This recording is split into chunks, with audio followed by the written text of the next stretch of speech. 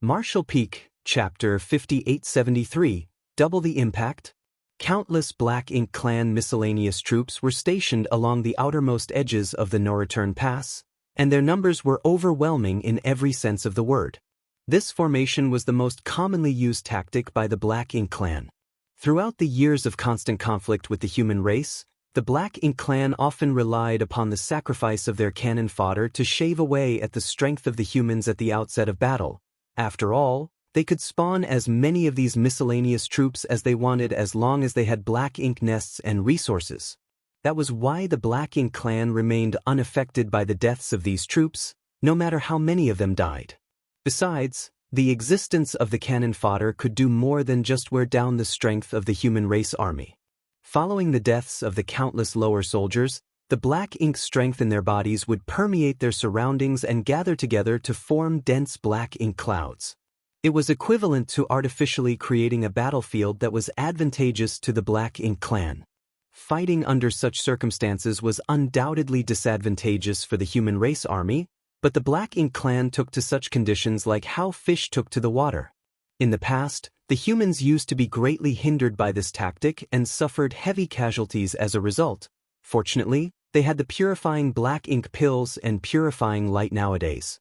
The existence of the purifying black ink pills and purifying light drastically reduced the deterrent effect of these tactics on them, but they could not ignore the detrimental effects completely. There were bound to be some remaining effects from fighting the Black Ink Clan under these conditions for extended periods. After the first volley of fire from the human race army, countless Black Ink Clan troops were blasted into a cloud of blood mist, and the entire periphery of the no-return pass facing the black ink battlefield was gradually covered in black ink strength. When the human race masters launched their offensive, the Black Ink Clan masters in the no-return pass were busy intercepting the universe worlds that came hurtling down their center. One after another, the universe worlds were blown apart into fragments of varying sizes that still hurtled towards the no-return pass. The scene was a huge mess.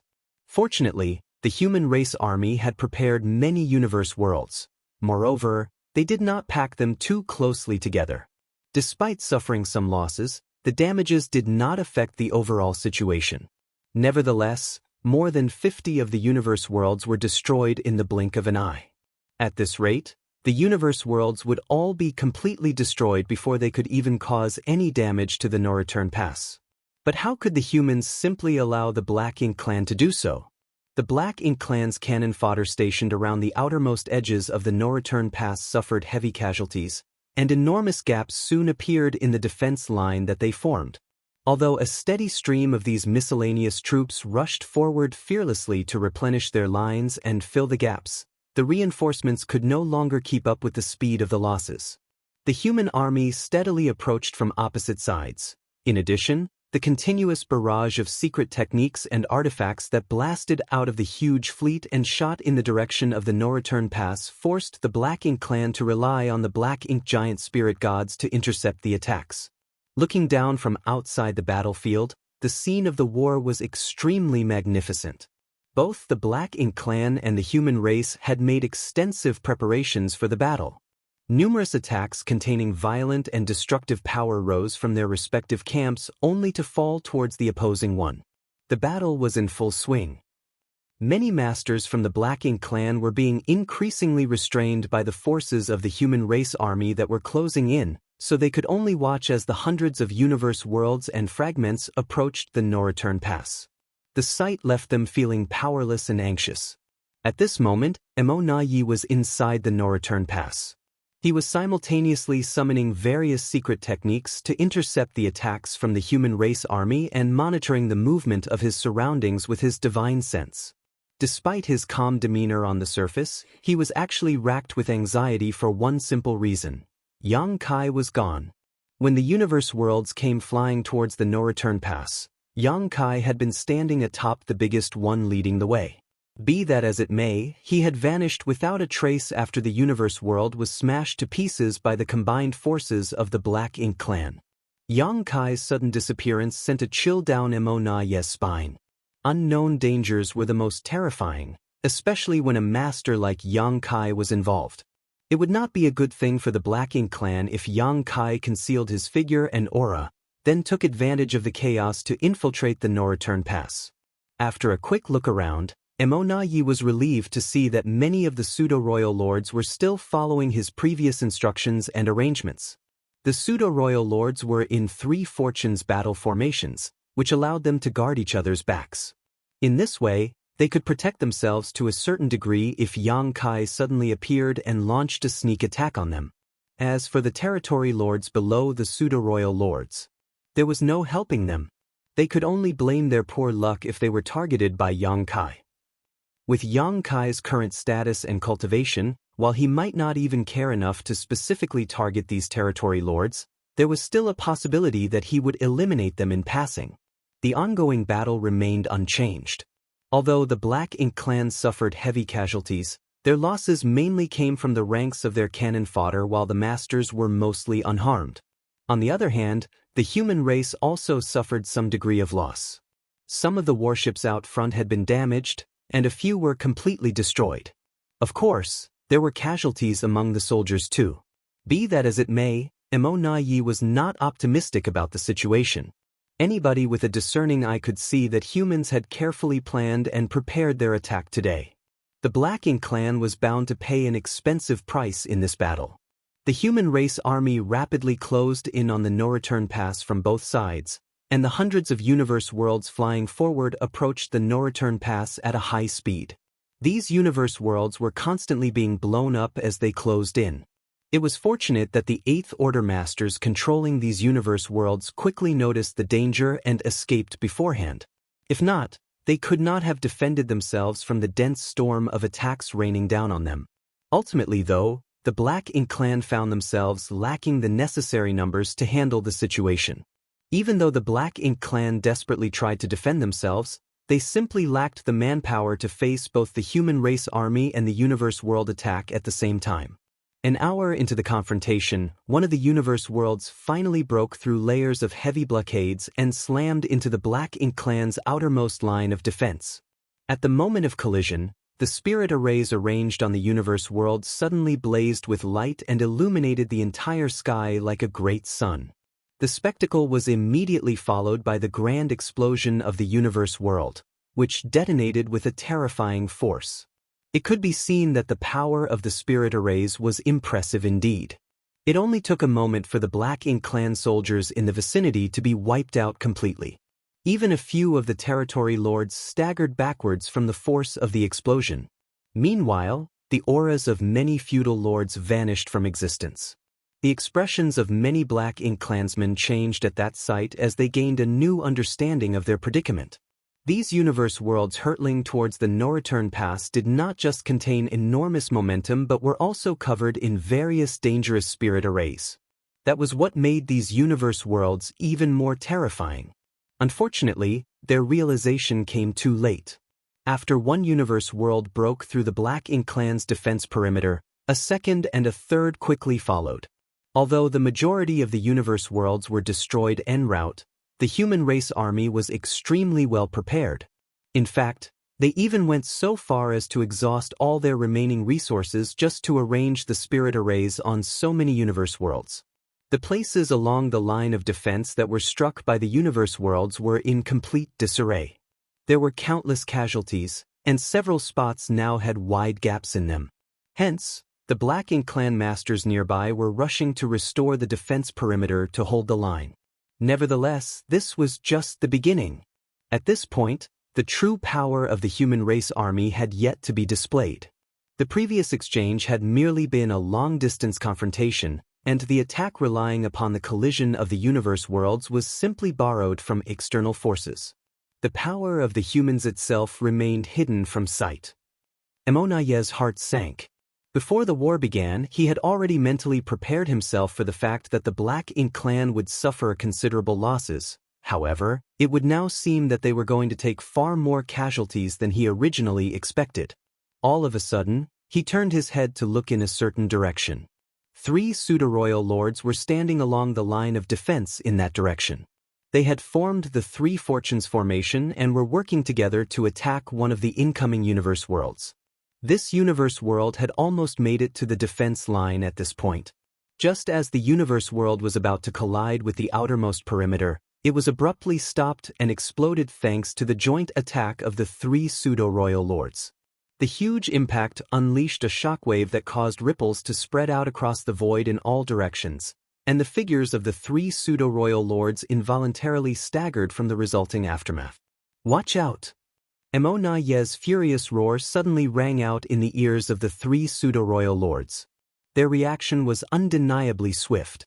Almost at the same time that Emonaye shouted his warning, they drew upon their respective power and blasted their strongest attack in a certain direction.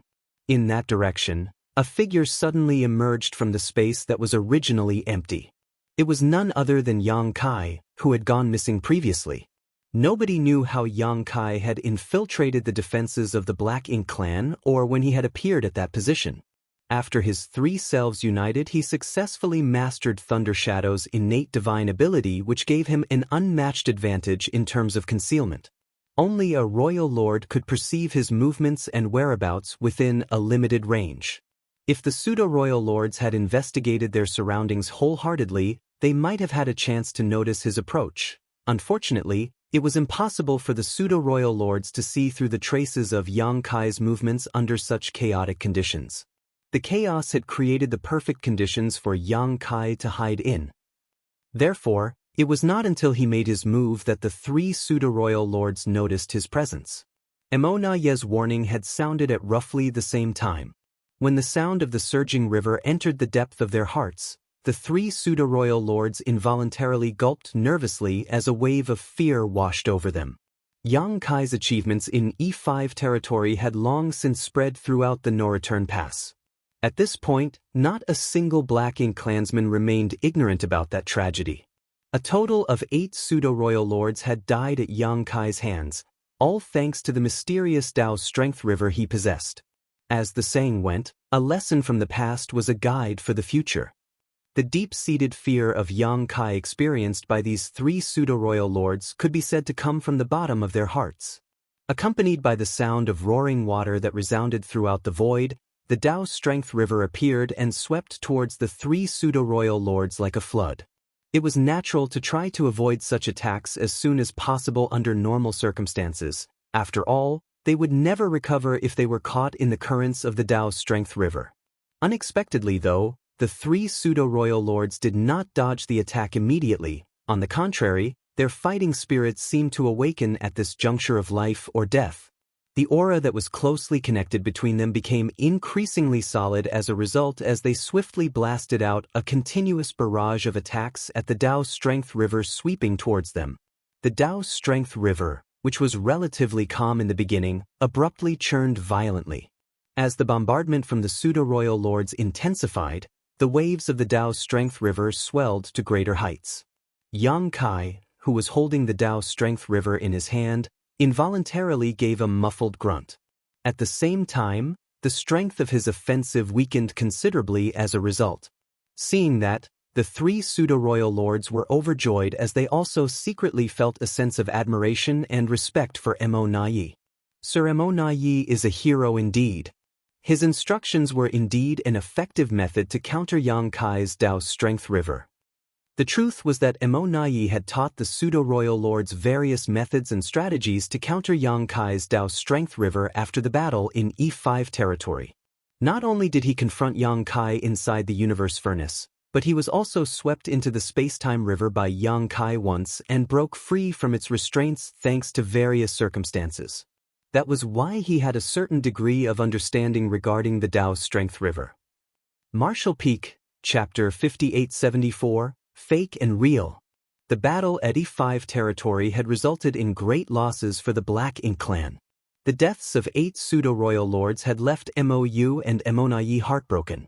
They no longer had the means to increase the number of pseudo-royal lords anymore, so there would be 1 less pseudo-royal lord with every death. After that incident, Emonaye had seriously considered various methods to overcome Yang Kai's Dao Strength River. He knew that the mysterious river was condensed from Yang Kai's Dao strengths, but since it was a physical manifestation of Dao strengths, it could theoretically be damaged.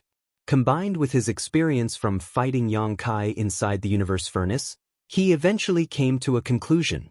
Blindly dodging and retreating from an attack launched by Yang Kai's Dao Strength River would only lead to a delayed death. Only by facing the attack head-on and striking at it with a mighty force could one defend themselves against him. Naturally, this was only a hypothesis, and the actual results of confronting Yang Kai with such methods could not be confirmed. When Yang Kai abruptly appeared and launched a sneak attack on the three pseudo-royal lords, Mo had swiftly rushed over to assist. At the same time, he also widened his eyes and observed the situation intently to verify whether his theory was correct. As soon as he saw the three pseudo-royal lords defending themselves against the Dao Strength River with their combined strength, his heavy mood lightened considerably. Sure enough, his suggestion was effective. Yang Kai was not invincible after all. Having advanced to the Ninth Order Open Heaven realm, Yang Kai was very strong. Nevertheless, the most threatening ability in his arsenal was currently his Dao Strength River. The main reason the pseudo-royal lords in E5 territory had suffered such huge losses was that they had never encountered such a strange method before. With no means to defend themselves, they were caught off guard and suffered horribly. As long as the Black Ink clan had the means to suppress the Dao Strength River, then Yang Kai's threat to the Black Ink clan would be reduced greatly. Needless to say, achieving such a feat would not be easy. Having three pseudo-royal lords working together to establish a battle formation was the minimum requirement. Oh! In the center of the battlefield, Yang Kai made an astonished exclamation as he observed three pseudo-royal lords before him. Although he was surprised by this development, he had to admit that their response was certainly the correct method to resist him. The approach of taking the offensive and advancing relentlessly had certainly suppressed his attack.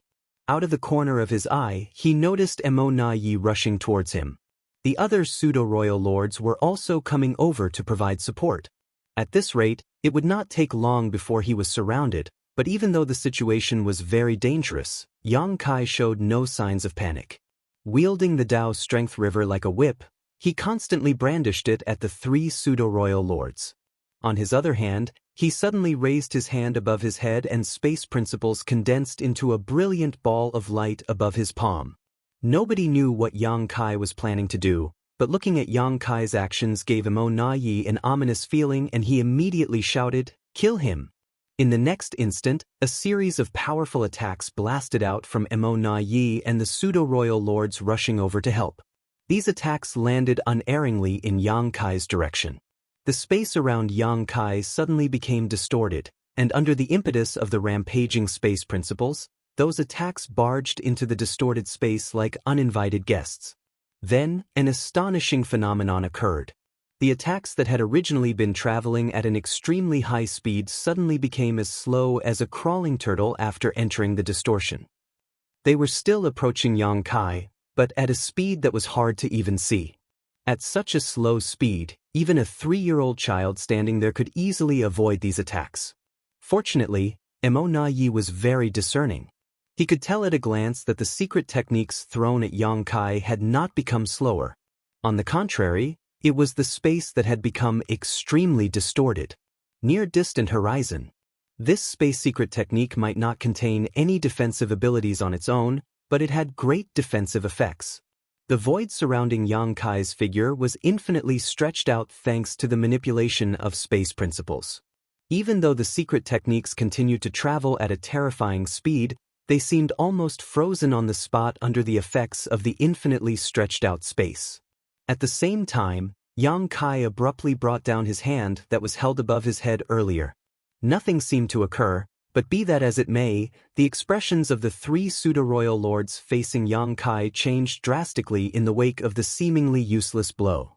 A turbulent wave of fear surged through their hearts at that moment because their intricately linked auras, which had seemed indestructible previously, suddenly fell apart as though sliced by a sharp blade when Yang Kai's hand came swinging down.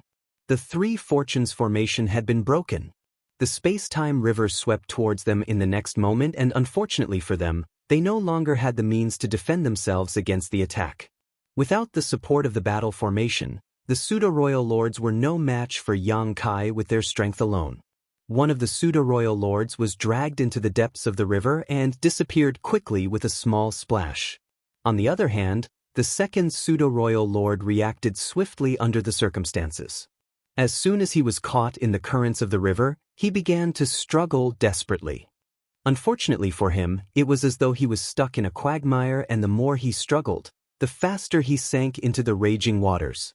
The third pseudo-royal lord turned out to be the smartest. As soon as the Three Fortunes formation was destroyed, he immediately turned tail and fled. Even Yang Kai could not catch the fleeing pseudo-royal lord in time despite his quick reflexes.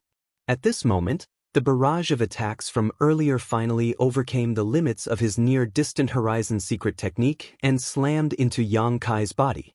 A dazzling golden dragon phantom emerged from nowhere and coiled around Yang Kai's body. When the powerful attacks exploded, the phantom dragon dissipated and Yang Kai's body shook violently from the impact. A trickle of blood leaked out from the corner of his mouth as a result. If it were any other Ninth Order master who bore the brunt of these attacks instead, they would inevitably suffer heavy injuries as a result. However, Yang Kai was a divine dragon. By relying on the physique of a divine dragon to protect him, he only suffered minor injuries from these attacks. That was an advantage that no other Ninth Order master enjoyed. The dragon clan stood at the top of the divine spirits after all, so it was only natural for them to possess incredible strength. Emonai was close at hand and a howl burst from his lips. Yang Kai. Why are you calling my name? Yang Kai sneered and took a step backwards. At the same time, his figure suddenly turned into an illusory phantom and space principles fluctuated wildly. Emonai's fist landed on the illusory phantom, causing it to shatter. Unfortunately, Yang Kai was nowhere to be found by then. Yang Kai's laughter came from the distance. Who can stop me if I am determined to eliminate your pseudo-royal lords? Emonai turned and looked in the direction of Yang Kai's voice only to see Yang Kai standing at the head of the Dao Strength River. The waters in the Dao Strength River were turbulent, churning and roiling violently. At a glance, it almost seemed as though Yang Kai was standing on top of a dragon. It was a magnificent and majestic sight to behold. If there was no other external aggression threatening the Black Ink clan, Emonai would not have allowed Yang Kai to be so arrogant. Unfortunately, the human race army was pressing their attack, and there were still many universe worlds threatening to impact the no-return pass. Even now, Emonai was powerless to rescue the two pseudo-royal lords who were captured earlier. Yang Kai glanced at Emonai coldly, and then he turned around and plunged into the river. In the next moment, the movements within the space-time river became more turbulent. It was evident that masters were fighting inside. Just 10 breaths later, Yang Kai's figure appeared once more with a corpse in each hand. It was none other than the two pseudo-royal lords whom he dragged into the river previously. All the Black Ink clansmen who witnessed the scene couldn't help feeling a sense of sympathy for their comrades. The war had yet to begin in earnest, but the Black Ink clan had already lost two pseudo-royal lords. While there were indeed many pseudo-royal lords, their numbers would not be enough to endure for long at this rate. What happened next terrified the Black Ink clan even more. Yang Kai held up the corpses of the two pseudo-royal lords in a demonstrative manner, then he casually tossed them aside and withdrew the space-time river. In the next moment, his figure vanished out of sight once more. The pseudo-royal lords were in mortal danger, and the realization caused a chill to run down their backs.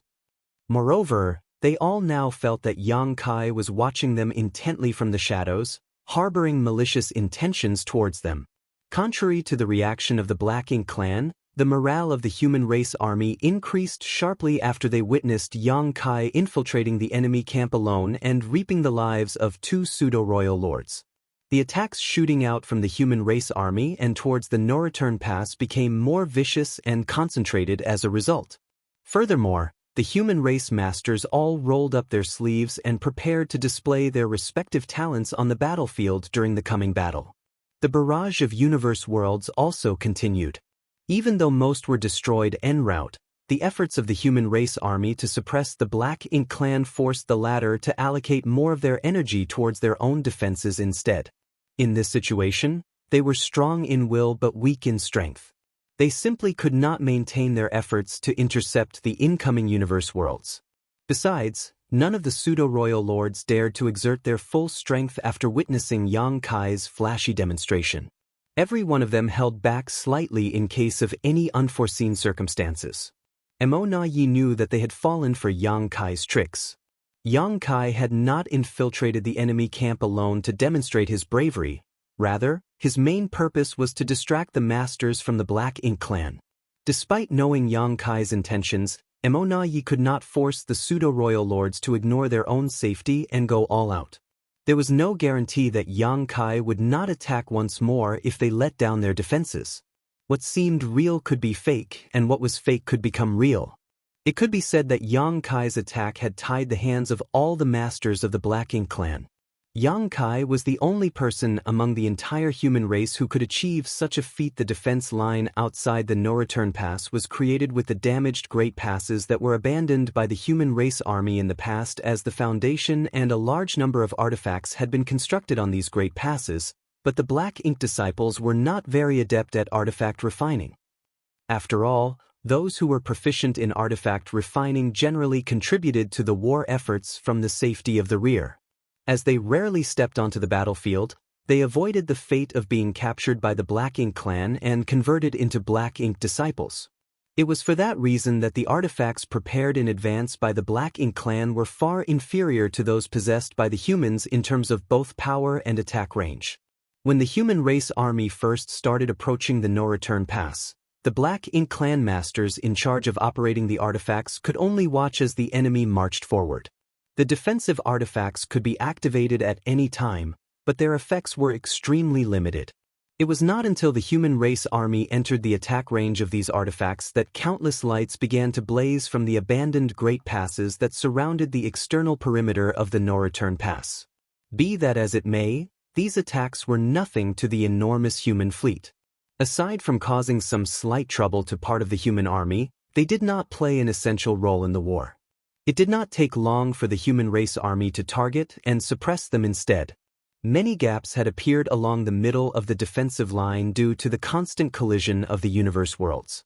When the last few universe worlds finally arrived at the no-return pass and detonated, the gap in the defense line only became bigger. At the same time, the human race army deployed a massive number of troops straight towards the gaps without the slightest hesitation. It was clear that they were aiming to use these gaps in the Black Ink clan's lines to rout the Black Ink clan's defense entirely. If they succeeded, then they could march right in and conquer the no-return pass without obstruction. The no-return pass currently contained all of the high-rank Black Ink nests of the Black Ink clan. If the human race army invaded the no-return pass, the high-rank Black Ink nests would inevitably suffer extensive losses regardless of the outcome of the battle. There was no question that such losses would affect the production of more Black Ink clansmen as well as the healing of their masters. How could Emo Yi allow such a thing to happen? He immediately mobilized many masters and led the Black Ink army to intercept those invaders. Martial Peak, Chapter 5875, The First Attack on the No-Return Pass. The opening of the first battle of the no-return pass was fought at long range, and although the humans gained a huge advantage, it did not fundamentally change the situation. To really retake the no-return pass, they still had to rely on their soldiers to engage in close-quarter combat with the Black Ink clan. The Blood Flame, Wolf Fong, Soaring Cloud, Burning Moon, Azure Dawn, and Jade Cicada armies flooded over like a raging tidal wave, pouring through the gaps in the Black Ink clan defense line. The remaining 6 armies continued their assault from the left and right flanks of the no-return pass, holding down the Black Ink clan masters and army as best they could. As the human army continued to tighten its encirclement, the battle between the two sides became more and more intense. There were constant sounds of death all across the battlefield from both the Black Ink clan and the humans. Across the vast conflict zone, aside for the few masters who stood at the pinnacle, the might of an individual became insignificant. However, the synergistic power of combined forces became more than simple numbers would imply. When this was applied on the battlefield, a scenario of death by 1,000 cuts became a reality. The Black Ink clan tried their best to stem the attack, but the strain they were under from the outset of the battle caused their response to be weaker than the opponents. Their resistance only lasted less than half an hour before the 6 human race armies broke through the defense perimeter and stormed through the gaps. The human soldiers soon reached the broken Great Passes, which once belonged to the human race but had been abandoned for thousands of years. Warships sailed through and struck the enemy with secret techniques and artifacts while dodging the enemy's counterattacks with astonishing agility. This was the first battle of the human race Grand Army at the No Return Pass, so they needed to achieve a spectacular victory. Mi Jinglun did not expect to retake the No Return Pass in one fell swoop. After all, that was simply unrealistic. Nevertheless, momentum and morale were key factors in winning any war. The ultimate goal of the battle was determined even before the army was mobilized: inflict maximum damage on the enemy while minimizing their own casualties. With such an objective, the human warships did not act as lone squads, but rather moved as battalions. Squad worked in units of 8 or 9, protecting each other, advancing and retreating together, so that they could maximize the advantages of the warships and attack the enemy while preserving themselves. The masters of the two sides had also taken action against each other. The Eighth Order masters, territory lords, and pseudo-royal lords all opened up separate battlefields where they aimed to slaughter each other. The humans now had many more Eighth Order masters than the Black Ink clan had territory lords. Thousands of years ago, the situation was completely different. At that time, the Eighth Order masters struggled to resist the swarm of territory lords and fought every battle with all their might to kill the enemy, every time receiving various hard-to-recover from wounds. Yang Lai, for example, was afraid to take the supreme-grade open heaven pill given to him by Yang Kai because of the accumulation of such wounds in his body. He was concerned that he might fail in his breakthrough and waste a chance for a potential Ninth Order master. In the end, he succeeded and reached the Ninth Order, becoming army commander of Profound Nether Army. Back when the situation of the humans was critical, the Profound Nether battlefield was nearly captured by the Black Ink clan because they lacked top masters. The main reason why they were able to hold out at the time was because the Eighth Order masters were bold enough to put their lives on the line when they went to war. Additionally, they had battle formations and warships to assist them. However, all of this was not enough to counter the Black Ink clan's overwhelming numerical advantage. It was not until Yang Kai stepped in and forced the Black Ink clan to sign a truce that the situation of the Eighth Order masters became better. Otherwise, many more veteran Eighth Order masters would have died. Today, after thousands of years of accumulation, the heritage of the human race has become unprecedentedly strong. There were numerous rising stars who had become Eighth Order masters, and now Eighth Order masters completely outnumbered the territory lords and were capable of completely suppressing them. Moreover, the strength of an acquired territory lords was generally inferior to that of an Eighth Order master, not to mention their lesser numbers. However, the Black Ink clan also had a great number of pseudo-royal lords on their side. Each pseudo-royal lord had the ability to deal with a 5 elements or even 6 paths formation formed by Eighth Order masters. Worse, in order to defend against Yang Kai, pseudo-royal lords would group in 3s to form their own battle formations, making them much more difficult to deal with. Except for the Ninth Order masters who could deal with the 3 fortunes formation formed by pseudo-royal lords, the Eighth Order masters had to assume a 5 elements or even 6 paths formation to deal with a single pseudo-royal lord. In other words, 3 pseudo-royal lords in a battle formation would keep around 20 or even more Eighth Order masters occupied, which greatly compensated for the lack of territory lords. However, due to their fear of Yang Kai, none of the pseudo-royal lords in their respective formations dared to use all their strength. All of them reserved some of their strength and diverted part of their attention to guard against Yang Kai's sneak attack. Therefore, from how it looked, the Eighth Order masters in battle formations had the upper hand over the pseudo-royal lords also in battle formations. This situation was quite bizarre. As soon as the human race army bypassed the Great Pass's defensive line, they immediately set about annihilating everything they could reach. Soldiers of both sides scattered on the vast battlefield and fought so violently that the void trembled under their collective impact. Blooms of evil purging divine spears appeared everywhere, resulting in the Black Ink clan suffering terrible losses. The human stockpile of evil purging divine spears was fully distributed for this battle, as there was no need to worry about supplies anymore. The human race was going all out for this battle. Not long after the 6 human race armies attacking overwhelmed the Black Ink clan defense line, the 6 remaining armies on the left and right flanks also broke through the Black Ink clan's defense line, circumventing the broken Great Passes and meeting the Black Ink clan in close quarters. The whole area outside the no-return pass was now embroiled in the flames of war. MOU! A roar suddenly sounded from somewhere in the void, and with that roar, a magnificent figure crashed through the Black Ink clan's blockade with unstoppable power. As MOU said to Yi before the battle, once the fighting started, the Ninth Order Masters would definitely come to him. According to the information that the humans had, he and Yi were the only 2 royal lords. Thus, suppressing them would greatly benefit the humans in battle. MOU's prophecy came true when he was approached by none other than Xiang Shan. MOU was prepared for such a situation, and now that Xiang Shan had called him out, he would not avoid the fight. After Xiang Shan's roar, MOU rushed out from the no-return pass, his black ink strength surging as it transformed into a huge black ink cloud that covered the sky and enveloped the approaching enemy. A fierce struggle began within the black ink cloud before swiftly moving outside the no-return pass. A battle between a Ninth Order Master and a Royal Lord was so intense that if they did not move away from the main battlefield, there would be severe collateral damage to both the humans and the Black Ink clan. Yi!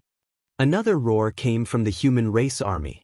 Seeing that Xiang Shan had successfully lured MOU away, Yanglai was ready to take on the other Royal Lord. According to their original plan, as long as he pinned down Yi, then the 2 royal lords would be too busy to coordinate the Black Ink clan, including the 2 Black Ink giant spirit gods. Thus, even if they were not able to kill the 2 royal lords, the entire Black Ink clan army would become leaderless. However, as soon as Yanglai moved, a group of pseudo-royal lords in a 3 fortunes formation blocked his way. There were more 8th Order Masters in the profound Nether army to help, but the Black Ink clan also had territory lords and the other pseudo-royal lords who were moving towards them. With Yanglai at the center, human and Black Ink clan masters engaged in a ruthless melee. Yanglai was so angry that he shouted as he fought with the 3 pseudo-royal lords, Yi, if you have the guts, come out and fight with me alone. However, no matter how much Yanglai shouted, Yi remained unperturbed and ignored him as he remained inside the no-return pass to oversee the situation.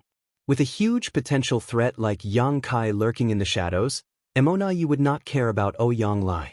From his standpoint, the biggest threat from the humans was Yang Kai. While the human race army attacked from 3 sides, Yang Kai was repeatedly using both Thunder Shadow's innate divine ability and his own space-time river. Needless to say, he made gains almost every time he struck. All pseudo-royal lords throughout the battlefield were his prey. Even though the pseudo-royal lords were in battle formations and were vigilant of their surroundings, they were still caught off guard when Yang Kai suddenly appeared and struck them. If they were lucky, they could block Yang Kai's attacks and save themselves. However, if they were unlucky, as many as 3 pseudo-royal lords would be caught in his space-time river, and the Black Ink clan knew exactly what would happen once they fell into the raging waters. Yang Kai weaved through the battlefield, swiftly moving from one success to the next. Each time he found an opening, he dove in to kill the cornered pseudo-royal lords. Within a short time, more than a dozen pseudo-royal lords had been killed by these successive ambushes. It could be said that Yang Kai alone had done more than all the other Ninth Order Masters combined. This was a huge loss for the Black Ink clan, and Yi was getting desperate, but there was nothing he could do about it. He had been trying to keep track of Yang Kai's whereabouts, but with such a huge battlefield and Yang Kai's quick and unpredictable movements, it was impossible to do so. Seeing that the situation was getting out of control, Yi knew that things would reach a critical breaking point if he did not do something. He gritted his teeth and looked up at the lofty Great Pass in the void. Pure Yang Pass, which Yang Kai took away from the no-return pass some 20 years ago, had now become the location of the human race's supreme headquarters. It was where their supreme commander, Mi Jingluan, remained and directed the fights on the entire battlefield. After the 12 armies of the human race were fully engaged, Pure Yang Pass became very conspicuous as it remained outside of the battlefield. Marshall Peak, Chapter 5876, Battle of Wits. The battlefield was vast and chaotic. In such a situation, it was impossible even for the Ninth Order Masters to know what was happening everywhere at all times. Once there was no central coordination and control, the humans' 12 armies were bound to fail even if they broke through all the Black Ink Clan's defenses. The Ninth Order Master leading each of their armies also had to fight, and did not have much spare energy to observe the general situation. This situation only exacerbated when the armies broke through the initial defenses of the Black Ink Clan, as they were then thrown into a chaotic melee and no longer had a structured formation which was easy to coordinate. Once communications broke down, the situation of each army became more dangerous.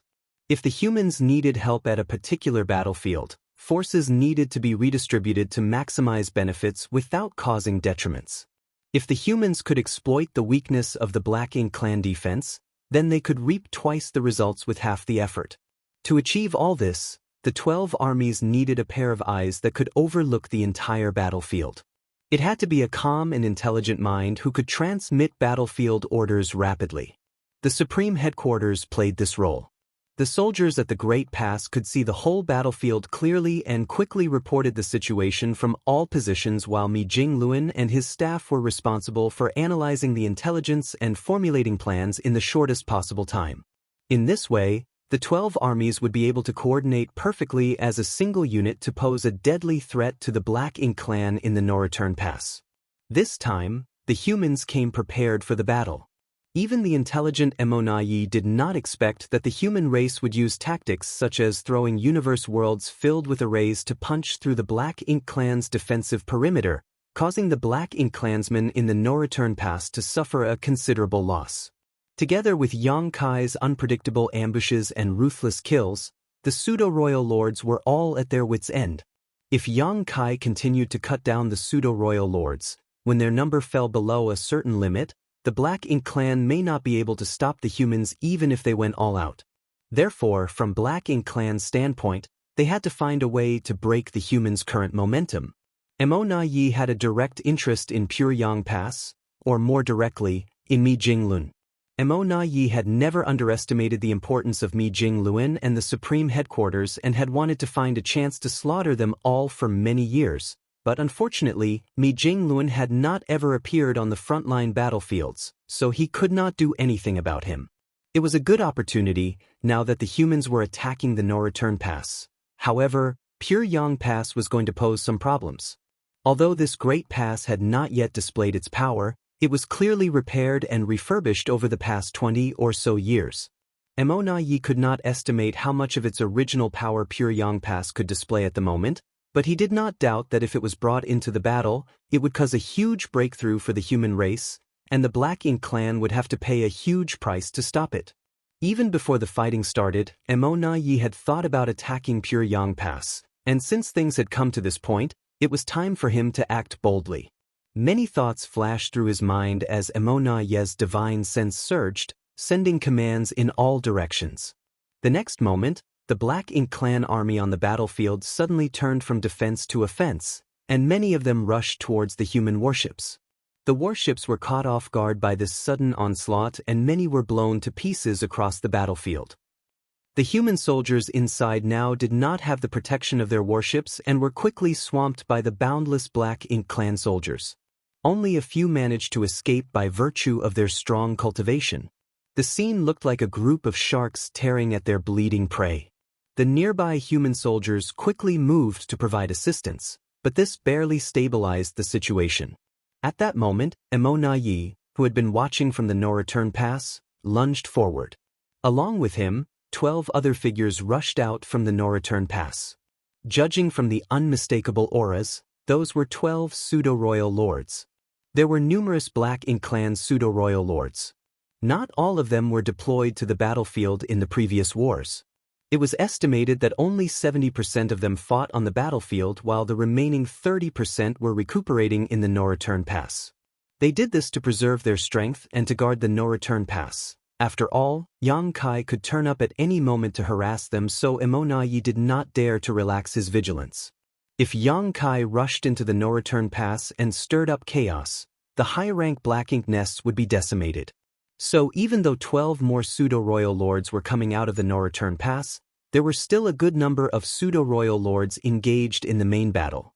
Mo Na Yi attacked together with the 12 pseudo-royal lords along with a large army of 1,000,000 black ink clansmen, including many feudal lords and territory lords. This conspicuous army rushed towards the disrupted human lines, and even though the human army at that location tried their best to intercept them, they were unable to contain the enemy thrust. The human defensive line was torn apart by the Black Ink clan attack in a short while. 1,000,000 bloodthirsty and ruthless Black Ink clan soldiers flowed through the gap like a torrent. Led by Mo Na Yi and the 12 pseudo-royal lords, they charged straight towards the direction of Pyongyang Pass, their objective obvious to all. The humans on the nearby battlefield saw this, and although they wanted to intercept, they were unable to. In the next moment, Mo Na Yi, who was leading the army, suddenly stopped, while the 12 pseudo-royal lords and the 1,000,000-strong army continued their rampage, as if they were not aware of this and still charged in the direction of Pyongyang Pass. Mo Na Yi turned his head and shouted in the direction of the no-return pass, "Yang Kai."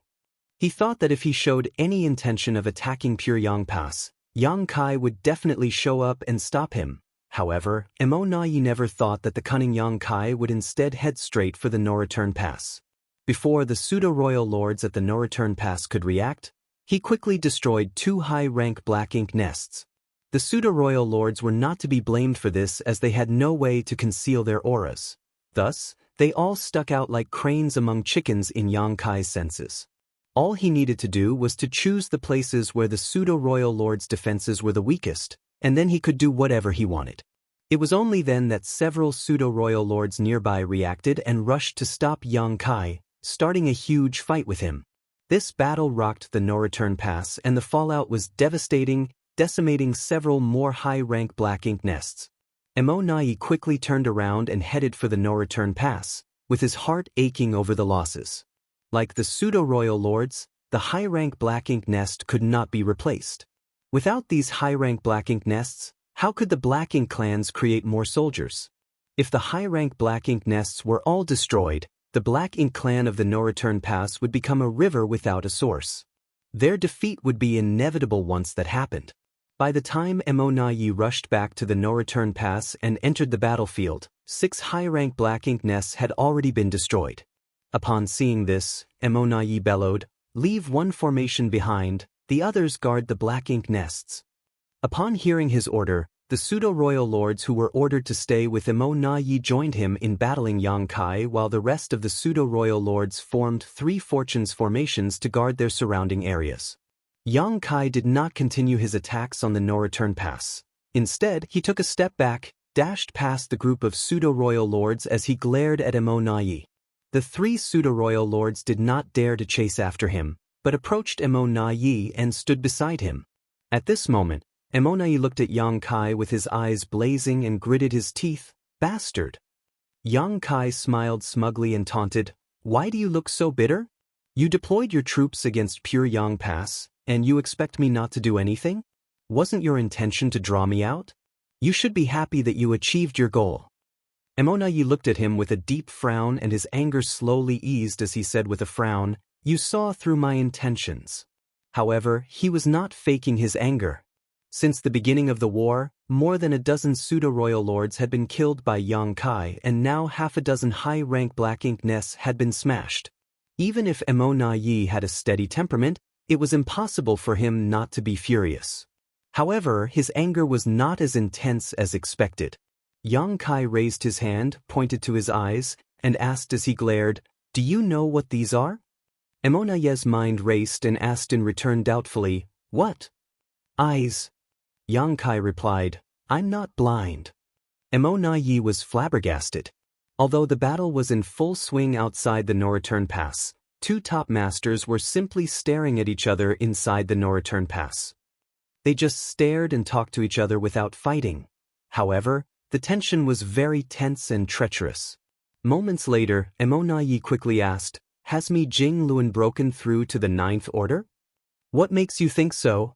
Yang Kai asked with a puzzled expression. The Black Ink clan should not know about Mi Jinglun becoming a Ninth Order Master.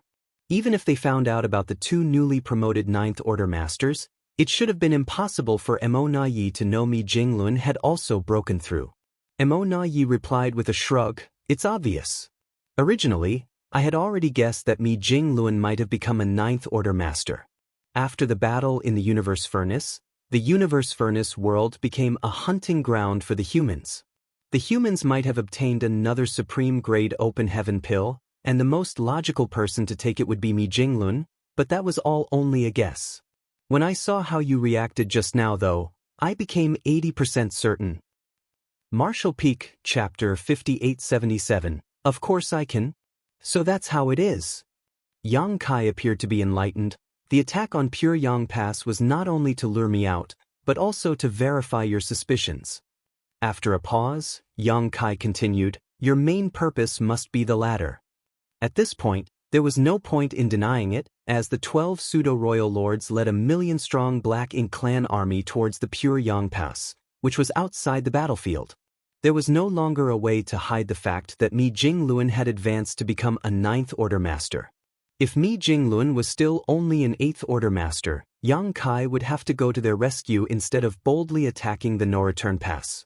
Since Yang Kai appeared in the No-Return Pass, it meant that he was at ease about Mi Jinglun's safety, and in such a large-scale battlefield, only a Ninth Order Master was able to guarantee their own safety. Mo Na Yi shook his head and said, "No, the main reason was still to lure you out and pin you down. Yang Kai, you must not underestimate yourself. Everyone from the royal lords down to the ordinary Black Ink clansman fears you deeply." Yang Kai grinned and replied, "Should I feel honored? Do as you please, I'm just speaking the truth." Mo Na Yi stared at Yang Kai, as did the 3 pseudo-royal lords standing beside him. None of them let their guard down even when Mo Na Yi was having a conversation with Yang Kai, and any abnormal movement would result in a violent exchange between them. This was also the reason why Yang Kai was willing to stand here and chat with Mo Na Yi. Otherwise, he would have already used instantaneous movement to disappear to somewhere else on the battlefield to kill more enemies. However, Mo Na Yi had locked onto him using his aura. Thus, even if he tried to use instantaneous movement, it would have been disrupted.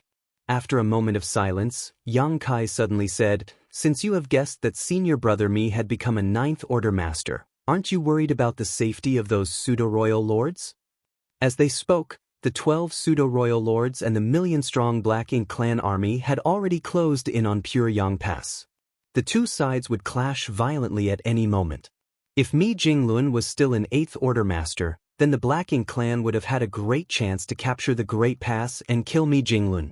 However, now that Mo Na Yi knew that Mi Jinglun was already in the 9th Order, it made no sense for him to continue the attack. It was foolish for them to charge towards danger with no possibility of gains. Mo Na Yi couldn't make such a choice. However, that was exactly what he did. Mo Na Yi replied nonchalantly, "Why should I worry?" Yang Kai frowned when he heard that. If he did not worry about the safety of his attacking army, then did that mean that the humans needed to worry? At that moment, he saw the Black Ink clan army from the No-Return Pass making a very different move. Just as they closed to the defensive perimeter of Pure Yang Pass, this army, led by 12 pseudo-royal lords, suddenly turned around and charged back towards the battlefield. In that direction, human and Black Ink clan soldiers were in an evenly matched fight with neither side able to send reinforcements within a short period of time. A large army would be able to change the situation of that local battlefield and allow the Black Ink clan to gain the upper hand if they rushed over at this moment. Yang Kai's expression changed instantly and said, "So this is your plan?" Mo Na Yi ordered the 12 pseudo-royal lords to lead a million-strong Black Ink clan army to attack Pure Yang Pass, hold Yang Kai back, and verify Mi Jinglun's advancement to the 9th Order, but his ultimate objective was to wheel around and attack the humans from behind to create an advantage for the Black Ink clan. Mo Na Yi. Yang Kai raged. Mo Na Yi just said that his main purpose was to hold Yang Kai back, which made him lower his guard. However, even that was a deception. Yang Kai was particularly annoyed with Mo Na Yi at this moment, who could somehow turn an unfavorable situation around with clever tactics and deliver a blow to his enemies they never expected. Yang Kai nearly died when he intercepted the innate territory lords who had escaped from primordial heaven's source Grand Restriction thanks to a similar scheme. If it was not for the universe furnace's sudden appearance at the critical moment, Yang Kai might not have survived. In Pyongyang Pass, Mi Jinglun looked from the top of the walls at the Black Ink clan army, which was getting farther and farther away from Pyongyang Pass. He then looked over in the direction of the no-return pass and sighed lightly, "Seems I've been exposed." Before the battle began, he had thought of using himself as bait to lure the Black Ink clan to attack. His advancement to the Ninth Order was only now known to the higher-ups of the human race while the Black Ink clan was totally unaware. Therefore, after the battle started, the 12 armies all pressed forward, leaving Pyongyang Pass vulnerable outside the battlefield. This was to send a message to the Black Ink clan and Mo. The Supreme Headquarters is on Pyongyang Pass, and Mi Jinglun is also on Pyongyang Pass. As long as the Black Ink clan could take down Pyongyang Pass, then the humans would become blind and deaf. When that happened, regardless of how strong the humans were, even if they could recapture the Supreme Headquarters, they would eventually be defeated. This deception was initially successful. Mo had an army charge towards Pyongyang Pass, but just when they were about to engage each other, the pseudo-royal lords leading the way turned around and flew back to the battlefield. Their target had always been the human race army.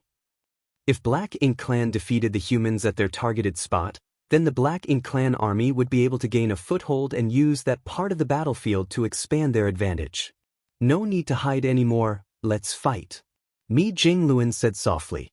The next moment, numerous figures suddenly shot out from Pyongyang Pass and chased after the Black Ink clan army with the 12 pseudo-royal lords leading them. The two leading figures, with powerful auras, were the two newly promoted Ninth Order Masters of the human race.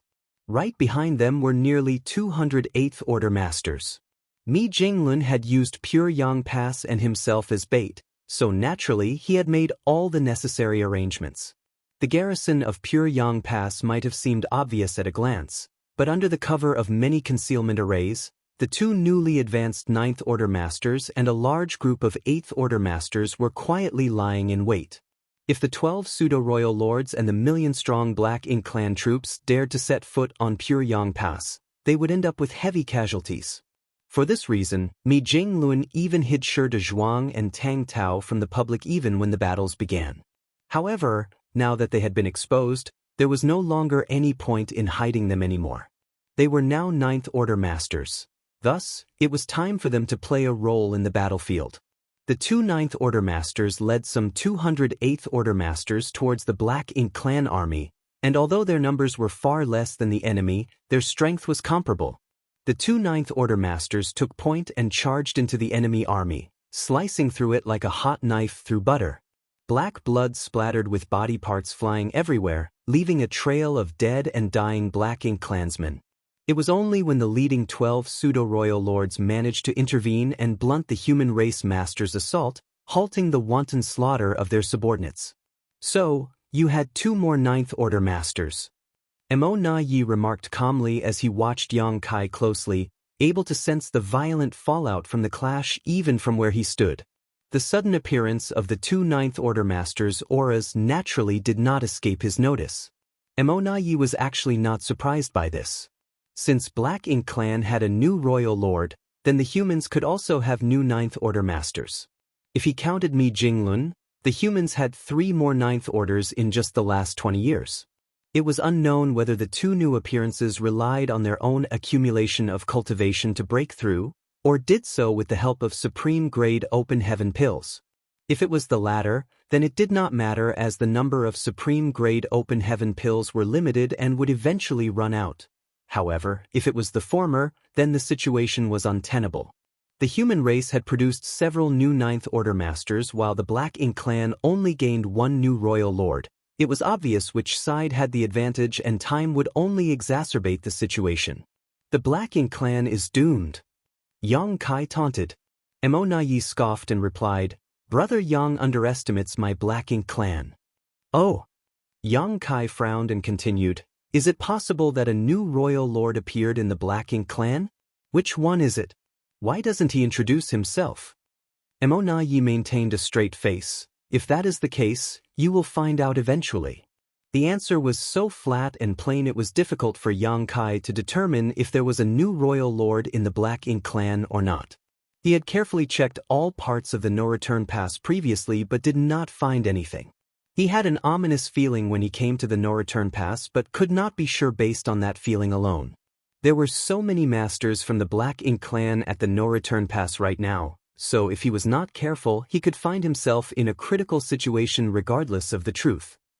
So, Emonayi lowered his eyes, and his tone suddenly lowered. That's the end of the small talk.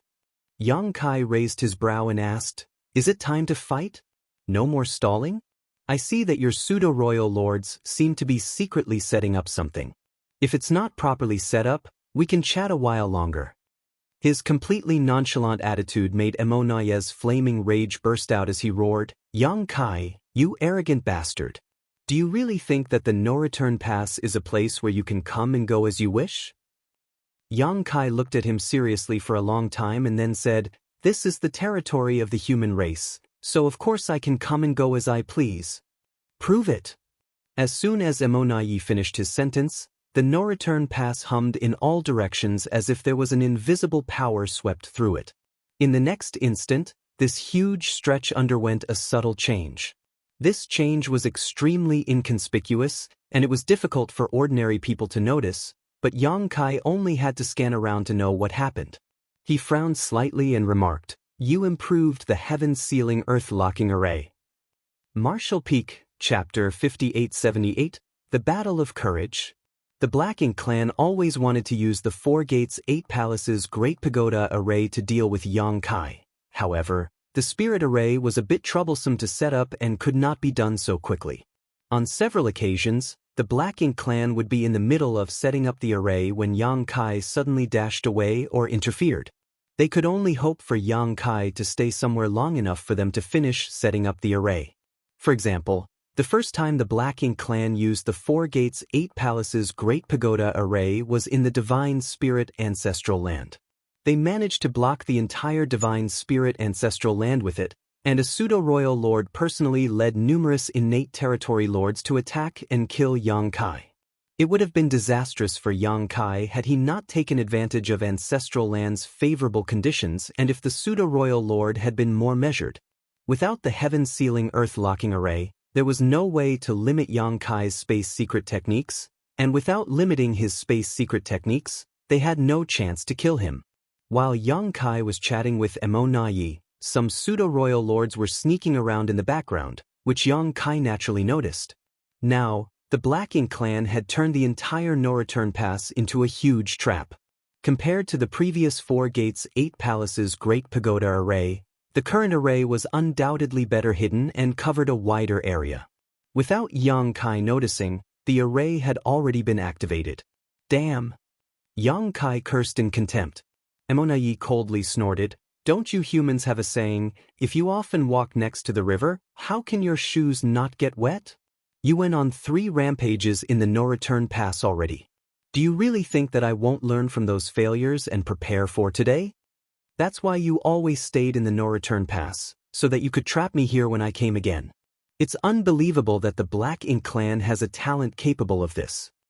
This kind of improvement to the array could only be done by one who had a high attainment in the Tao of Spirit arrays. The Black Ink clan had numerous Black Ink disciples, but they did not have many who were skilled in the Tao of Spirit arrays and Tao of Artifact refining. Thus, they were still vastly inferior compared to the humans. However, it had been so many years that if those array masters worked hard enough, they could achieve some gains. "It's too late now." Emonayi raised his hand and pointed at Yang Kai. "Today, you will be buried here." Yang Kai glanced around and said grimly, "Aren't you afraid that the high-rank Black Ink nests in the no-return pass will be destroyed if we fight here?" This was where the Black Ink clan's foundation was located. Although there were still a large number of masters, the presence of the high-rank Black Ink nests here was also a constraint for the Black Ink clan. "That's why I only let 3 pseudo-royal lords come to assist me," Emonayi replied indifferently. Yang Kai looked surprised for a moment before he nodded. "So that's how it is." There were many pseudo-royal lords at the no-return pass, but only 3 were participating directly in the battle together with Mo Na Yi while the others remained at their posts. They were responsible for guarding the high-rank black ink nests in their respective areas. None of them could stand up to Yang Kai, but they were more than capable of blocking some shockwaves from hitting the nests. With them stationed here, the high-rank black ink nests would most likely not be affected. Of course, if necessary, Mo Na Yi said with determination, there can be more pseudo-royal lords to deal with you. Simply said, I am prepared to do whatever it takes to kill you today. From these words alone, one could see Mo Na Yi's determination to eradicate Yang Kai. There was nothing left to say as everything was in place on the Black Ink clan's side. As such, Yang Kai simply decided to follow the flow. He slightly raised his hand, summoned the Azure Dragon Spear, and clenched its shaft. As his Tao strength stirred, the space-time river began to coil around the long spear. His fighting spirit began to boil and his killing intent surged. Yang Kai held the spear, pointed it forward, and proclaimed, Then, let's see how many of your masters I kill before I fall. Begin! Mo Na Yi and the 3 pseudo-royal lords lunged forward simultaneously and attacked Yang Kai from opposite sides.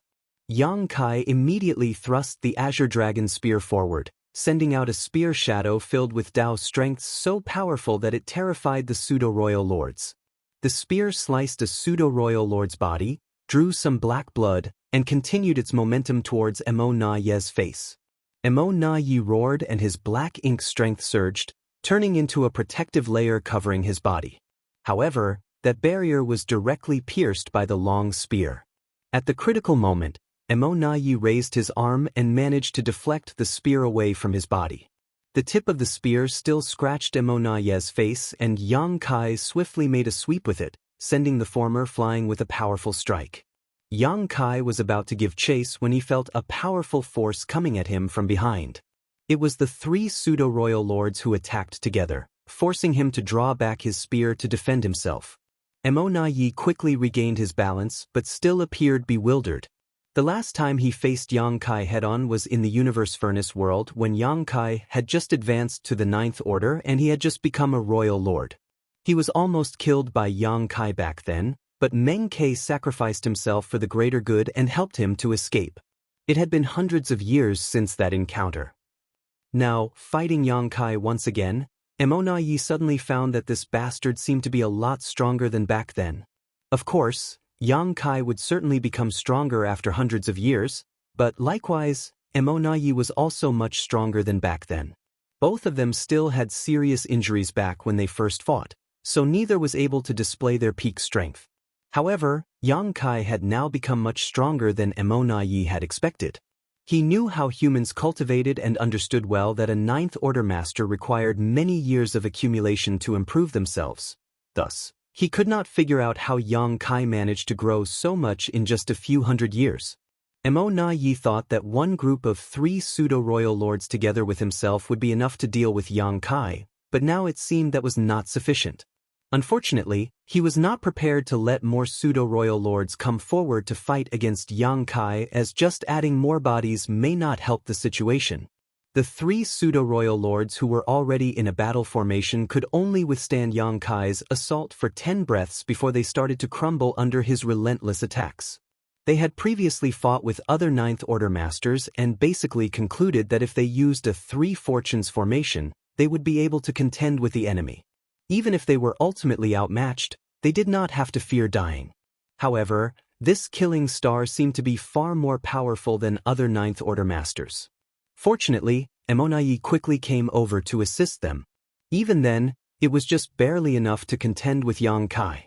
The pseudo-royal lords who were tasked with protecting the no-return pass saw this and became concerned and gloomy. It was impossible to realize how powerful Yang Kai was until one actually fought him.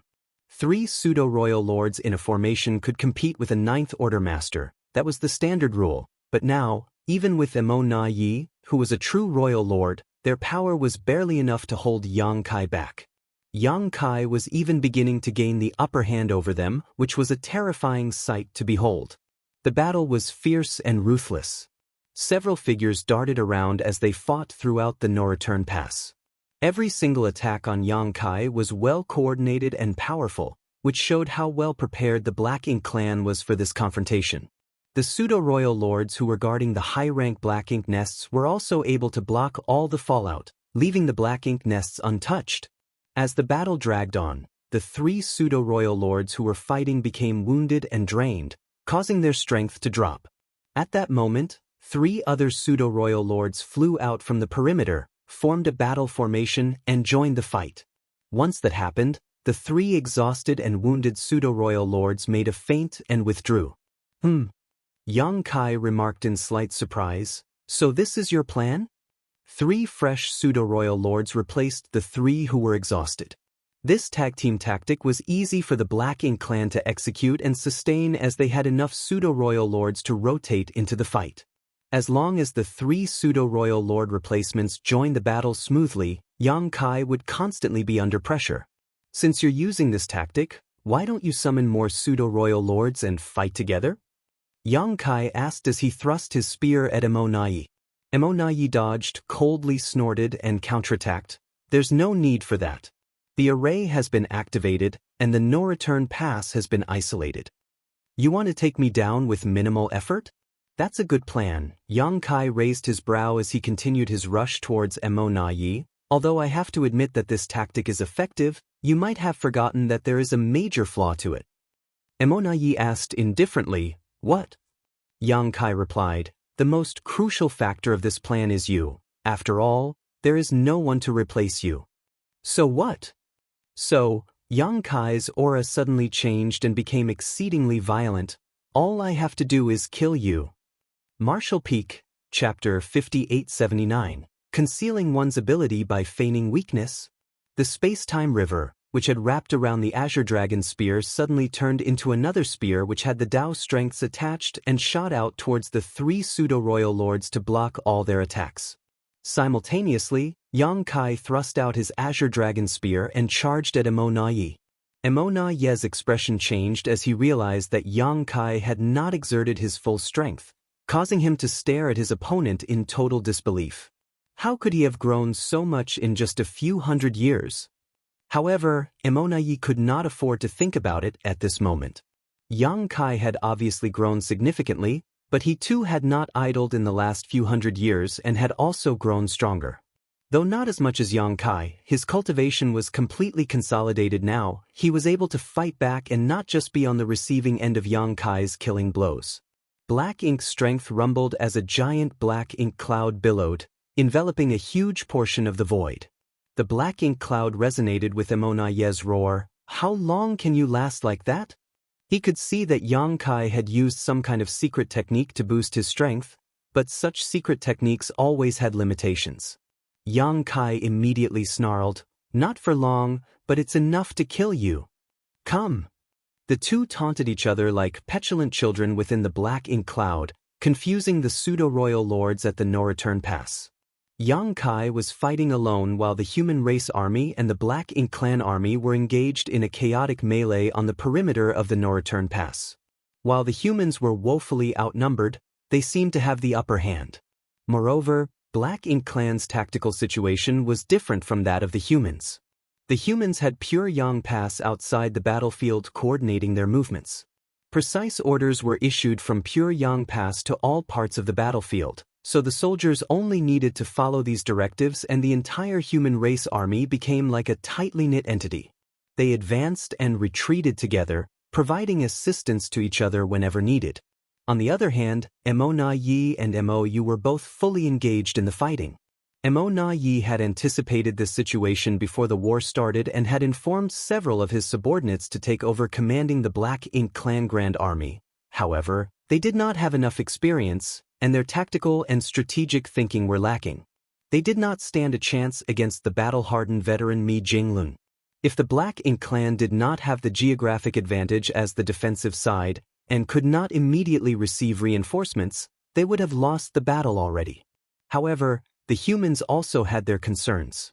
Despite the fact that they had the advantage in essentially all aspects of this battle, the Black Ink clan still had the two Black Ink giant spirit gods which were eyeing them dangerously. These two beings were wary of Ada and Aer, who were still in the barren territory and dared not move from the no-return pass just yet. However, they could still launch attacks remotely. Even the simplest attack from a black ink giant spirit god was so powerful that it could not be underestimated, and many humans had already been slaughtered by them.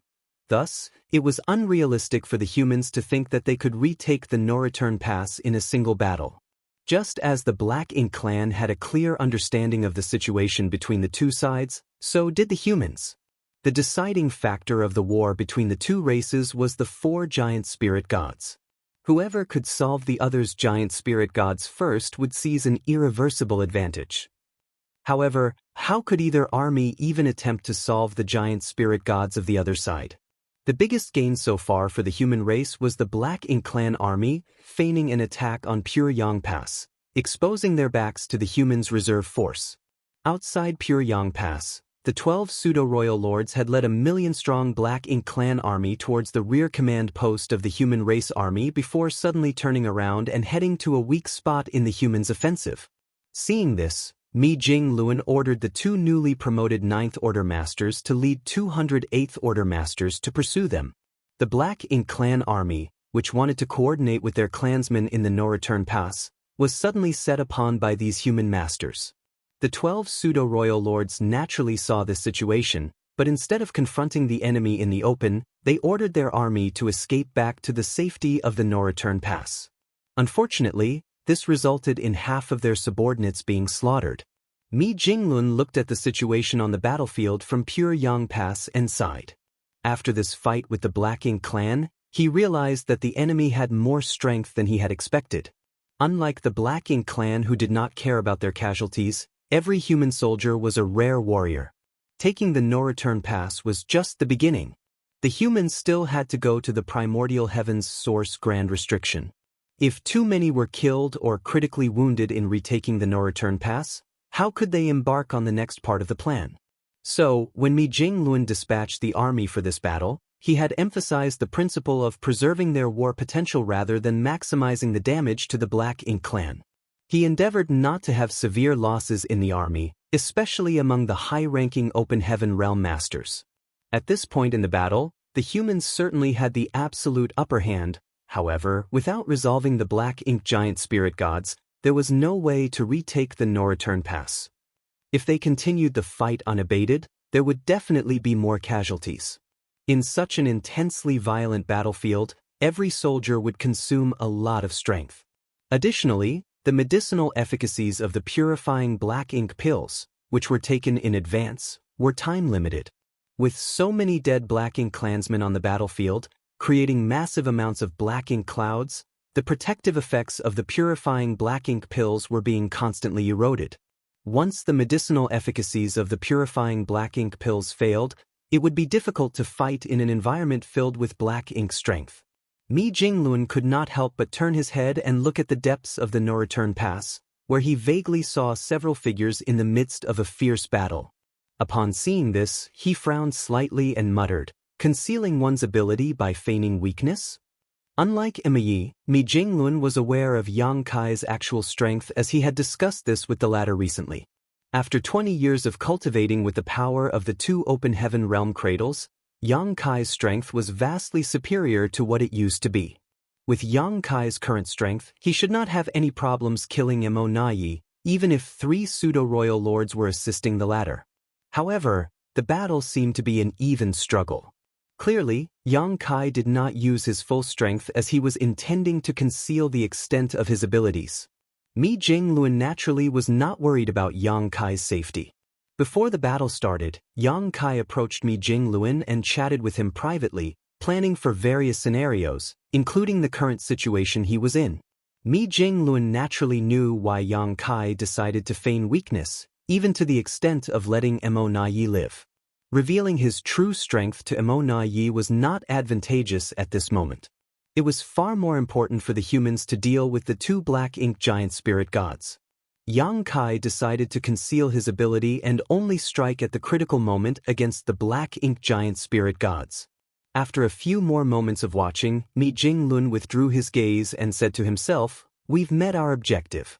The officers around him immediately focused and waited for the order to be given. The next moment, Mi Jingluan declared, "Pass down the order, all armies are to retreat and regroup at Pure Yang Pass." "Yes, sir."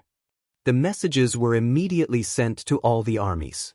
At the same time, Pure Yang Pass, which had been outside the battlefield, also moved and pressed forward in the direction of the no-return pass as all its artifacts came to life. Mi Jinglun then flew up and rushed towards the battlefield. As a Ninth Order Master, he should have already taken to the battlefield to kill the enemy. However, he had to remain behind to direct the army's movements. Now that the battle was coming to an end, there was not much more for him to do. The human army only needed to withdraw from the battlefield in an orderly manner according to the original plan, so Mi Jingluan could finally put down the heavy burden of command and go to the battlefield to act as a lone Ninth Order Master. At the same time as Pure Yang Pass began moving on the battlefield inside the no-return pass, Yang Kai muttered, "It's about time." Pure Yang Pass heading to the battlefield was a signal for the retreat of the human race army, and Yang Kai knew it well. Although he had been fighting alone, he was still taking advantage of the momentum of the human army. At that moment, Yang Kai's extremely fierce attacks suddenly slowed down and he held a stoic expression. Across from him, Emonayi was drenched in cold sweat as he felt like he just escaped from the gates of death. He did not expect Yang Kai's explosive assault to last so long and had almost not survived the onslaught. His body was covered with wounds now, and even though they were not life-threatening, it made him look quite disheveled. There had also already been several rounds of pseudo-royal lords who rotated in and out of the battlefield. He was secretly relieved that Yang Kai stopped his attacks at this point. Otherwise, once he was killed, the pseudo-royal lords would have to face Yang Kai on their own. Once that happened, the high-rank Black Ink nests would suffer heavy losses, which would make the entire war situation untenable. "Emonayi," Yang Kai said after he adjusted his breathing, "let me show you something." Emonayi kept his cool and remained silent, while he continued his attacks with the three pseudo-royal lords in a pincer move. "Your heaven-sealing earth-locking array." As Yang Kai spoke, the space-time river once again coiled around the Azure Dragon spear.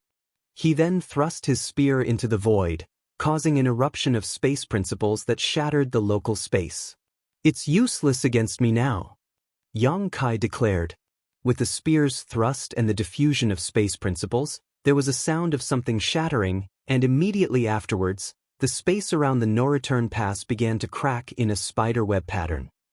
Martial Peak, Chapter 5880, The Opposite? The Black Ink clan had tried to use the Four Gates 8 Palaces Great Pagoda array several times to deal with Yang Kai, so naturally he was prepared for this. Even before he entered the no-return pass alone, Yang Kai considered the possibility of this grand array being set up to trap him. However, Yang Kai was not worried about such trifles now. He would have been wary of a heaven-sealing earth-locking array 700 years ago as, at that time, if the local space he was in was really isolated, he would be in a lot of trouble. Unless he killed all the Black Ink clansmen inside and broke open the array, it would be impossible for him to use instantaneous movement to escape. But he was not the same as back then. In the Universe Furnace, he had broken through to the Ninth Order Master and his strength had dramatically increased after his retreat over the past 20 years. In addition, Yang Kai refined and devoured various Dao strengths in the Infinite River in the Universe Furnace world.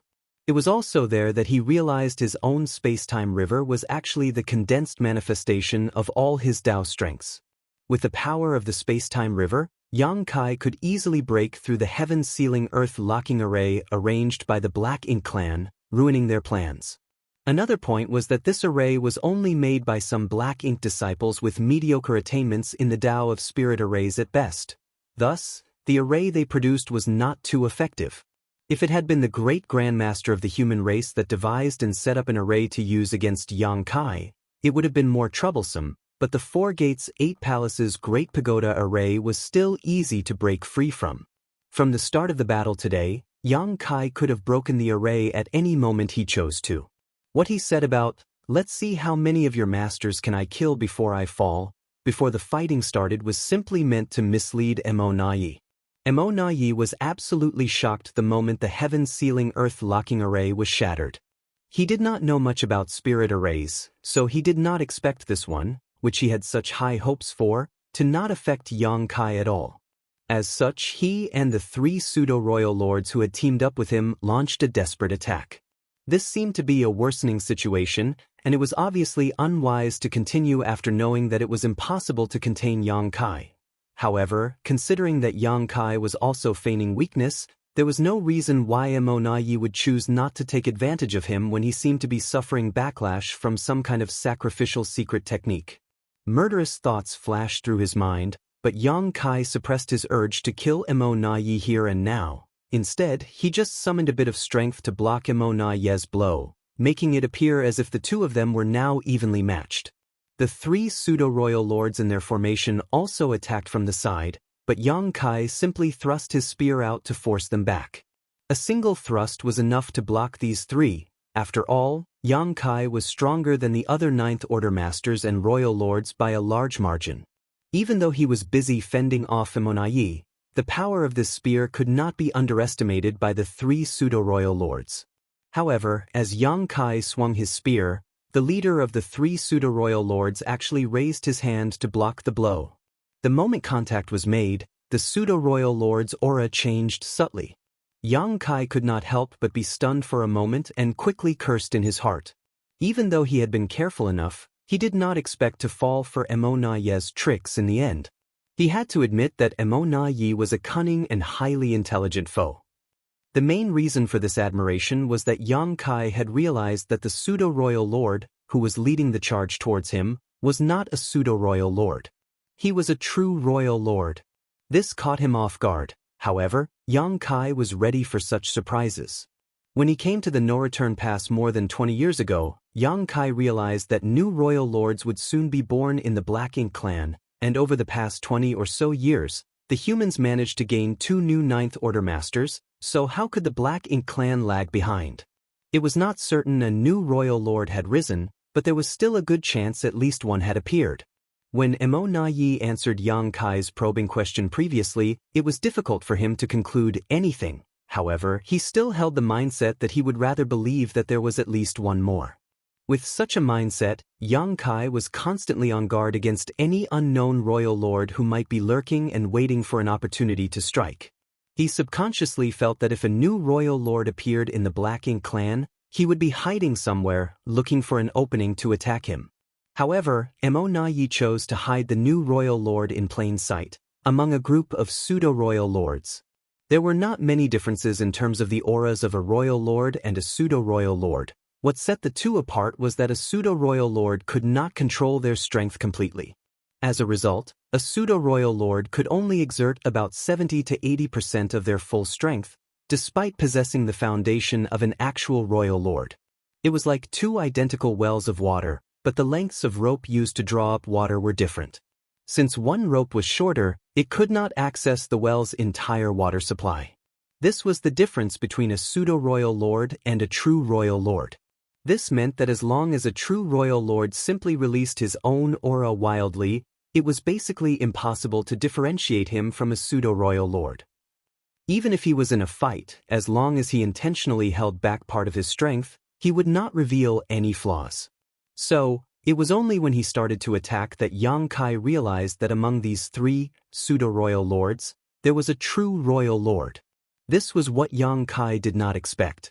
He had been distracted, monitoring the movement all around him, lest a royal lord suddenly popped out of nowhere. However, he never anticipated that a true royal lord was actually lurking right next to him this whole time. This arrangement was extremely clever and was definitely Mo Na Yi's idea. According to Mo Na Yi's instructions, 3 pseudo-royal lords would join him in suppressing Yang Kai, and so far, several batches of pseudo-royal lords had rotated in and out of this battle.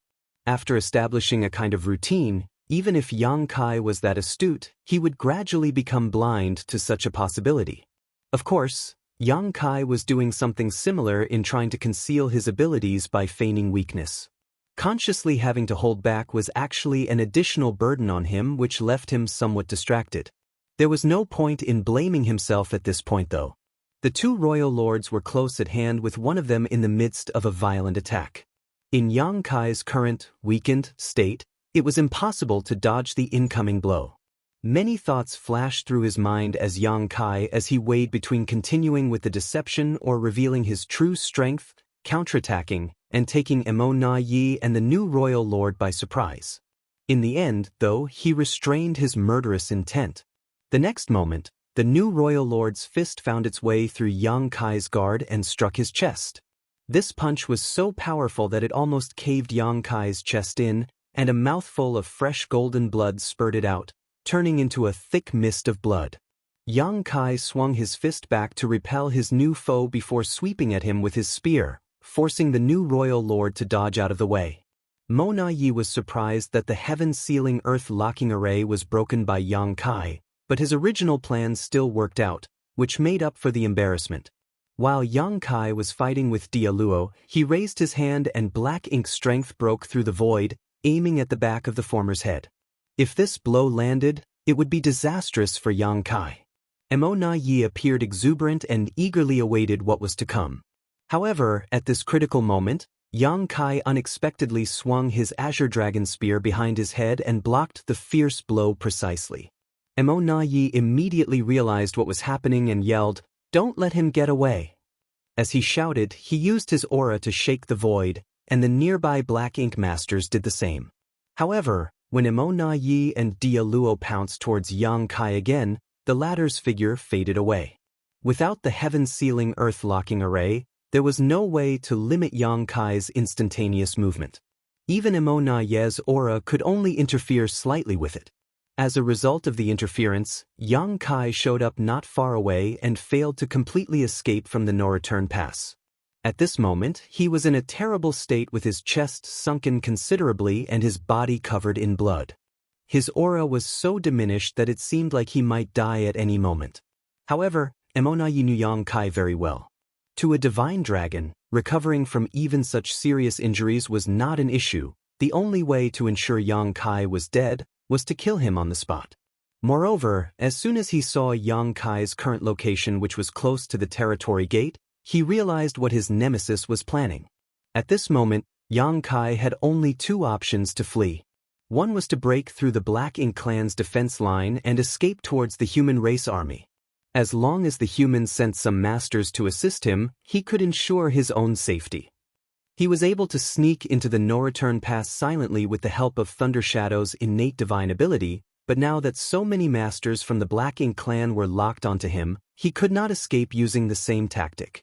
As such, it was difficult for him to sneak his way out of the no-return pass. If he tried to fight his way out now, though, Mo Na Yi would surely notice something was off and reassess his strength. Thus, he had only one option left, which was to escape via the territory gate which led to the barren territory. Martial Peak, Chapter 5881, Decision.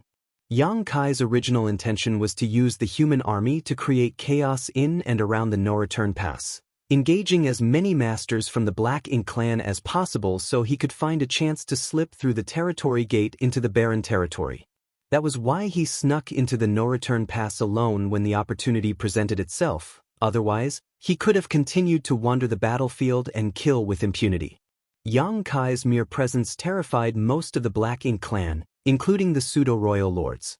The biggest reason for doing this was it was a strategy that he had discussed with Mi Jinglun before the army began the battle. Ada and Aer remained in the barren territory. These two giant spirit gods were strong, but not very smart. So, it was better to have a human direct and guide them, especially during the critical moments.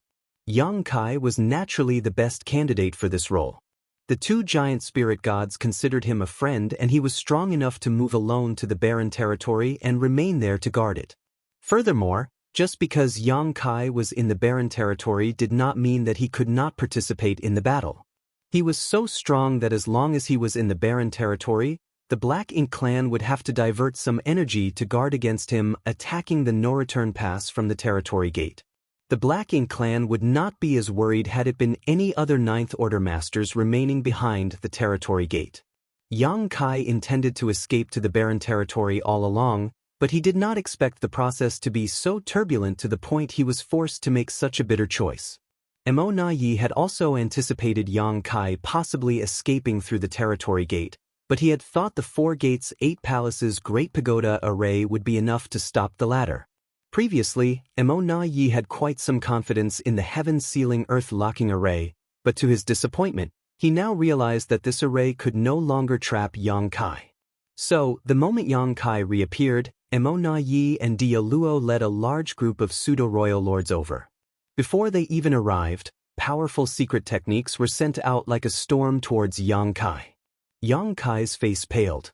Throughout this battle, he had been concealing his ability by feigning weakness. However, he was now really wounded and facing a deadly threat. The pseudo-royal lords who were responsible for guarding the no-return pass were all mobilized. In total, there were now nearly 30 top masters attacking Yang Kai, 2 of whom were true royal lords. With adversaries of such strength and numbers, even he could not resist them head-on. In his haste, Yang Kai could only hastily summon his space-time river and dive inside to shield himself as he fled towards the territory gate. Hung long long. Explosions rang out as waves surged, causing the space-time river to tumble and the Dao strengths to shake. Space rippled and cracked near the territory gate as Yang Kai disappeared while those chasing after him came to a halt. Yi, the leader of the group, ground his teeth and snarled. He's still alive after all that. Although he had not been able to catch Yang Kai off guard and even landed a heavy final blow, he was absolutely certain that Yang Kai was still alive. He also knew that Yang Kai had already escaped into the barren territory through the territory gate to join up with the 2 giant spirit gods. As he spoke, a strong sense of frustration rose in his heart. According to his plans, as long as nothing untoward happened, Yang Kai had less than a 30% chance of escaping from the no-return pass. However, the most critical 4 gates 8 palaces Great Pagoda array did not work as it should. Now, not only was his plan a failure, he had shown his trump card. Dia Luo's identity had been exposed, and the Black Ink clan had no more royal lords. Thus, it would now be all but impossible to kill Yang Kai. Thinking back on all the years he had been fighting with Yang Kai, Yi realized he previously had 2 good chances to kill this plague but always failed at the last moment. No one could be sure if he was unlucky or if Yang Kai's fortune was just that much better to always allow him to survive. Dia Luo comforted, "Don't blame yourself. Although we couldn't kill him this time, he is definitely severely injured and won't be able to cause any troubles anytime soon. Additionally, now is not the time to think about him. We should consider the overall situation." As a royal lord, Dia Luo did not have many dealings with Yang Kai. More specifically, he had not suffered many losses at his hands. Thus, he did not have Yi's obsession with killing Yang Kai. However, right now, the Black Ink clan had more problems than just a wounded but still alive Yang Kai. Yi forced himself to calm down, nodded, and said, "You're right." When he was fighting with Yang Kai, he did not have the time or the capacity to think of the situation on the battlefield. However, he immediately noticed something unusual as he observed the fights. The human race army was withdrawing, while pure Yang Pass, which had kept its distance all this time, was actually advancing. It seemed to be using the power of its various arrays and artifacts to provide cover for the retreating humans. This was a planned withdrawal which was executed in an orderly and disciplined fashion. A moment later, Yi understood why the humans chose to withdraw their forces despite having the advantage. It was true that the humans had controlled the flow of the battle this entire time and gained many advantages thus far, resulting in a lot of casualties among the Black Ink clan, including numerous pseudo-royal lords. However, the human warships also sustained a lot of damage and many of their masters had fallen. If the humans continued to fight, their casualties would only rise as more and more of their warships were destroyed. By choosing to withdraw at this point, they could preserve their own strength. Yi would also make this choice if he was in such a situation. To put it bluntly, the Black Ink clan was now a caged beast and there was no need for the humans to fight them to the death. As long as there were a few more battles like this one, when Black Ink clan's strength was worn down enough, the humans could launch a decisive final attack and wipe them out. Want to leave? It's not that easy. Yi coldly snorted as he saw through the human race's intention. This kind of hit-and-run tactic was despicable and clearly Mi Jingluan's plot, so he swiftly shouted, "Pass down the order, Attack the humans at all costs. Have all the pseudo-royal lords in the no-return pass join the offensive. The pseudo-royal lords were shocked by Imo Ye's boldness. The no-return pass was the foundation of the Black Ink clan, as all the high-rank Black Ink nests were here. The pseudo-royal lords who stayed behind were tasked exclusively with guarding these Black Ink nests. If they left, the entire no-return pass would be unguarded and extremely vulnerable. If at this moment any human race master managed to sneak through, it would definitely cause terrible damage to the Black Ink clan. However, the only one who could really achieve this was already badly injured and had escaped into the barren territory. Thus, he would not have the strength to cause trouble again. As for the others, there was no need to worry about them accomplishing what that anomaly could do. Although this order seemed to be a rash decision by Imo Yi, it was actually well considered.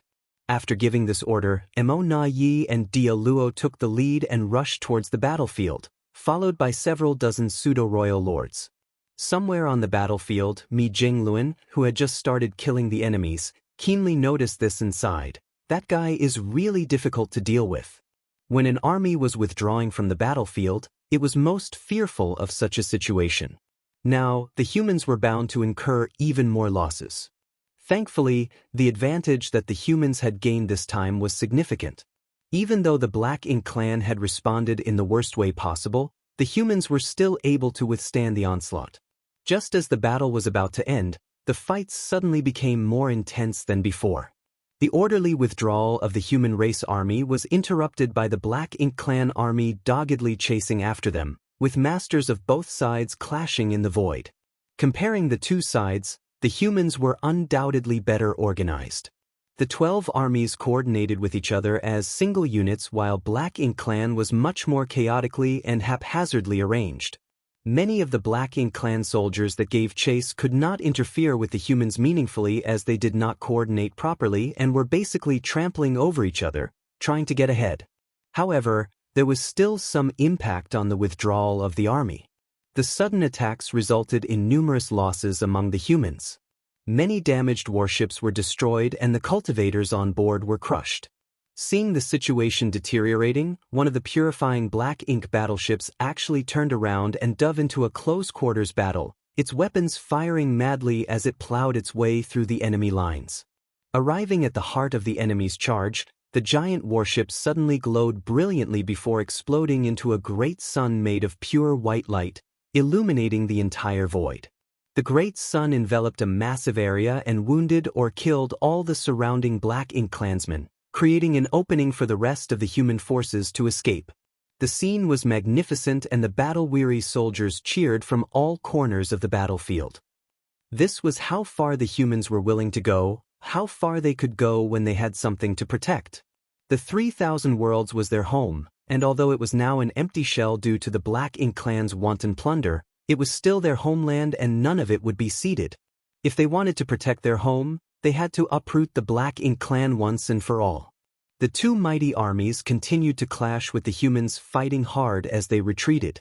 The Black Ink clan continued their pursuit for 5 million kilometers before finally stopping. The relentless and tenacious pursuit of the humans frustrated Mi Jingluan, and he was tempted to order an immediate counteroffensive. However, considering that most of the warships were damaged and the effects of the purifying Black Ink pills was wearing out, he had no choice but to give up on this risky idea. The soldiers were very reliant on their warships for protection. For so many years, the human warships were the key to them taking on the numerically superior enemy and prevailing. Most of the losses in the later part of the battle were due to the destroyed warships, leaving the soldiers without extra protection. It was only when the pursuing Black Ink clan army retreated like an outgoing tide that this battle finally ended. Martial Peak, Chapter 5882, The Simple Giant Spirit Gods. The human race army regrouped at their temporary camp 3 days away from the no-return pass. After this battle, the humans would be unable to launch another full assault on the no-return pass within a short time. The wounded soldiers needed time to heal, not to mention that the logistics were also unable to keep up with the intense consumption. A large number of damaged warships needed to be repaired, evil purging divine spears needed to be replenished, and the purifying Black Ink pills had to be refined. All of this required a lot of resources, so although there were currently 3 million third order and below cultivators mining supplies in the vast black ink battlefield, it would always take some time to accumulate enough. A conservative estimate was that for the next 2 to 3 years, they would not have the ability to attack the no-return pass again. The Black Ink clan, even though they had found out that the humans had set up camp just days away, did not dare to harbor any aggressive thoughts. When the entire human race army withdrew, the Black Ink clan could still chase after them in order to thin their numbers. However, now that they had settled down and regrouped, it was not wise to disturb them again. Thus, although the humans were not far from the no-return pass, the two sides coexisted for a long period without much conflict. 1 month after the battle, at a certain place in the barren territory, Ada and Aer sat facing each other, looking down helplessly at the space in front of them. In their field of vision, a figure covered in blood was sleeping quietly. The blood had already congealed and stained the clothes. The figure slept on his side, suspended in the void as if there was an invisible bed underneath. Such a figure was small as an ant when compared with the towering giant spirit gods. This figure was none other than Yang Kai, who entered this place from the no-return pass. At the last moment, he used the power of his space-time river to block the fierce attacks of the 2 royal lords and dozens of pseudo-royal lords. The impacts were so violent that his own Dao strengths were severely impacted and his vitality plunged to the point he became delirious. He passed out soon after entering the barren territory. He would not have been able to sleep so peacefully for so long if not for Ada and Aer watching over him. With their protection, Yang Kai felt safe enough to recuperate in peace. However, his condition caused the 2 giant spirit gods to worry about him. After staring at the tiny figure in front of him for a long time, Ada suddenly wailed, "Dead!" Ada had said this so many times that Aer was so frustrated, but he still patiently explained, "Not dead." Asleep, Ada suddenly remarked, "Oh, ate till he was full." He had always maintained a routine of napping when he was full and looking for food when he woke up. Therefore, he expected that all the living creatures should be the same as him. Since Yang Kai was asleep, he must have eaten enough and was now taking a nap. When this topic was brought up, Ada reached out, rubbed his belly and grumbled, "I'm hungry." Aer also instinctively echoed, "N." The 2 giant spirit gods looked at each other gloomily. At that moment, the sleeping Yang Kai suddenly opened his eyes and sat up slowly. He appeared dazed, drowsy, and stiff for a while before yawning. He stretched his back and mumbled, "That was a good nap." It had been ages since he was able to sleep so comfortably. Since his strength became so much stronger, he almost did not need to sleep normally to recover his energy. Now, he took advantage of his wounds and the protection of the giant spirit gods to sleep peacefully and allow his body to heal. Waking up, he immediately felt mighty as a dragon and fierce as a tiger. His revitalized energy coursed through his veins and he could not wait to barge into the no-return pass and beat those 2 bastards to a pulp, but then, a huge face suddenly filled his entire vision and thundered, "Are you hungry?" The void shook under the thunderous but clearly concerned voice. Yang Kai was nearly blown away by the force of the wind that resulted from the giant spirit god's breath, but he quickly stabilized himself, looked up at the humongous bald head, and knew immediately that it was Ada. Yang Kai chuckled, raised his hand, and waved his hand. "You're talking about yourself, right? Back up a little bit, I haven't forgotten what I promised you the last time." When he left the barren territory some 20 years ago, he instructed Ada and Aer to guard the territory gate and smash anyone who dared to cross the territory gate. He promised them that if they did that, he would bring them food the next time he came. The 2 giant spirit gods had done a good job over the years, and it was because of their deterrence that the Black Ink giant spirit gods of the Black Ink clan did not dare to join in the battle a month ago. Yang Kai naturally had to fulfill his promise to them. Yang Kai raised his hand and flipped it over, and an orb appeared on his palm. He said childishly, "Look at this. Do you know what it is?" Ada and Aer's eyes were immediately attracted by the orb. They could smell the delicious fragrance that emanated from the orb and knew that this was their food. However, what puzzled them was that this food was not quite the same as what they would eat previously. So, even though their stomachs were rumbling, they resisted the urge to feast. Yang Kai laughed at the look of the two giant spirit gods before throwing out the world bead from his hand without further delay. The little world bead flew into the void, and as it fell, space principles flared, allowing the tiny sphere to rapidly expand. Just a few moments later, it became a complete universe world. The volume of this universe world was just as big as the star boundary. However, its surface was full of large pits and there were a number of dark tunnels leading to its interior. These were obviously traces left behind by the mining of resources. The valuable resources had all been extracted from this universe world, and since world principles was collapsed, it was considered as a dead universe world, which suited giant spirit gods' appetite. Now that the 3,000 worlds had basically been hollowed out, it was not easy to find such a universe world. However, since Yang Kai promised Ada and Air to bring them good food, he had to keep to his word. Fortunately, in the 3,000 worlds, there was still Myriad Monsters territory, which was the great territory adjacent to High Heaven territory. Myriad Monsters territory and High Heaven territory had become the last two pure lands of the human race. Yang Kai found this universe world in Myriad Monsters territory, refined it into a world bead, and brought it to this place before restoring it to its original size using his space secret techniques. Such tasks were easily done by Yang Kai nowadays. After seeing the delicious universe world, the two giant spirit gods immediately jumped up and down in joy and ran over to it. The giant spirit gods' bodies were massive, even when compared to such a universe world.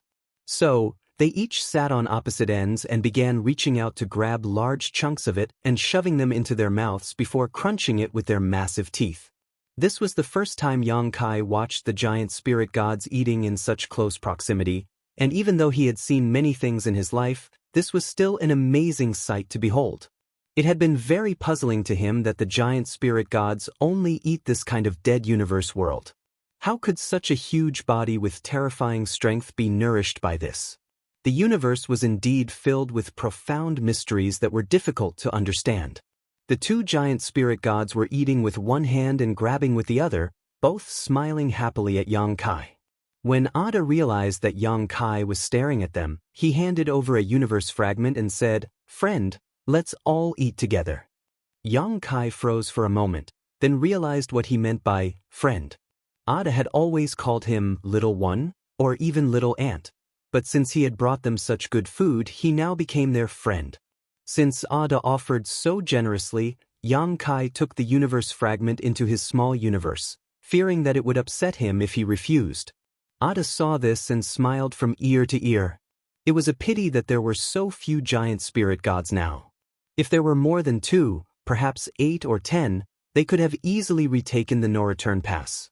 All Yang Kai would need to do is lead a squad of them to get the job done. Casting such fanciful thoughts aside, Yang Kai turned his head and looked at the territory gate. Through the void turbulence, Yang Kai could still vaguely see the situation in the no-return pass. After the last battle, the no-return pass was obviously more closely guarded, especially the area around the territory gate. A powerful figure stood openly, clearly telling Yang Kai that if he dared to venture across, he would be immediately beaten. Yang Kai coldly snorted, took off his blood-stained clothes, summoned some water from his small universe, and washed himself. He then changed into a new set of robes. Although he had been in a deep sleep, he was extremely sensitive to the passage of time and knew clearly that it was only 1 month since the last battle.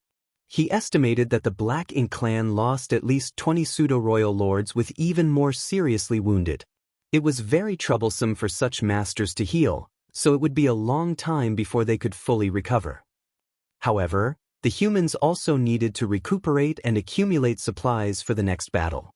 Everything took time. Therefore, although Yang Kai could not get in touch with Mi Jingluan, according to what they had planned, the next attack on the no-return pass would be at least 2 years later. 2 years was neither long nor short. It was just enough time for Yang Kai to deal with some things. He had an idea in mind, and it was time to act. Martial Peak, Chapter 5883, Out of Control Small Stone Race. Yang Kai was slightly taken aback, looking at Ada and Air. The universe world had been completely devoured by the 2 giant spiritual gods in just a short time. When they noticed Yang Kai looking at them, They immediately looked at him eagerly. Obviously, the two had not had their fill yet. Yang Kai immediately stated, "Wait here, I'll go find you something to eat now. Just like before, keep a close eye on this place. If anyone dares to come out from the other side of the door, beat them to death." The two giant spiritual gods nodded their acknowledgement. Yang Kai had used his actions to prove that he wasn't someone who goes back on his word. Compared to the promise he made last time, this time, Ada and Aer naturally looked forward to it with great expectations. After confirming that the two giant spiritual gods understood his intentions, Yang Kai manipulated space principles and rushed towards the territory gate connected to the shattered heaven. A moment later, he arrived at the territory gate and entered. The injuries Yang Kai had sustained in the battle a month ago weren't light, but they weren't too serious either. After a month of sleep, his physical body had basically fully recovered. The instability in his Dao strengths wasn't something that could be so easily resolved, but as long as he didn't overexert his Dao strength, it wouldn't affect him much. The current human race could be said to have mobilized all of their forces to war. Disregarding the many great territories that had already become empty shells, even High Heaven territory and Myriad Monsters territory only had a few old, weak, and disabled people left behind, as well as some rising stars who had yet to fully mature. They had been born too late, so no matter how outstanding their aptitude was, they had yet to reach the open heaven realm. As such, they weren't even qualified to join the logistics team to gather resources. Under such circumstances, Yang Kai's goal for returning to the 3,000 worlds from the shattered heaven was naturally not High Heaven territory or Myriad Monsters territory. His destination was elsewhere. Traversing through many great territories at his leisure, Yang Kai finally arrived at his destination after nearly 3 months. Chaotic Dead territory. In fact, when the upper echelons of the human race decided to attack the no-return pass, Yang Kai had wanted to make a trip to Chaotic Dead territory first. In the past, he had brought Zhang Ruoxi here to cultivate with Big Brother Huang and Big Sister Lan. So many years had already gone by, even he had no idea what the results would be. Because of her Heaven's Order bloodline, Zhang Ruoxi was not affected by the Open Heaven Realm method's shackles. Even though she had initially broken through to the 5th Order Open Heaven Realm, she still had a chance of reaching the 9th Order all on her own. As proof, she had smoothly made it to the 8th Order many years ago. Of course, the amount of time that passed shouldn't have been enough for her to reach the 9th Order. Be that as it may, what Yang Kai valued was not her cultivation, but her amazing ability to control the small stone race. Zhang Ruoxi was able to fully control them. Those from this race had intelligence that was even inferior to the giant spiritual gods. It was horribly low. So low that they only acted based on their instincts. Basically, no one could completely control them.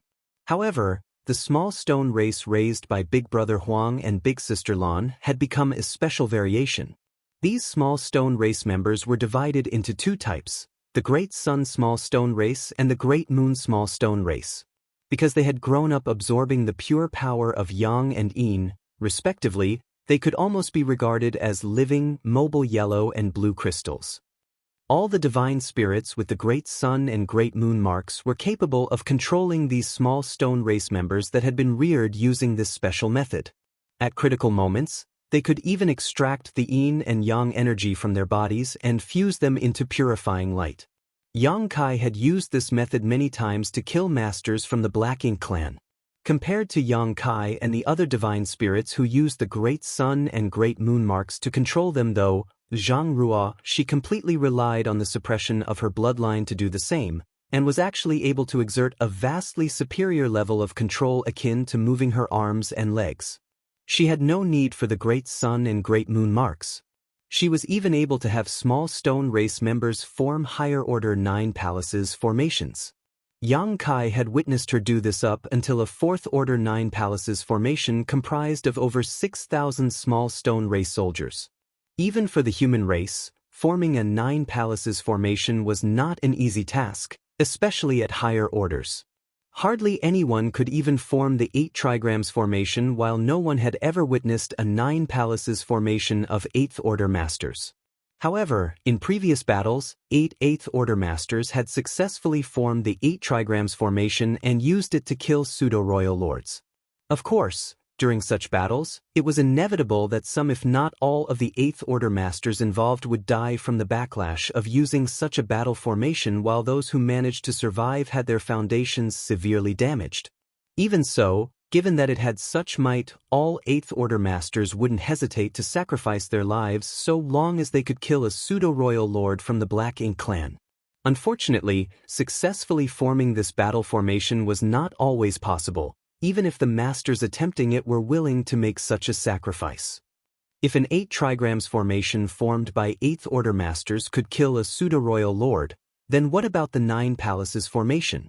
It was probably strong enough to kill a royal lord. Unfortunately, no Eighth Order Masters could achieve this. By comparison, Zhang Ruoxi's ability was simply shocking. It could be said that even if she was only an Eighth Order Master, the role she could play on the battlefield would not be inferior to any Ninth Order Master. Unfortunately, Yang Kai was unable to find any free time after returning from the edge of the universe, so he was unable to visit chaotic dead territory until now. Yang Kai was quite looking forward to Zhang Ruoxi's growth. If everything went smoothly, he was prepared to take her to the battlefield where she could finally show her marvelous ability.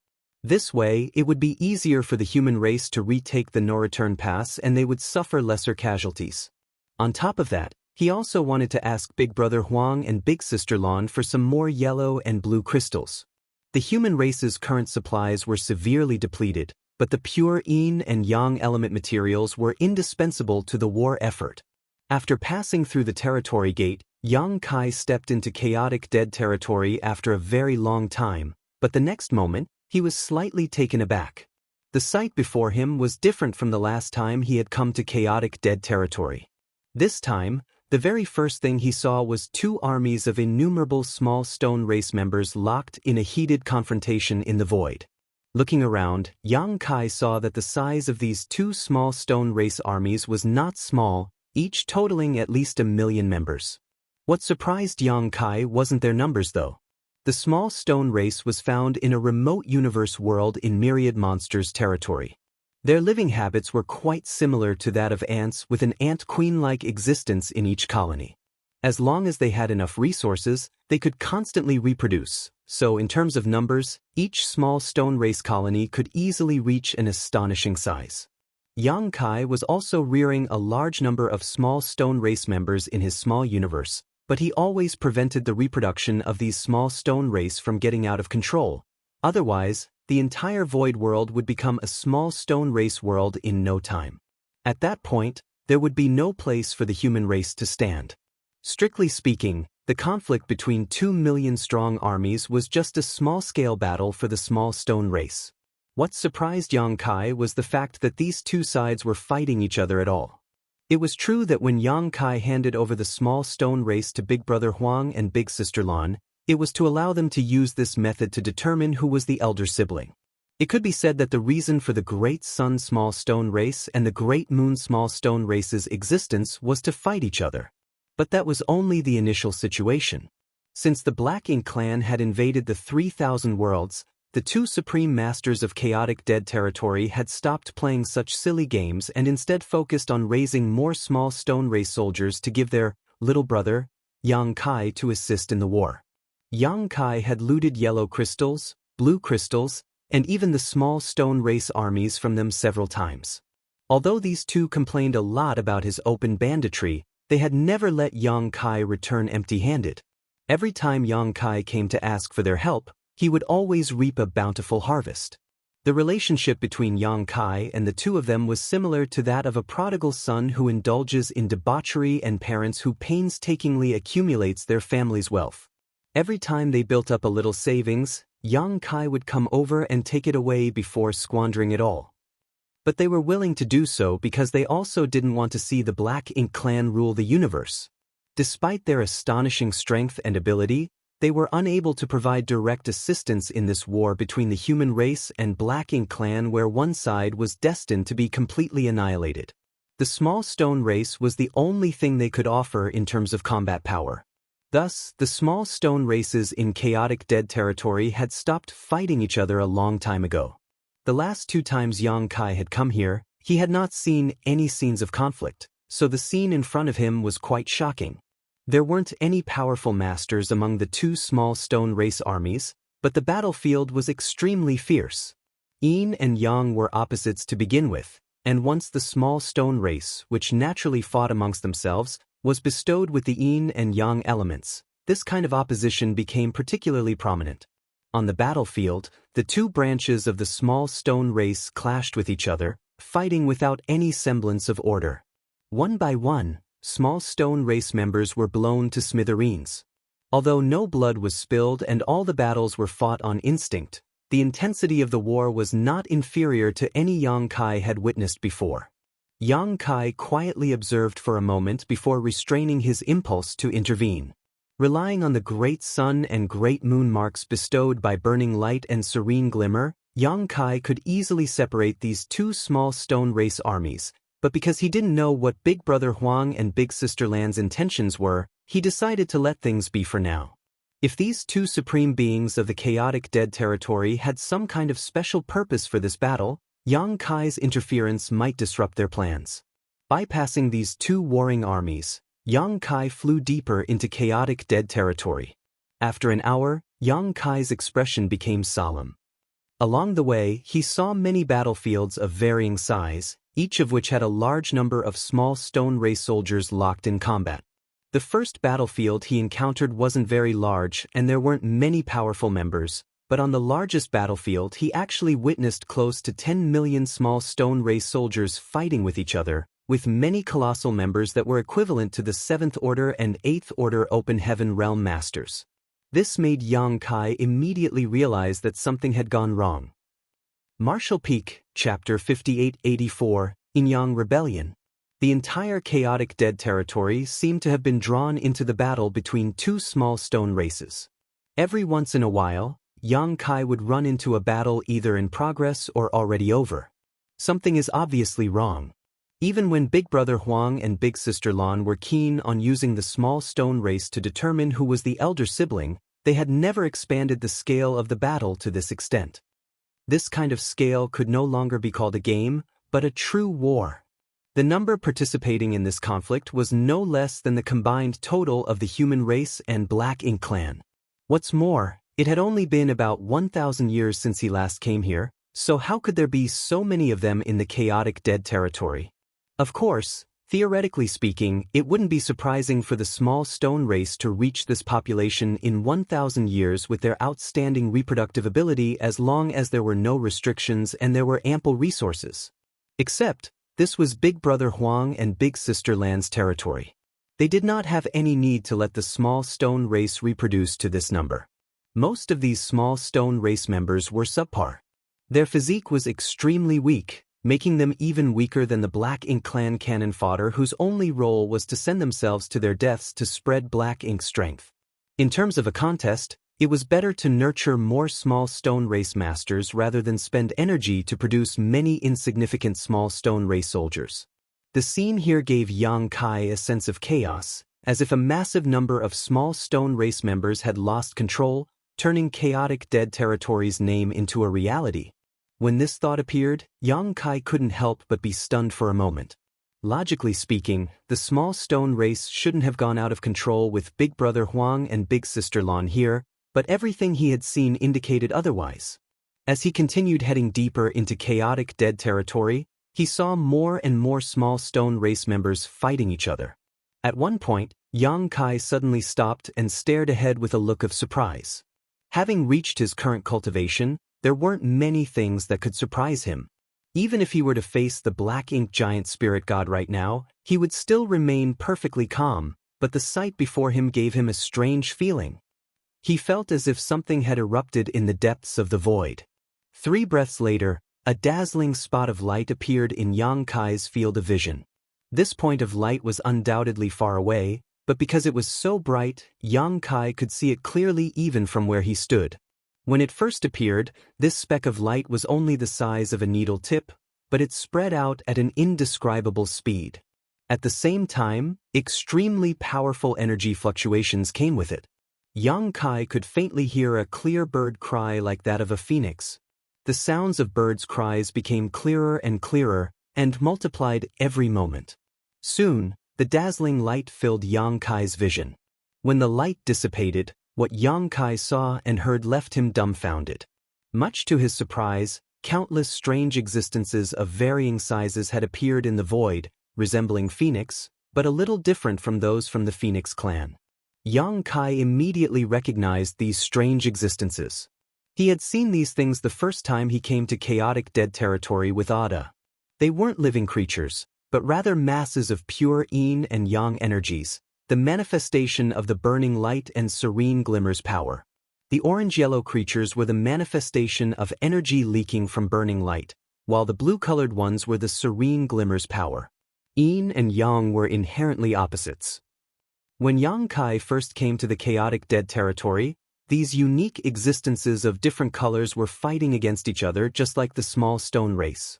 The confrontation of these two pure opposing energies gave birth to large amounts of yellow and blue crystals, which allowed Yang Kai to reap great benefits. According to Burning Light and Serene Glimmer, they could not properly control their own strength once it was unleashed. So, from the day they were born, their powers had been constantly clashing with each other, and this was what Yang Kai was seeing right now. It was also because of this that the two supreme masters of the chaotic dead territory were unable to leave this place and help the human race. Once they left the chaotic dead territory and entered another great territory, that great territory would become a part of the chaotic dead territory. Back then, Yang Kai had thought that if one day the human race really couldn't hold on any longer, he would ask Big Brother Huang and Big Sister Lan to descend the mountain and wreak havoc. No matter how much these two destroyed, it would still be better than allowing the Black Ink clan to corrupt everything. Of course, the situation had not yet reached such a critical level. As existences whose strength wasn't inferior to that of a giant spirit god, it was quite strange that these two couldn't control their own strength. It wasn't until Yang Kai visited the divine spirit ancestral land and witnessed its complete history that this mystery was finally solved. It turned out the Burning Light and Serene Glimmer were incomplete existences.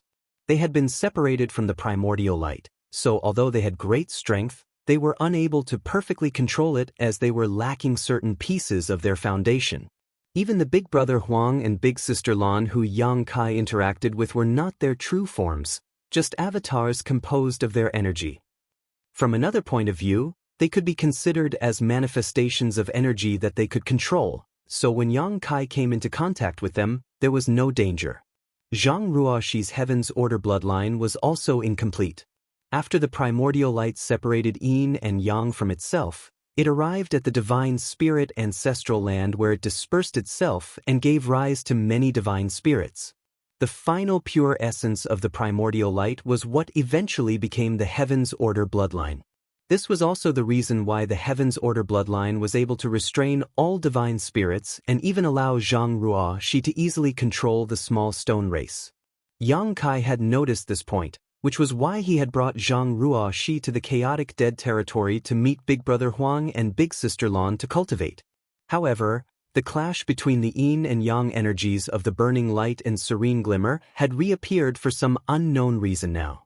If nothing unexpected happened, these manifestations that looked like phoenixes were destined to battle each other to the death before transforming into yellow and blue crystals.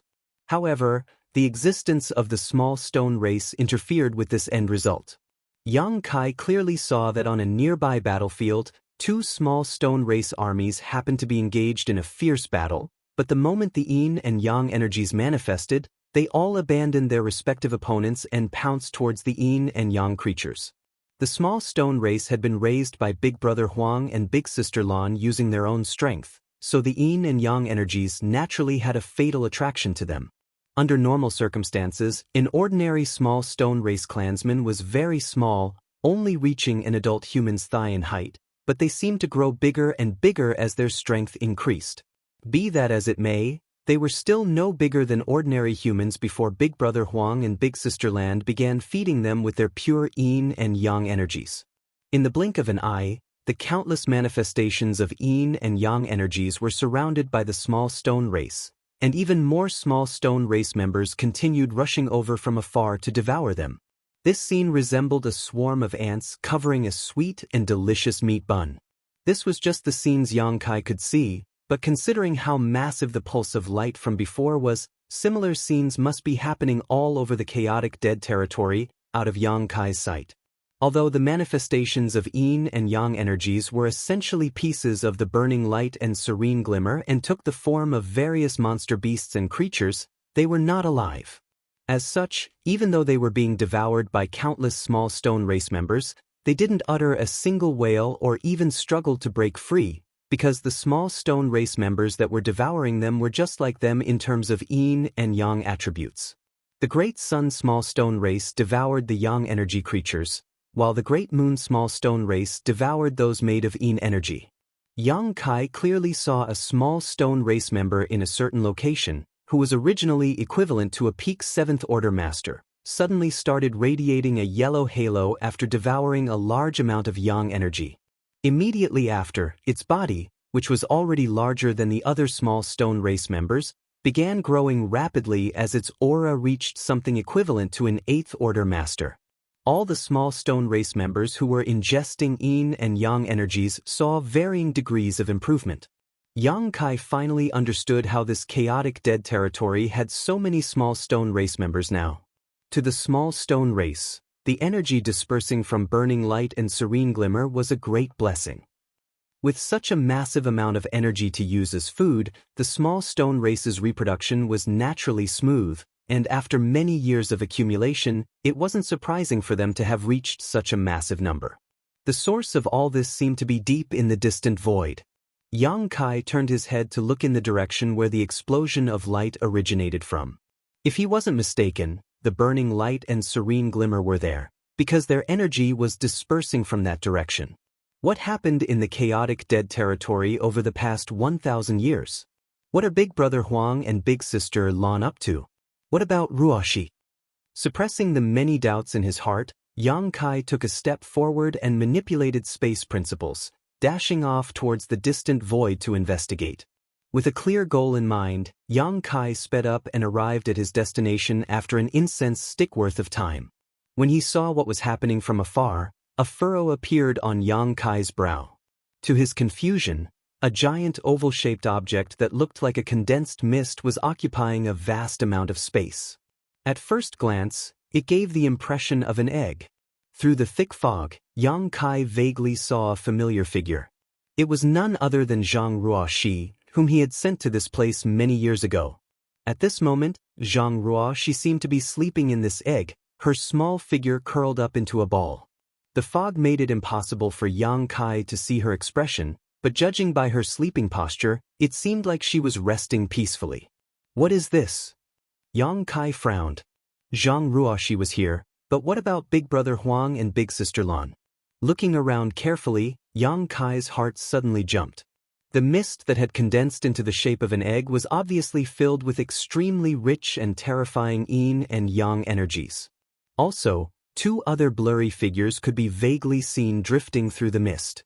The Yin and Yang energies that were basically poles apart actually seemed to be merging together in this strange place. Yang Kai's brow slightly rose as he faintly understood what was going on, but this only made him happier rather than shocked.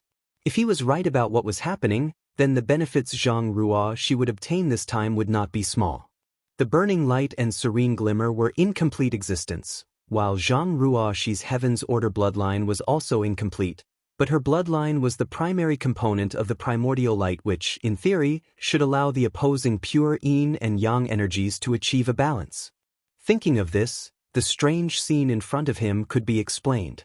Just as Yang Kai was about to get closer to investigate, a sudden change occurred.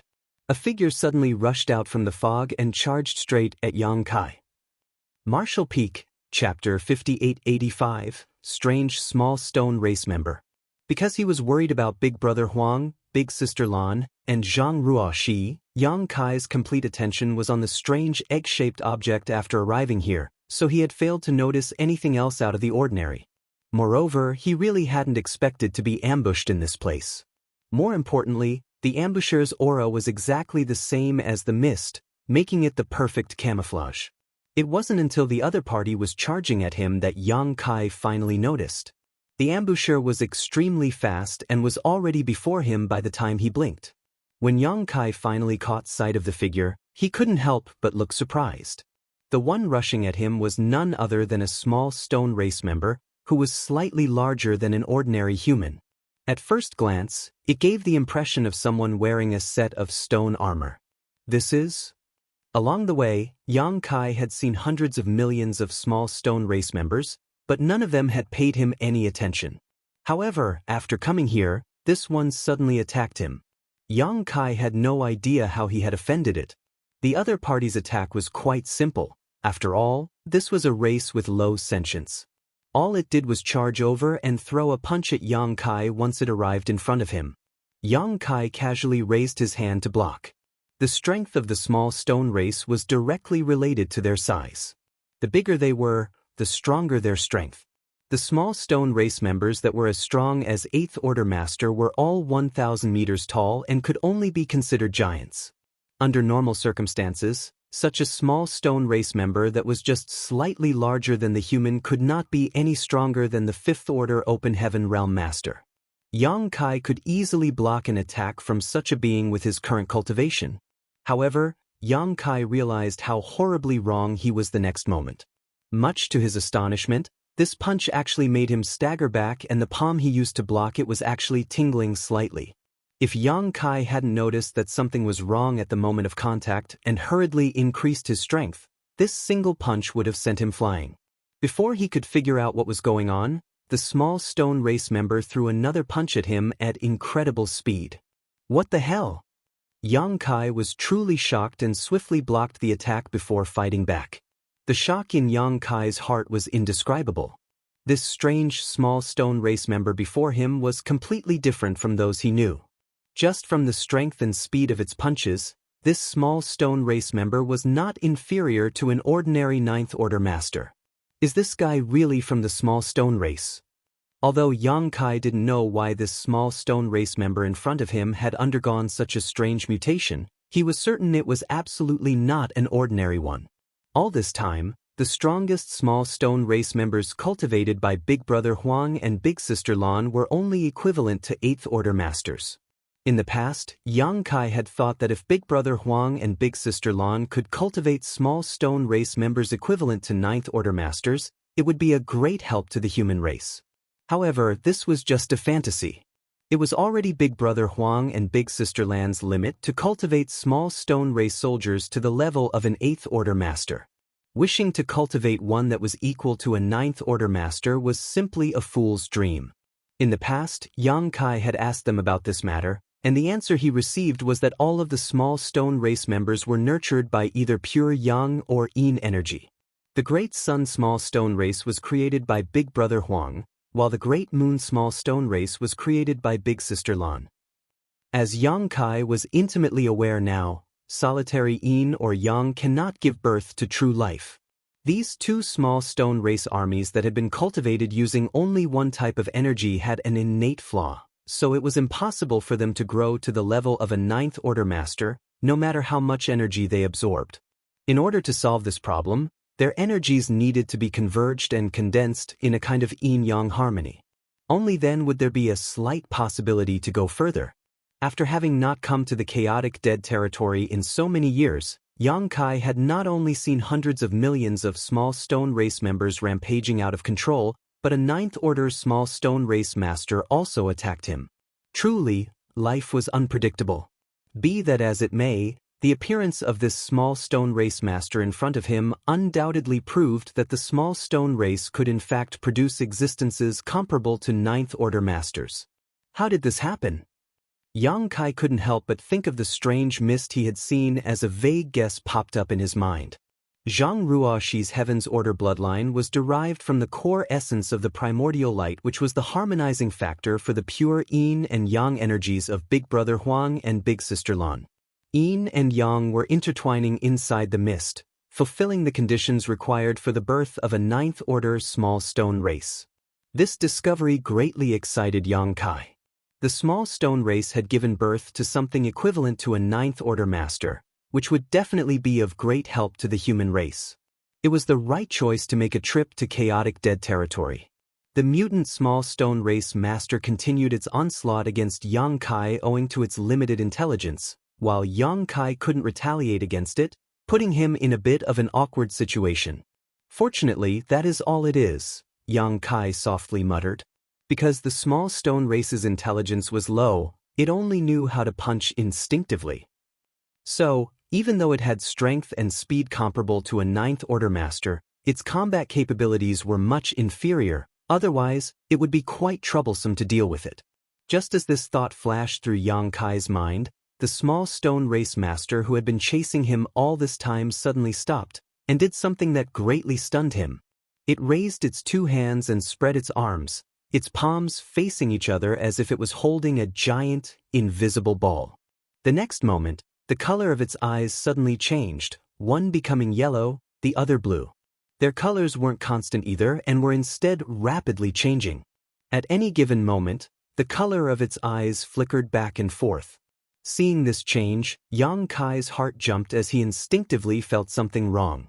By the looks of it, this strange small stone race master had another unknown ability. Just as expected, following the actions of this small stone race master, extremely rich yin and yang energies emerged in the space between in its palms. The two forces rapidly circled around each other before merging together like a spinning top, rapidly expanding and transforming into the size of a wash basin in the blink of an eye. As the two energies rotated, the yellow and blue colors also began to blend and change. Not far away, Yang Kai stopped and observed, sensing the fluctuations from the ball of energy formed by the fusion of yin and yang, quickly deducing the power of this move. This kind of attack was definitely not inferior to a full power strike from a ninth-order master. From the moment the small stone race master halted and began using this mysterious technique, less than a breath of time had passed. Once the Yin-Yang ball was fully formed, the small stone race master hurled it straight towards Yang Kai. The recoil from this move even pushed the small stone race master a few steps back. Yang Kai raised his brow. This power was even greater than he had expected. Nonetheless, the way it used this secret technique was far too crude. Although this attack was exceptionally strong, it couldn't hit him. Yang Kai simply sidestepped and easily dodged the incoming projectile. Be that as it may, the small stone race master clearly didn't intend to stop.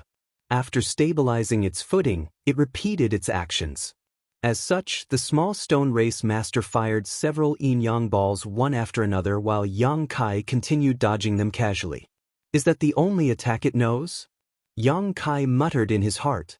After waiting for a while and confirming that the small stone race master had no new tricks, he decided to end this. He didn't want to kill this small stone race master. No matter how it was born, it should be closely related to Zhang Ruoxi, Big Brother Huang, and Big Sister Lan. Furthermore, this small stone race master would be of great help to the human race. It would be a pity to kill a helper as strong as a ninth-order master. Yang Kai wanted to subdue it. In order to command a race with such low sentience like the small stone race, the fastest and most convenient way was to activate the great sun and moon marks.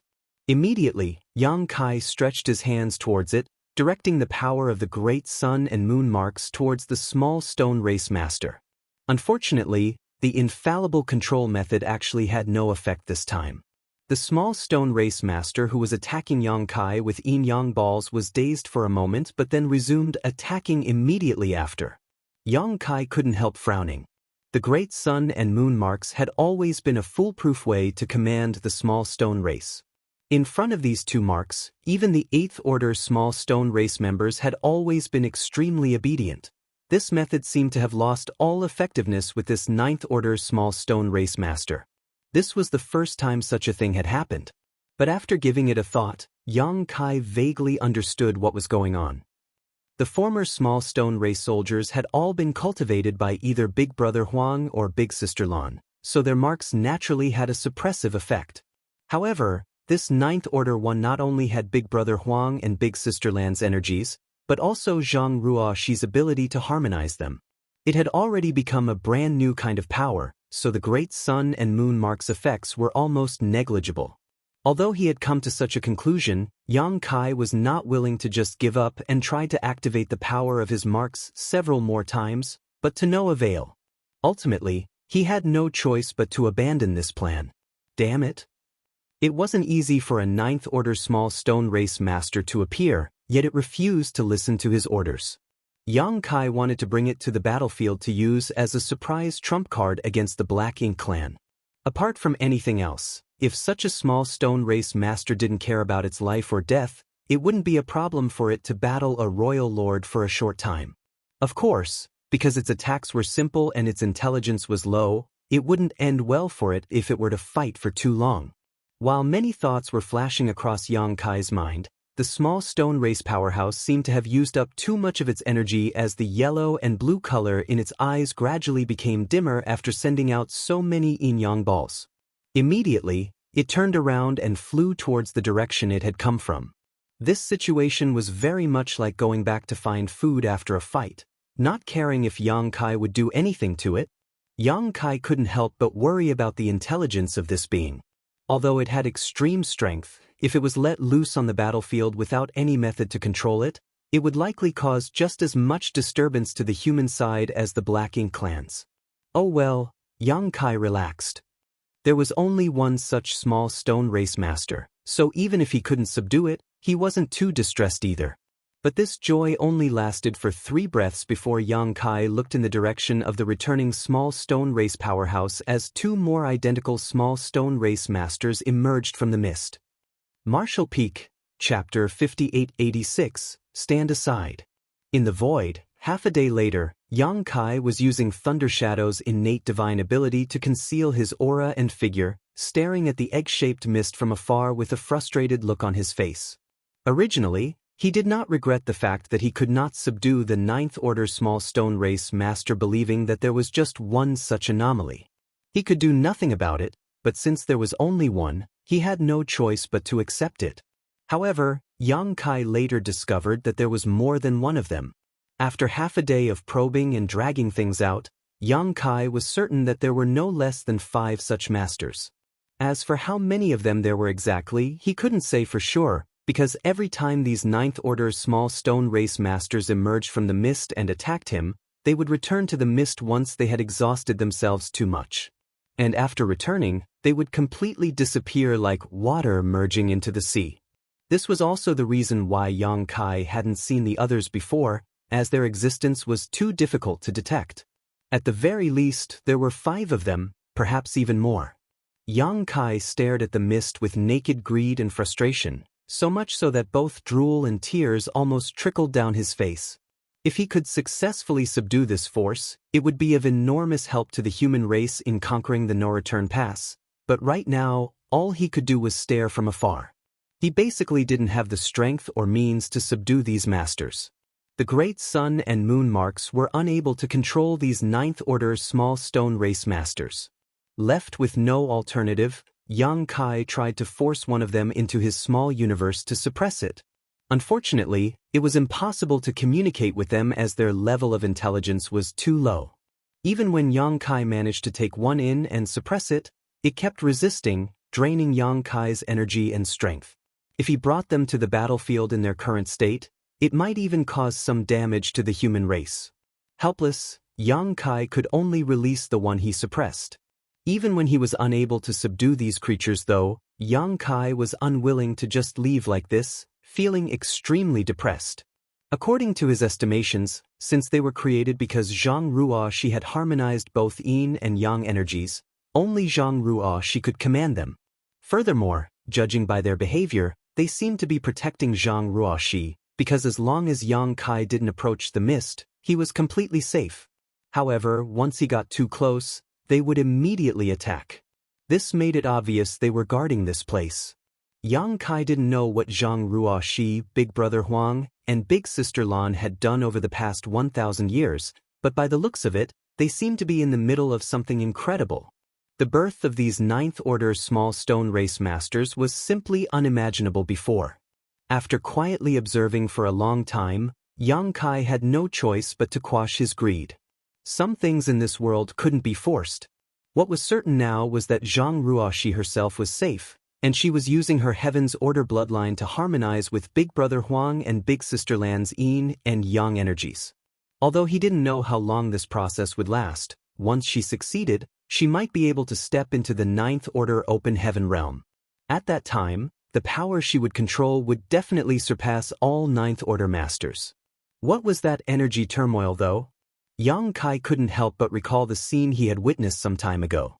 The Yang and Yin energies seemed to have gone out of control and exploded out into the chaotic dead territory, causing a large amount of Yin and Yang manifestations to appear, which were then subsequently devoured by the small stone race. Judging by the large population and the body sizes of the small stone race in the chaotic dead territory, this was not the first time this loss of control had occurred. It must have happened many times before. At the same time, because Big Brother Huang and Big Sister Lan were in a state where their energies were still harmonizing, the small stone race soldiers in the chaotic dead territory no longer had any restrictions and had reverted back to their original nature, instinctually devouring resources, breeding new clansmen, then fighting to the death. This was the reason why Yang Kai saw so many small stone race members fighting in the chaotic dead territory. If the Yin and Yang energies exploded with such frequency, perhaps I should observe it for a while. I don't think it will take too long. Having come to a decision, Yang Kai decided to spend a year observing the situation here in order to obtain more information. Time ticked by bit while Yang Kai remained hidden all this while, observing the situation around Jianghu. Just as he had expected, the frequency at which the energies went out of control was indeed very high. He didn't even need to wait for an entire year. In just 3 months, the originally stable fog suddenly started fluctuating wildly. Right then, Jianghu, who seemed to be peacefully sleeping in the middle of the fog, unconsciously let out a groan. Judging by her voice, she seemed to be enduring incredible pain. At the same time, the Yin and Yang energies that were constantly flowing and fusing in the mist also became unstable. In the blink of an eye, a dazzling light began to spread outward with the fog egg as the center. A moment later, just like what Yang Kai had seen 3 months ago, the entire chaotic dead territory was filled with the manifestations of Yin and Yang energy, causing countless small stone race members to flock towards them. After personally witnessing this scene, Yang Kai finally understood the cause behind it. The Yin and Yang energies had rampaged out of control simply because Jianghu was too weak. Of course, her current cultivation in the 8th Order could in no way be considered weak in general terms, but compared to Big Brother Huang and Big Sister Lan, she was still a slightly bigger ant at best. Even though she possessed the Heaven's Order bloodline, it was still difficult for her to fully control the power of beings that were born at the creation of the universe. So, when she tried to harmonize the primordial Yin and Yang energies, some situations would occur that were difficult to control.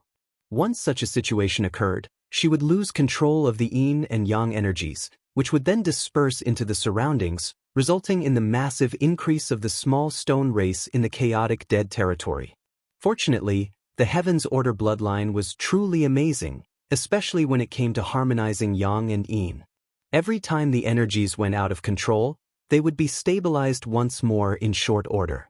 After observing the loss of control of the energies from a close distance, Yang Kai was finally able to determine the exact number of 9th Order small stone race masters. When the energies went out of control, the 9th Order small stone race masters who were hidden in the fog also became visible, at which point Yang Kai counted 8 of them. How many 9th Order masters did the human race have attacking the no-return pass? Including Shi Zhuang and Tang Tao, who had recently broken through in the last 20 years, there were only 10 of them in total, but there were actually 8 9th Order small stone race masters. If Yang Kai could somehow drag these 8 small stone race masters to the battlefield, who knows how many lives they could save? Wiping the corner of his mouth, Yang Kai ruthlessly squashed his greedy thoughts again before turning around and flying towards the depths of the void. He had come here intending to bring Jianghu out so that she could play some role on the battlefield, but by the looks of it, this plan would not work. At the very least, it would be impossible for her to emerge until she had successfully harmonized the Yang and Yin energies. Until then, Yang Kai could not take these Ninth Order small stone race masters to the battlefield either, he could only look at them from afar. Since that was the case, Yang Kai decided to take some regular small stone race soldiers, especially the 8th Order ones. This was the main reason he had come here. His speed was extremely fast, and in the blink of an eye after activating his space principles, Yang Kai arrived at a nearby battlefield. At this moment, as the Yin and Yang energies had erupted not too long ago and a group of small stone race soldiers happened to have surrounded a manifestation of Yang energy and were constantly devouring it. Yang Kai teleported over, opened his small universe, and activated the great sun and moon marks, shouting, "Stand aside." He didn't care if the small stone race understood or not, he just wanted to vent his frustrations. The great sun and moon marks might have no effect on the Ninth Order ones, but it was always successful in commanding these ordinary small stone race soldiers. With a single command, the small stone race members stepped aside, revealing the Yang energy manifestation they had surrounded. The manifestation originally bore a resemblance with Big Brother Huang's true form, albeit much smaller in size, but after being eaten by the small stone race members, it now looked like a Phoenix clan member with broken wings. Yang Kai didn't mind and directly took it into his small universe and suppressed it. Immediately after, he rushed to the next location. After so many years of constant war, the human race's demand for yellow and blue crystals had become extremely high. Yang Kai had originally wanted to ask Big Brother Huang and Big Sister Lan for more yellow and blue crystals, but now that he could only use this method to collect some. As such, he had to act quickly. Otherwise, the omnipresent small stone race would soon devour all of the dissipated Yin and Yang energies. For a time, Yang Kai's figure shuttled back and forth through the void, borrowing the power of the great sun and moon marks to force all of the small stone race to retreat and obediently hand over their food to him. Even if Yang Kai was fast though, he had no choice but to stop after an incense stick worth of time, because apart from the Yin and Yang energies he had taken into his small universe, the rest of the dispersed energies had been devoured clean by the small stone race. Many small stone race members had become stronger, even breaking through their own limits. Standing still, Yang Kai examined his harvest. Inside his small universe, the Yang and Yin energies suppressed by him had already transformed into pieces of yellow and blue crystals. Some were as small as a fist while others were as large as a house. His harvest was not small, but it was definitely not much. The main reason was that Yang Kai was a bit slow as he had to carefully observe Zhang Ruoxi's situation first, which gave the small stone race ample time to devour most of the dispersed Yin and Yang energies. Yang Kai naturally would not be satisfied with such a small harvest, so he immediately began traversing through the void. At the same time, he opened a portal to his small universe and kept it open all the while. In any case, Yang Kai wasn't worried about his own strength leaking with the World Tree clone protecting his small universe. This would have been quite a risky move for any other Open Heaven Realm Master, as every bit of energy leaking out of the portal was a result of arduous and time-consuming cultivation. The loss of every bit of energy would make one a bit weaker. Yang Kai also left the great sun and moon marks on the backs of his hands constantly active. Everywhere he went, he would collect all the suitable small stone race soldiers he could find into his small universe, just like how the autumn wind would sweep away the fallen leaves. The selection criteria was simple: all those comparable to human race Third Order Open Heaven Realm Masters were taken. All the small stone race members who didn't even have such strength would be useless, even if Yang Kai collected them. If he were to let them out on the battlefield, he would just be sending them to their deaths, so he might as well let them continue to grow stronger here instead. Martial Peak, Chapter 5887, Popping His Head Out?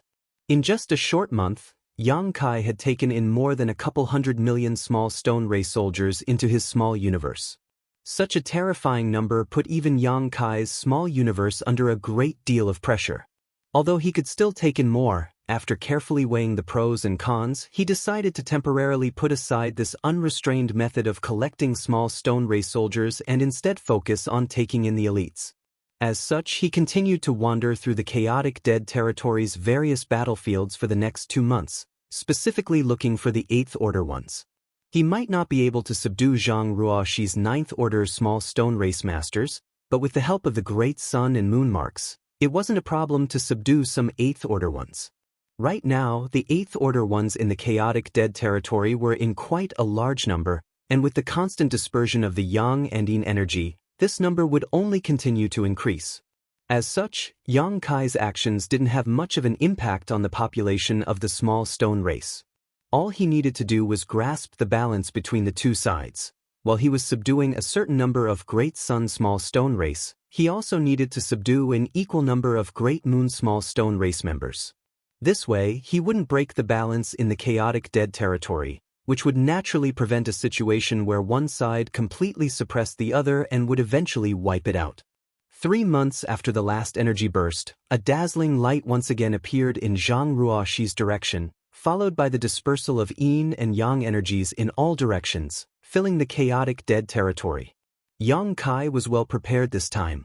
He immediately began competing with the small stone race armies for the manifestations of Yang and Yin energies. As such, his harvest was much greater than last time. When the energy went out of control, he would collect the manifestations, and after the energy stabilized, he would search for the 8th Order's small stone race members. Only after more than a year did Yang Kai finally leave the chaotic dead territory. The small stone race members he had subdued were enough, and he had also collected a large amount of yellow and blue crystals, enough to sustain the human race for 1,000 years. Although there was still some time left, Yang Kai didn't dare to stay any longer. According to his and Mi Jingluan's plan, after the human race's first attack on the no-return pass, they would launch their second attack 2 years later regardless of the previous results. However, sometimes plans couldn't keep up with sudden changes in the status quo and accidents might occur, causing the second battle to be brought forward ahead of schedule. As such, he had to return to the barren territory as soon as possible. The return trip was uneventful, and Yang Kai returned to the barren territory after 3 months. Yang Kai had taken 3 months to reach the chaotic dead territory as well, because he wasn't in a hurry, and he was injured as well. He was using the journey to slowly recover from his wounds, so he hadn't used his full strength. Yang Kai didn't stop for even a moment on his way back, but the reason why he had spent the same amount of time was because his top speed had fallen. He had taken in too many small stone race into his small universe, which made it difficult for him to circulate his strength. To put it simply, the small universe's burden had affected his strength, lowering his speed. The moment Yang Kai returned to the barren territory, he immediately looked in the direction of the territory gate. He could vaguely see the magnificent no-return pass, but there seemed to be no sign of a battle. Yang Kai immediately breathed a sigh of relief after confirming this.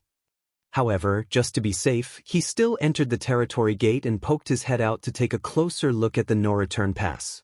As far as the eye could see, the entire no-return pass was in an extremely tense state, with soldiers flinching up at the slightest sound. The dense black ink strength was like a thick layer of dark clouds that covered the sky. Compared to the last battle, the current no-return pass had obviously undergone some changes in its defensive arrangements. With the help of the damaged Great Passes, the Black Ink Clan's perimeter had shrunk, and a large number of artifacts had been placed on these damaged Great Passes.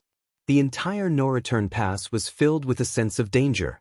By the looks of it, the last battle had clearly made the Black Ink Clan aware of their own disadvantages. Although occupying the no-return pass gave them the defender's advantage, correspondingly, it made them a fixed target. The human race's strategy of using universe worlds to attack them was a perfect example of how their fixed position could be taken advantage of. As such, even though the Black Ink Clan's forces were still strong, they had still shrunk their defensive perimeter, greatly increasing their defensive strength. Under normal circumstances, it would be impossible for the human race to obtain similar results after the Black Ink Clan had made such changes. In the last battle, the Black Ink Clan was caught off guard when the universe worlds came flying at them. Hundreds of universe worlds had various spirit arrays arranged on them, so the damage from this assault was immense. Once the Black Ink Clan's defensive line was broken, the human race army wrought havoc by flooding in through these breaches. With the current deployment of the Black Ink Clan, even if the human race used their previous tactics of launching universe worlds, they wouldn't be able to easily breach the defensive line. Yang Kai couldn't help but click his tongue. Although he knew that taking back the no-return pass would not be an easy task, he found that it was even more difficult to deal with than he had expected after seeing that the Black Ink clan had gathered all of their forces. Just as he was thinking of continuing to observe, more than a dozen fearsome auras suddenly appeared in his vicinity as numerous secret techniques came flying towards him from all directions. Yang Kai hastily withdrew his head. The commotion here quickly attracted Emonaye's attention and he instantly rushed out, arriving near the territory gate. He took a glance around before coldly asking, "What is it?" One of the pseudo-royal lords who was stationed here for a long time replied. Yang Kai's head just popped out. Yang Kai was currently in the barren territory with the two giant spirit gods, so how could Emonaye not be on guard against him? Therefore, he had arranged more than a dozen pseudo-royal lords to monitor the territory gate after the last great battle, in case Yang Kai suddenly attacked. According to his understanding of Yang Kai, he knew that this bastard wouldn't just sit back and do nothing. When Yang Kai had not recently appeared, much to his surprise, Emonaye guessed that Yang Kai was probably healing himself. His head popped out? Hearing the pseudo-royal lord's explanation, Emonaye furrowed his brow. "It's like this," the pseudo-royal lord explained as he made a gesture like a turtle stretching its head. Emonaye's face twitched as he watched the pseudo-royal lord imitate Yang Kai. Well, this could certainly be described as his head popping out. The pseudo-royal lord continued, "I guess he wanted to investigate the situation here and had no intention of actually coming over." "I also don't think he would dare to," Emonaye coldly snorted before exhorting, "Be careful, if Yang Kai dares to pop out his head again, knock him back." Emonaye didn't say anything about killing Yang Kai, because that was impossible. Last time, Yang Kai had still managed to escape in that kind of situation, so how could this menace give the Black Ink clan another chance to kill him? "Yes." The pseudo-royal lords nodded. Emonaye clenched his fists and lightly coughed before turning around and returning to his Black Ink nest. He had also suffered some minor injuries in the last battle. His wounds weren't serious, at least not to the point where he needed to enter a Black Ink nest to recover, but he knew in his heart that as long as the battle continued, his injuries would continue to accumulate. Sooner or later, they would develop to the point where he needed to enter a deep slumber to heal, and once that happened, the Black Ink clan would not be far from defeat.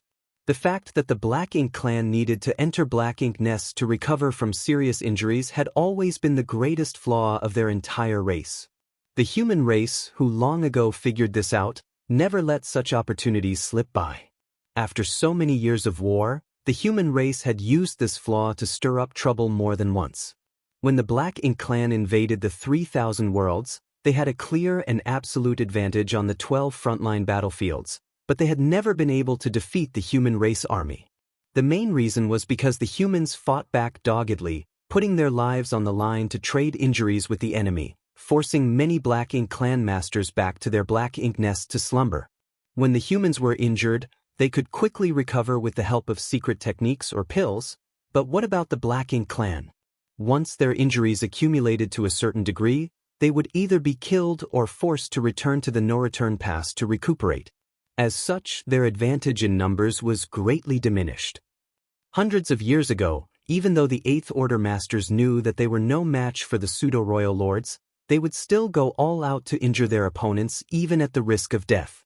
Thanks to the sacrifice of many Eighth Order masters, at least a quarter of all pseudo-royal lords were constantly stuck in the no-return pass recuperating. Inside a certain Black Ink nest, a look of sadness appeared on Emonaye's face. Originally, the Black Ink clan had the upper hand, but now they had fallen to such a state. In the entire Black Ink clan, perhaps no other Black Ink clansman could clearly see the turning point of this battle besides him. Even you might have no idea. In fact, back when the Black Ink clan was forced by Yang Kai to withdraw all their claws and fangs and retreat to the no-return pass, Emonaye had already anticipated this day. Prior to this, the Black Ink clan held the initiative in terms of overall strength, so all of Emonaye's plans and arrangements were extremely reliable. It could be said that as long as there were no unexpected accidents, the Black Ink clan had a 70% chance of winning the war. Unfortunately for the Black Ink clan, after the appearance of the Universe Furnace, Yang Kai, who had disappeared for some 600 years, suddenly returned and disrupted everything. Under his domineering intimidation, Immortal had no choice but to recall all of the pseudo-royal lords and territory lords who had been fighting on the front lines. The abandoned Black Ink clan armies were naturally wiped out by the humans, causing the Black Ink clan to suffer further heavy losses. Even that was still fine though, but the key was that the Black Ink clan had no place to go other than retreating to the no-return pass and guarding it. As such, the human race was able to gather all of its forces and no longer need to split up like before. All they needed to do was focus their attacks on the no-return pass while not having to worry about any other fronts. The true turning point of the war between the human race and Black Ink clan was when Yang Kai, who had disappeared for hundreds of years, suddenly reappeared. After his appearance, the human race and Black Ink clan's defensive and offensive positions had switched. Without Yang Kai's coercion, the Black Ink clan wouldn't have been reduced to such a miserable situation. If there was no Yang Kai, the Black Ink clan would have dozens more pseudo-royal lords today. If there was no Yang Kai, the innate territory lords who had snuck out of the primordial heaven source grand restriction would have all been able to safely arrive at the no-return pass. At that time, the Black Ink clan's strength would have definitely soared, and the human race would not have been their opponent. Unfortunately, all that was only if Yang Kai didn't exist. Over the years, Yang Kai had slowly shaved pieces of flesh bit by bit from the body of a fat cow that was the Black Ink clan like a skilled butcher. Even now, the Black Ink clan still looked powerful, but in reality, they were not far from their doom. Martial Peak, Chapter 5888, New Cultivation Method. As shrewd and intelligent as Immortal was, how could he not see that it was impossible for the Black Ink clan to win this battle? Sooner or later, the human race would overwhelm the Black Ink clan army and capture the no-return pass. The only fate awaiting the Black Ink clansmen in the no-return pass was to be completely wiped out. Even if he knew this though, what was he supposed to do? It was impossible for him to escape. Furthermore, the human race would have to pay a big price to capture the no-return pass. The humans still had a bigger target after taking down the no-return pass. If he could cripple the human race army using the power of the Black Ink clansmen in the no-return pass, even if the humans won this battle, they would still lose the war. As long as the Black Ink clan could unify all under the heavens and allow Mo to rule supreme, it did not matter if all the Black Ink clansmen in the no-return pass were sacrificed. The human race had already revealed all of their cards, but the strength the Black Ink clan had shown until now was still just the tip of the iceberg. This war that concerned the survival of the two races would ultimately end in the defeat of the human race. Immortal firmly believed this. At the same time, the space-time river stretched across the void in the barren territory. Wind and clouds were surging on the surface of the river as Dao's strengths undulated. Inside the long river, Yang Kai was pushing the time Dao strength to its utmost limit, deriving its endless mysteries. He had borrowed the strength of the star boundary and the myriad monsters world for the last 20 years to cultivate, which allowed his strength to soar, but he still had room for improvement. According to his own classification of the Ninth Order Open Heaven Realm, he was currently only in the mid-stage. Now, there was no longer a suitable universe world to rely on to cultivate. If he wanted to simply rely on the accumulation of time to increase his strength, even with Yang Kai's cultivation speed and his small universe's innate advantages, 2,000 years would likely be the minimum he needed to reach the peak of the Ninth Order Open Heaven Realm. If he could reach the peak, he wouldn't be afraid of anyone even if he was up against a Black Ink giant spirit god. But under the current circumstances, what he lacked the most was time. According to the Supreme Headquarters plan, they needed to conquer the no-return pass within 20 years before they continued their crusade to the primordial heaven source grand restriction, quelling the Black Ink clan disaster once and for all. With Yang Kai's current foundation, even if he cultivated this entire time, he probably wouldn't make any noticeable progress. Fortunately, time wasn't something immutable, especially in front of someone like Yang Kai who was proficient in the grand chaos of time and space. The time flow of his small universe was 10 times faster than the outside world, so a year in the outside world was 10 years in his small universe. Long ago, Yang Kai chanced upon several temporal rivers inside the Great Sea celestial phenomenon which allowed him to cultivate for the equivalent of 4,000 years in just a few hundred years in the outside world, breaking through to the 8th order in one fell swoop. His attainments in many of his grand daos had also improved during that time. With all these kinds of personal experiences, it naturally gave birth to some ideas in Yang Kai's head. But of course, just having ideas was useless. He needed to have the ability to turn them into reality to receive any benefits. Fortunately, with Yang Kai's attainments in the Tao of Time, he was already equipped with this ability. He had once built 3 sealed worlds in High Heaven Palace that were related to the 3 primary grand Daos he cultivated, respectively Space, Time, and Spear Dao sealed worlds. Not to mention, the Space and Spear Dao sealed worlds, the Time Dao sealed world had a similar effect to his small universe. Cultivators who entered it to gain experience would experience a faster flow of time compared to the outside world, but the ratio wasn't as exaggerated. It was only about 1 to 4. Even so, the soldiers still flocked to this place, as only 1 year passed on the outside while one cultivated for 4 years in the Time Dao sealed world. It was equivalent to increasing the efficiency of their cultivation by 4 times. Therefore, among these 3 sealed worlds, the Time Dao sealed world was the most popular because even if one wasn't proficient in the Tao of Time, they could still use this sealed world to cultivate, while a few who were proficient in the Tao of Time could comprehend the mysteries of the Tao of Time and improve the mastery of their own grand Tao. Originally, the 3 sealed worlds Yang Kai had left behind were for the disciples of the Void Tao Temple to cultivate their grand Taos, but there were no restrictions on entry. Once too many soldiers wanted to enter the Time Dao sealed world though, which severely affected the disciples who had truly cultivated the Tao of Time, some rules were put in place. Head manager Hua had no choice but to report this matter to the Supreme Headquarters, after which, the Supreme Headquarters issued an order that one needed a certain amount of military merits to enter the Time Dao sealed world. Even so, that did little to dampen the enthusiasm of the soldiers. If it weren't for the fact that Yang Kai was always on the move and it was hard to get a hold on him, Mi Jinglun would have asked him to build more Time Dao sealed worlds. It could be said that Yang Kai had been able to create a sealed world inside of which the flow of time different from the outside world a long time ago, and now that he had reached the 9th order, with his mastery over the Tao of Time had reached an even higher level, he was naturally more proficient in such matters. In fact, when Yang Kai had escaped from the universe furnace and was on his way back from the edge of the universe, he had already started working on this. Yang Kai had not just been hurrying along during his 600-year journey, he had also realized that time was not on his side. No matter how quickly his strength increased, it was unable to keep up with the progress of the war. If he wanted to completely solve this problem, he had to find a way to gain more time. After 600 years of painstaking research and many improvements, he had developed a certain method to do exactly that. At this moment, the Tao strengths in the space-time river stretched across the void were astir under Yang Kai's control.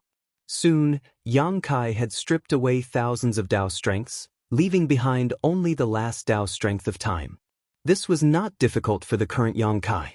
Although his mastery of the Tao of Time had yet to break through to the highest 9th level, he had reached the very peak of the 8th level. With this, the space-time river transformed into a temporal river. It was exactly the same as the temporal rivers he had seen in the Great Sea celestial phenomenon all those years ago, but its effects were even more amazing. Using his full strength, Yang Kai was able to create a flow of time that was 30 times faster than that of the outside world. In other words, while 1 year passed in the outside world, 30 would go by inside the temporal river. Back when he was cultivating in the Great Sea celestial phenomenon, Yang Kai would have to search for new temporal rivers after exhausting the Time Dao essence in his previous temporal river. But now that the temporal river was created using his own Dao strength, it would be much more convenient and faster than before. As long as Yang Kai was willing, he could use this temporal river and enter a state of cultivation at any moment. Of course, cultivating like this and continuously using his Time Dao strength was quite taxing on him, but compared to his gains, this was a minor concern. With the problem of time resolved, Yang Kai now had another problem, which was resources. This kind of cultivation required an enormous amount of resources, and Yang Kai didn't have many on hand. He had plenty of yellow and blue crystals, but he lacked 5 elements materials. As such, compared to his previous worry about the human race declaring war early, Yang Kai was now more than happy to see the human race go to war sooner. While he was cultivating in the temporal river, Ada and Aer were eating a dead universe world. This universe world had been given to them by Yang Kai after he returned from myriad monsters' territory. Giant spirit gods fell asleep after they were full, so Yang Kai did not dare to feed them too much at once. As such, although Yang Kai still had a lot of world beads on hand, he didn't plan on taking them all out at once. In the long temporal river, a large number of materials were refined by Yang Kai as time passed by, building up the foundation of his small universe and allowing him to slowly expand his heritage. After an unknown period, Yang Kai suddenly felt a shockwave and immediately ended his cultivation, exiting the temporal river. The shockwave was an agreement between him and the 2 giant spirit gods. He had asked them to inform him right away if something happened at the no-return pass. After all, he was deep in meditative cultivation inside a distorted space-time, so his ability to sense outside movements was quite restricted. At this moment he jumped out of the river and shot a glance towards the no-return pass. As expected, he noticed that the situation there wasn't quite right. A large number of Black Ink clansmen had been mobilized to form a defensive line, as if they were preparing for a war. The war has finally resumed. Yang Kai let out a sigh of relief. The supplies he had on hand had almost been exhausted, and if the human race did not start fighting soon, he would ultimately have to end his cultivation anyway. At this moment, seeing the no-return pass Black Ink clan's response, Yang Kai knew that the human race army was on the move. However, because they were separated by a territory gate, he couldn't clearly see the exact situation of the no-return pass, let alone what was happening further away with the human army. However, he was both bold and talented. In a flash, Yang Kai arrived at the territory gate using instantaneous movement and, just like last time, popped his head out and looked into the distance. Although he was knocked back by the pseudo-royal lords who were standing guard nearby the next moment, he was still able to catch a glimpse of the human race army approaching from the distant void. Yang Kai immediately rubbed his palms together. In the battle 2 years ago, the human race had gained the upper hand and killed countless enemies. After 2 years, the human race would be able to obtain a significant advantage in the second attack as well. Of course, the most important thing was that he was no longer the same person he was 2 years ago. He had only cultivated for a short time and his strength had not changed much, but he was no longer fighting alone. He now had many helpers. This battle will definitely shock the Black Ink clan. Contrary to Yang Kai's itch for action, Emonayi had an extremely solemn look on his face. The human race army was approaching, and there was also Yang Kai and the 2 giant spirit gods eyeing them from the barren territory. The 2 giant spirit gods could basically be ignored for the moment as neither side would easily deploy their strongest forces before the final confrontation began. Both sides had a tacit understanding about this. However, Yang Kai was different. Emonayi was certain that this bastard wouldn't be willing to sit still and would definitely kill his way out of the barren territory and stir up trouble. How annoying! We need to restrain him. Once this guy steps onto the battlefield, all of the pseudo-royal lords of the Black Ink clan would be in danger. Thinking so, Emonayi called out, Dia Luo. Standing beside him, the new royal lord shot a glance at him. What instructions does Sir Emonayi have? I need you to block Yang Kai. Don't let him come to the no-return pass. Emonayi concisely stated.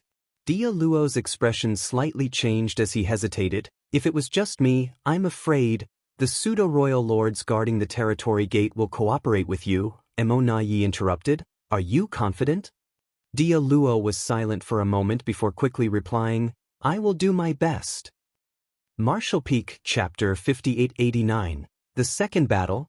From this answer, it was clear that Dia Luo didn't have much confidence. Emonayi was well aware of this as well. In fact, even Emonayi did not have confidence even if he personally took action. Unfortunately, since the situation had come to this, what more could he say?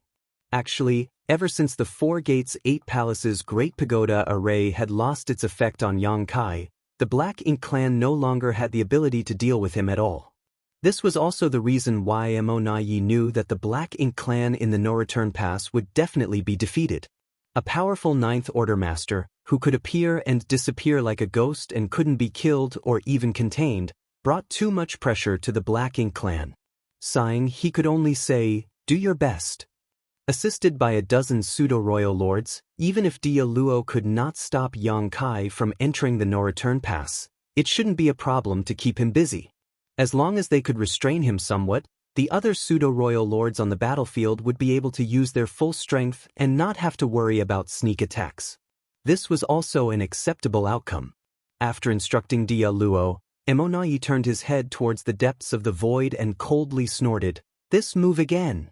Similar to what had happened 2 years ago, the human race army was attacking from left and right, while in the center, massive universe worlds could be seen flying over from a distance. The human race's strategy of using universe worlds to attack was too dirty and despicable, but it was an undeniable fact that although this strategy was simple, it was extremely effective. In the last battle, the human race had used this tactic to tear apart the Black Ink clan's defensive perimeter and open multiple gaps in their lines. After tasting the benefits, the human race was obviously going to use the same tactic again. The Black Ink clan had taken precautions this time, however, contracting their defensive line quite a bit compared to last time. As a result, the defensive forces in all directions had become more solid and compact, making it impossible for the humans to easily break through again. The human race obviously understood this point as well. Over the past 2 years, a number of human scouts had been constantly appearing at the periphery of the No-Return Pass, spying on the No-Return Pass. As such, the Black Ink clan's deployment and arrangements were no secret to the humans. Since the human race was employing the universe world attack strategy once again, they must have something to rely on. As the first universe world approached, Emonayi quickly discovered that something was wrong.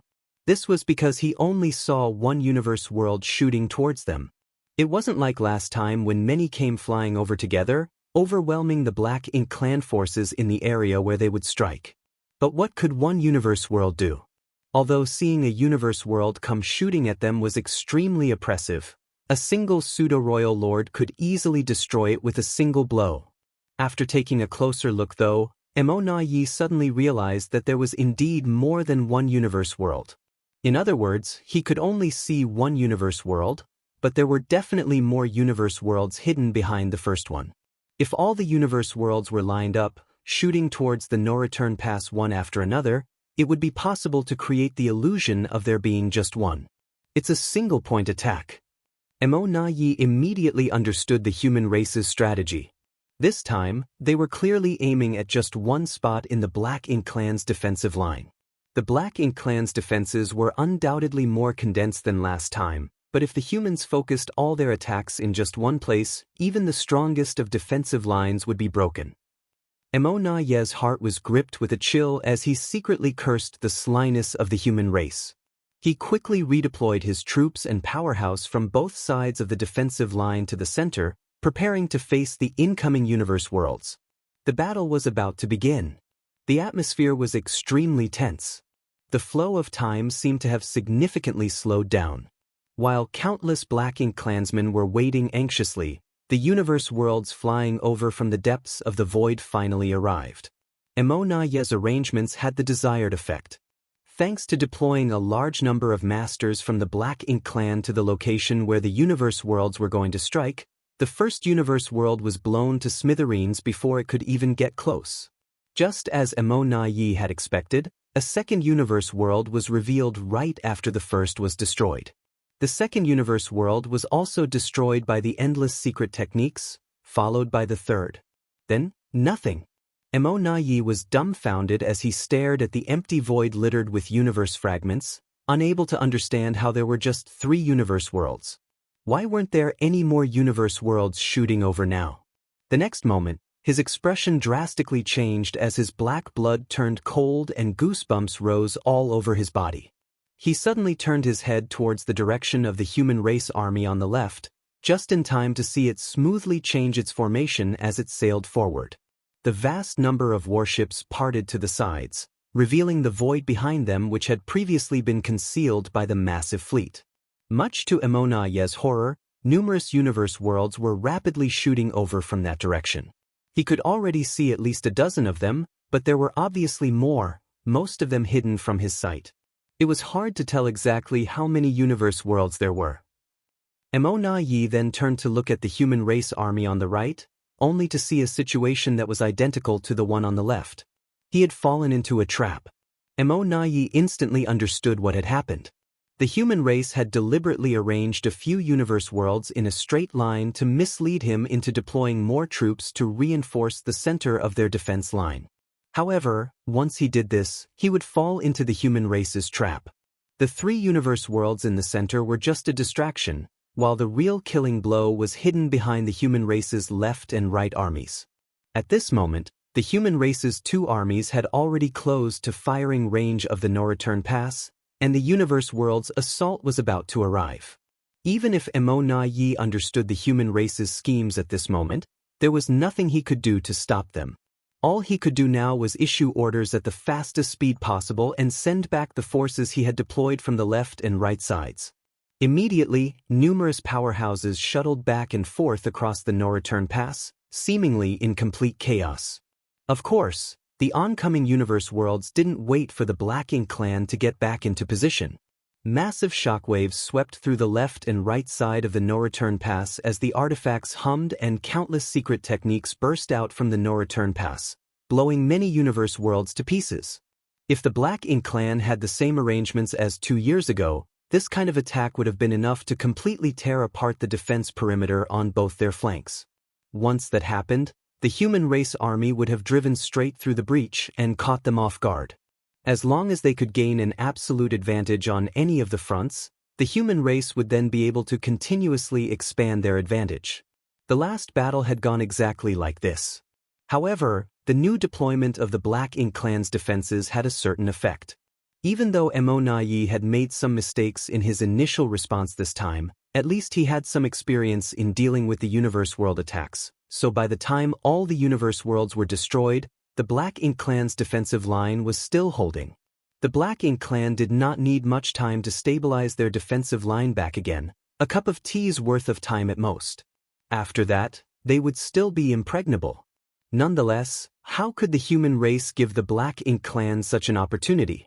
Time was a critical factor that affected victory and defeat in war, and clearly, the human race had calculated the timing of their every move from the very start.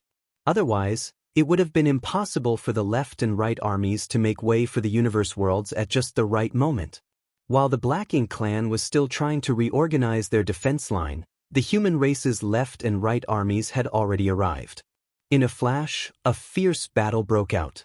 On the human race side, divisions were used as a unit, gathering large fleets of warships that shuttled through the void as one, bombarding huge swaths of the no-return pass. Lives fading away could be felt from all over the battlefield. The masters of both sides charged across the battlefield, killing each other with fierce determination. Xiang Shan still went looking for Mou to continue their unfinished battle. Ouyang Lai also clamored for Emonaye to come out and die, but he didn't obtain any results. This time, Emonaye didn't participate in the battle at all, instead just standing at the center of the no-return pass, observing the entirety of the battlefield. The Black Ink clan still had a large number of pseudo-royal lords, but in such a grand battlefield, having one more royal lord wouldn't change anything, so it didn't matter if he actively fought or not. By the looks of it, the Black Ink clan was at a disadvantage because they had suffered more casualties than the human race, but it wasn't a big problem. With the current strength of the Black Ink clan, they still had the ability to defend themselves. Emonaye also believed that the human race didn't have any intention of taking down the no-return pass in this battle. Their strategic intentions were clear at a glance. They would continue to grind down the Black Ink clan's forces until they were confident they could wipe them out. However, Emonaye still felt a little uneasy. He knew where this uneasiness came from. Yang Kai. The battle at the no-return pass had already started, so Yang Kai in the barren territory would certainly not be willing to be left out. Although Emonaye had arranged for Dia Luo and a dozen pseudo-royal lords to restrain Yang Kai, no one could say for sure how effective they would be. Once Dia Luo and the others were unable to stop Yang Kai from entering the battlefield, the overall strength of the many pseudo-royal lords would instantly drop by at least 30% because each of them would have to reserve that much strength and focus to guard against Yang Kai's sneak attacks. Under such dire circumstances, that would be a huge blow to the Black Ink clan. As such, Mo Na Yi was prepared to personally stop Yang Kai, which was one of the reasons why he had not participated in the battle. While the flames of war had enveloped the entire no-return pass, Yang Kai was also palming his fists in the barren territory. Through the barren territory's territory gate, Yang Kai could vaguely see the various strategies employed by the human race and knew that this was definitely Mi Jingluan's handiwork. Because even he came to the same conclusion as Mo Na Yi when he saw just a single universe world shooting towards the no-return pass, that it wasn't just a single universe world, but a line of them aiming to break through the Black Ink clan's defensive line. But who could have ever known that the universe world's surprise attack from the center was just a decoy and the real killing blow was hidden behind the two armies? This method of deception was truly masterful. War, in the eyes of some people, was nothing more than a barbaric slaughter, but in the eyes of others, it was an intricate form of art. Yang Kai sighed with relief in his heart. The human race had Mi Jinglun, allowing them to reduce the number of losses they suffered in many previous battles. Thinking so, Yang Kai stepped towards the territory gate. It was time for him to act. Martial Peak, Chapter 5890. Now it's my turn. A dozen pseudo-royal lords with Dia Luo in the lead stood near the no-return pass territory gate leading to the barren territory. When they saw Yang Kai's blurry figure through the territory gate, they knew that this guy was not willing to be left out and was about to come through, looking for trouble. This was already within their expectations.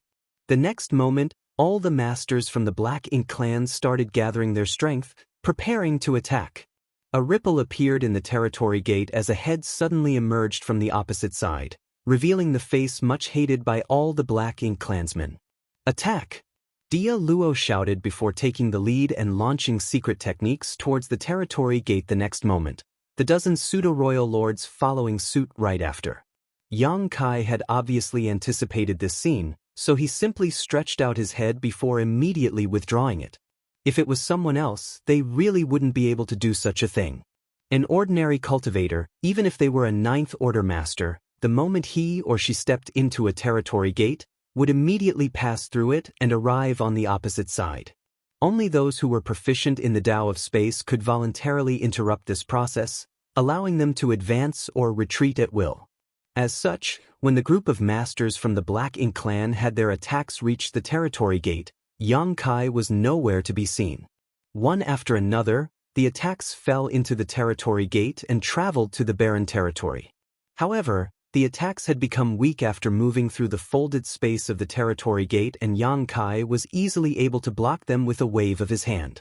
Immediately after, he stuck his head out of the territory gate and smiled at the nearby Dia Luo, so fierce. The response he received was the same as before, more merciless attacks. Naturally, Yang Kai just quickly withdrew.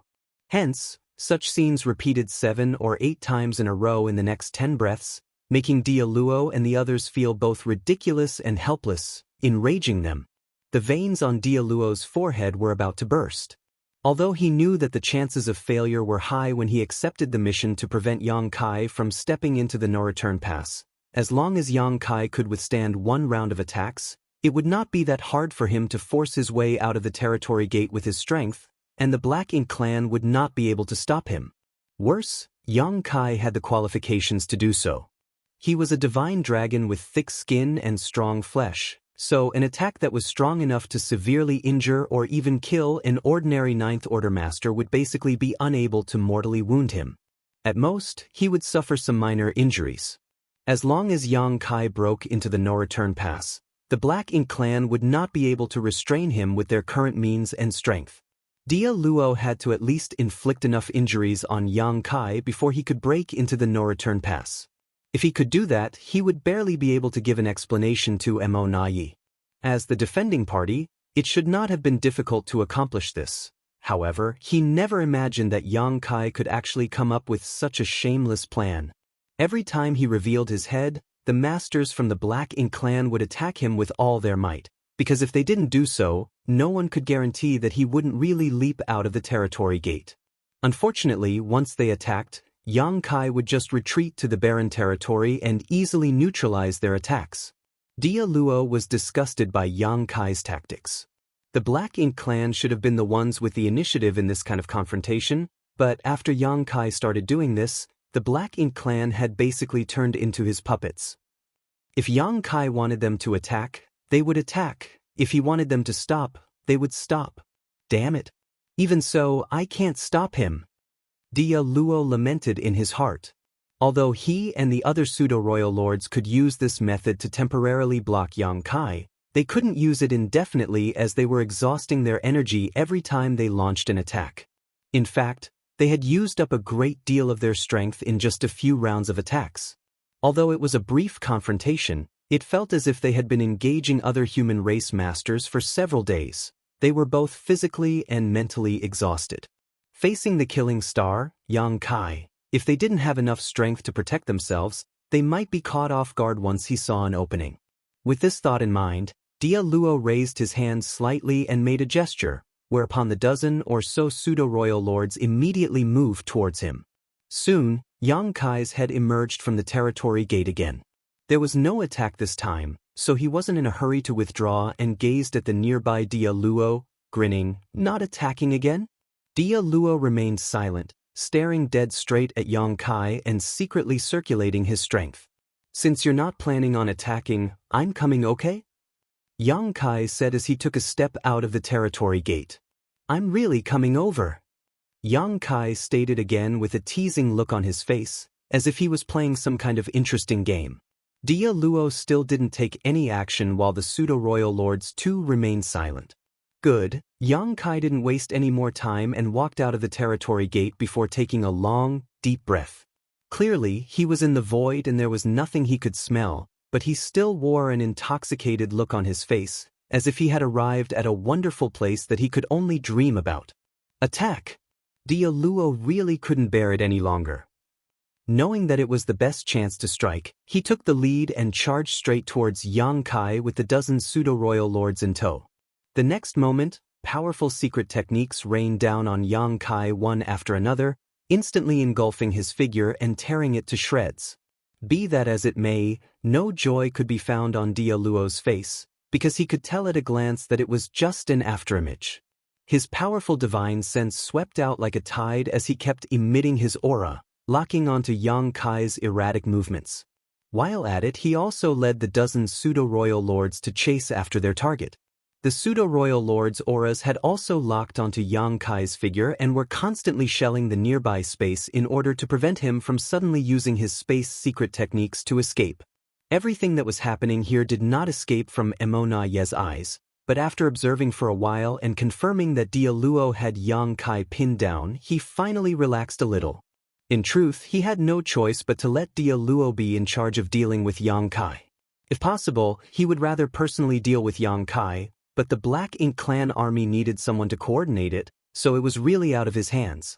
Unless it was absolutely necessary, Emona Ye would not make a move, as it would just make him waste his strength. Although he had been a little worried about this matter, by the looks of it, Dia Luo was doing a pretty good job.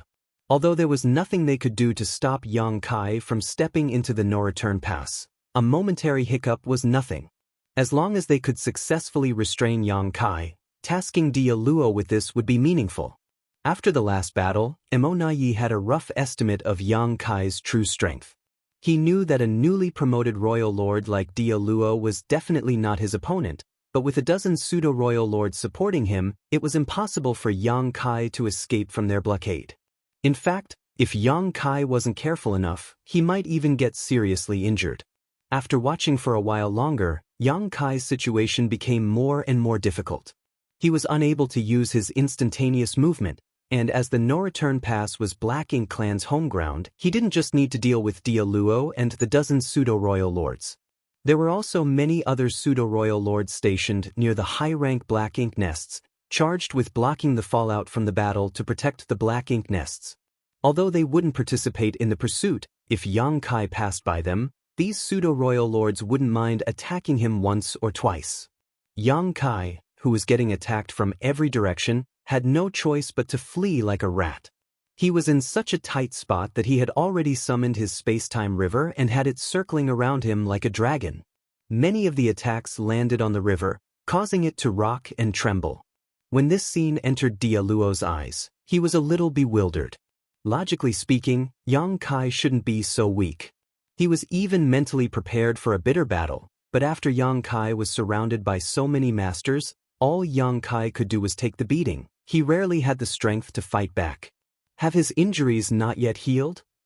Considering the severe wounds Yang Kai had suffered at the last moment in the battle 2 years ago, it was understandable if his injuries hadn't healed. In fact, Yang Kai's poor performance was not because of his injuries. After 2 years of recuperation, whether it was the damage to his physical body or the instability in his Dao strengths, he had already completely recovered. There were multiple reasons why this was happening. First, Yang Kai needed to conceal his true strength. Second, the number of small stone ray soldiers he had taken into his small universe in the chaotic dead territory was simply too great, with them numbering more than 100 million. Even with his small universe's foundation, this many small stone ray soldiers had become a burden. In other words, he was dealing with all these masters while carrying this burden. This made it hard for him to smoothly circulate his world force, which prevented him from displaying his full strength. Lastly, he was also making some arrangements, diverting some of his attention to deliver a great gift to the Black Ink clan. And at this moment his preparations were almost complete. The next moment, Dia Luo was shocked, because Yang Kai, who had been fleeing all this time, suddenly switched his strategy. The space-time river that had been hovering around him suddenly swept out and covered a vast area of the void. Everyone within the range of the space-time river, including Yang Kai, Dia Luo, and the dozen or so pseudo-royal lords, became isolated. At the same time, Yang Kai changed directions and charged straight towards the Black Ink clan masters. "Be careful!" a pseudo-royal lord shouted. As the distance between them rapidly shortened, Yang Kai stretched out his hands towards the Black Ink clan masters instead of taking out his Azure Dragon Spear. The next moment, the marks on the back of his hands started glowing. Alarm bells immediately started ringing in Dia Luo's heart, faintly feeling that something extremely bad was about to happen. Although he had no idea what to expect, Yang Kai's abnormal actions were definitely part of some sinister plot. Without wasting any more time mulling over it, he simply shouted, "Attack!" He immediately charged at Yang Kai, leading the dozen pseudo-royal lords in a brutal, all-out assault. "You bastards have had your fun attacking me for so long. Now, it's my turn." Yang Kai roared as suddenly, the space-time river which had enveloped a vast stretch of void suddenly disappeared without a trace. The next moment, a shocking scene appeared in front of all the Black Ink clansmen in the Noreturn Pass. After the space-time river disappeared, an enormous number of stone man-like creatures appeared where the waters had originally been. Martial Peak, Chapter 5891, Light will eventually expel darkness. The small stone race were all born with sharp and distinct edges. They appeared simple and stupid, as if they could not harm even a fly. Nonetheless, the moment they appeared, all the Black Ink clansmen at the Noreturn Pass who saw this felt their scalps go numb. After fighting the human race for so many years, how could the Black Ink clan not recognize these strange creatures? The human race had used these creatures to fight against the Black Ink clan on many battlefields, and had often achieved good results. When these strange creatures appeared, one of the pseudo-royal lords immediately shouted, "Small stone race." His voice was trembling because he had never seen so many small stone ray soldiers in one place. The size of the space-time river was extremely large, and using its cover, Yang Kai had summoned 2 million small stone ray soldiers. Although Yang Kai had actually summoned an even larger number of small stone race in the past, the strength of this small stone race group was far beyond any he had ever brought out before. During his journey to the chaotic dead territory, Yang Kai had carefully selected each small stone race soldier, with even the weakest of them being equivalent to a third-order master. When 2 million such small stone race soldiers suddenly appeared, The momentum they released was so great that even a royal lord like Dia Luo was horrified. Worse yet, with the two glows on the back of Yang Kai's hands, Dia Luo immediately understood what was about to happen. His pupils instantly shrank as he screamed, "Retreat!" As soon as he finished speaking, he was the first to break through the encirclement and flee. However, how could he get away? The 2 million small stone race soldiers were deployed evenly by the space-time river, tightly blockading this part of the void. Furthermore, Yang Kai went a step further and froze the local space using his space principles. In a flash, every Black Ink clan powerhouse felt a great resistance around them, hindering their movements. Of course, this kind of resistance was not enough to immobilize them for long. If they had just 3 breaths of time, they would be able to escape from the small stone race army's encirclement. However, while 3 breaths was normally just a blink of the eye to such masters, in this instance, 3 breaths was an eternity which separated life and death, making it impossible to cross.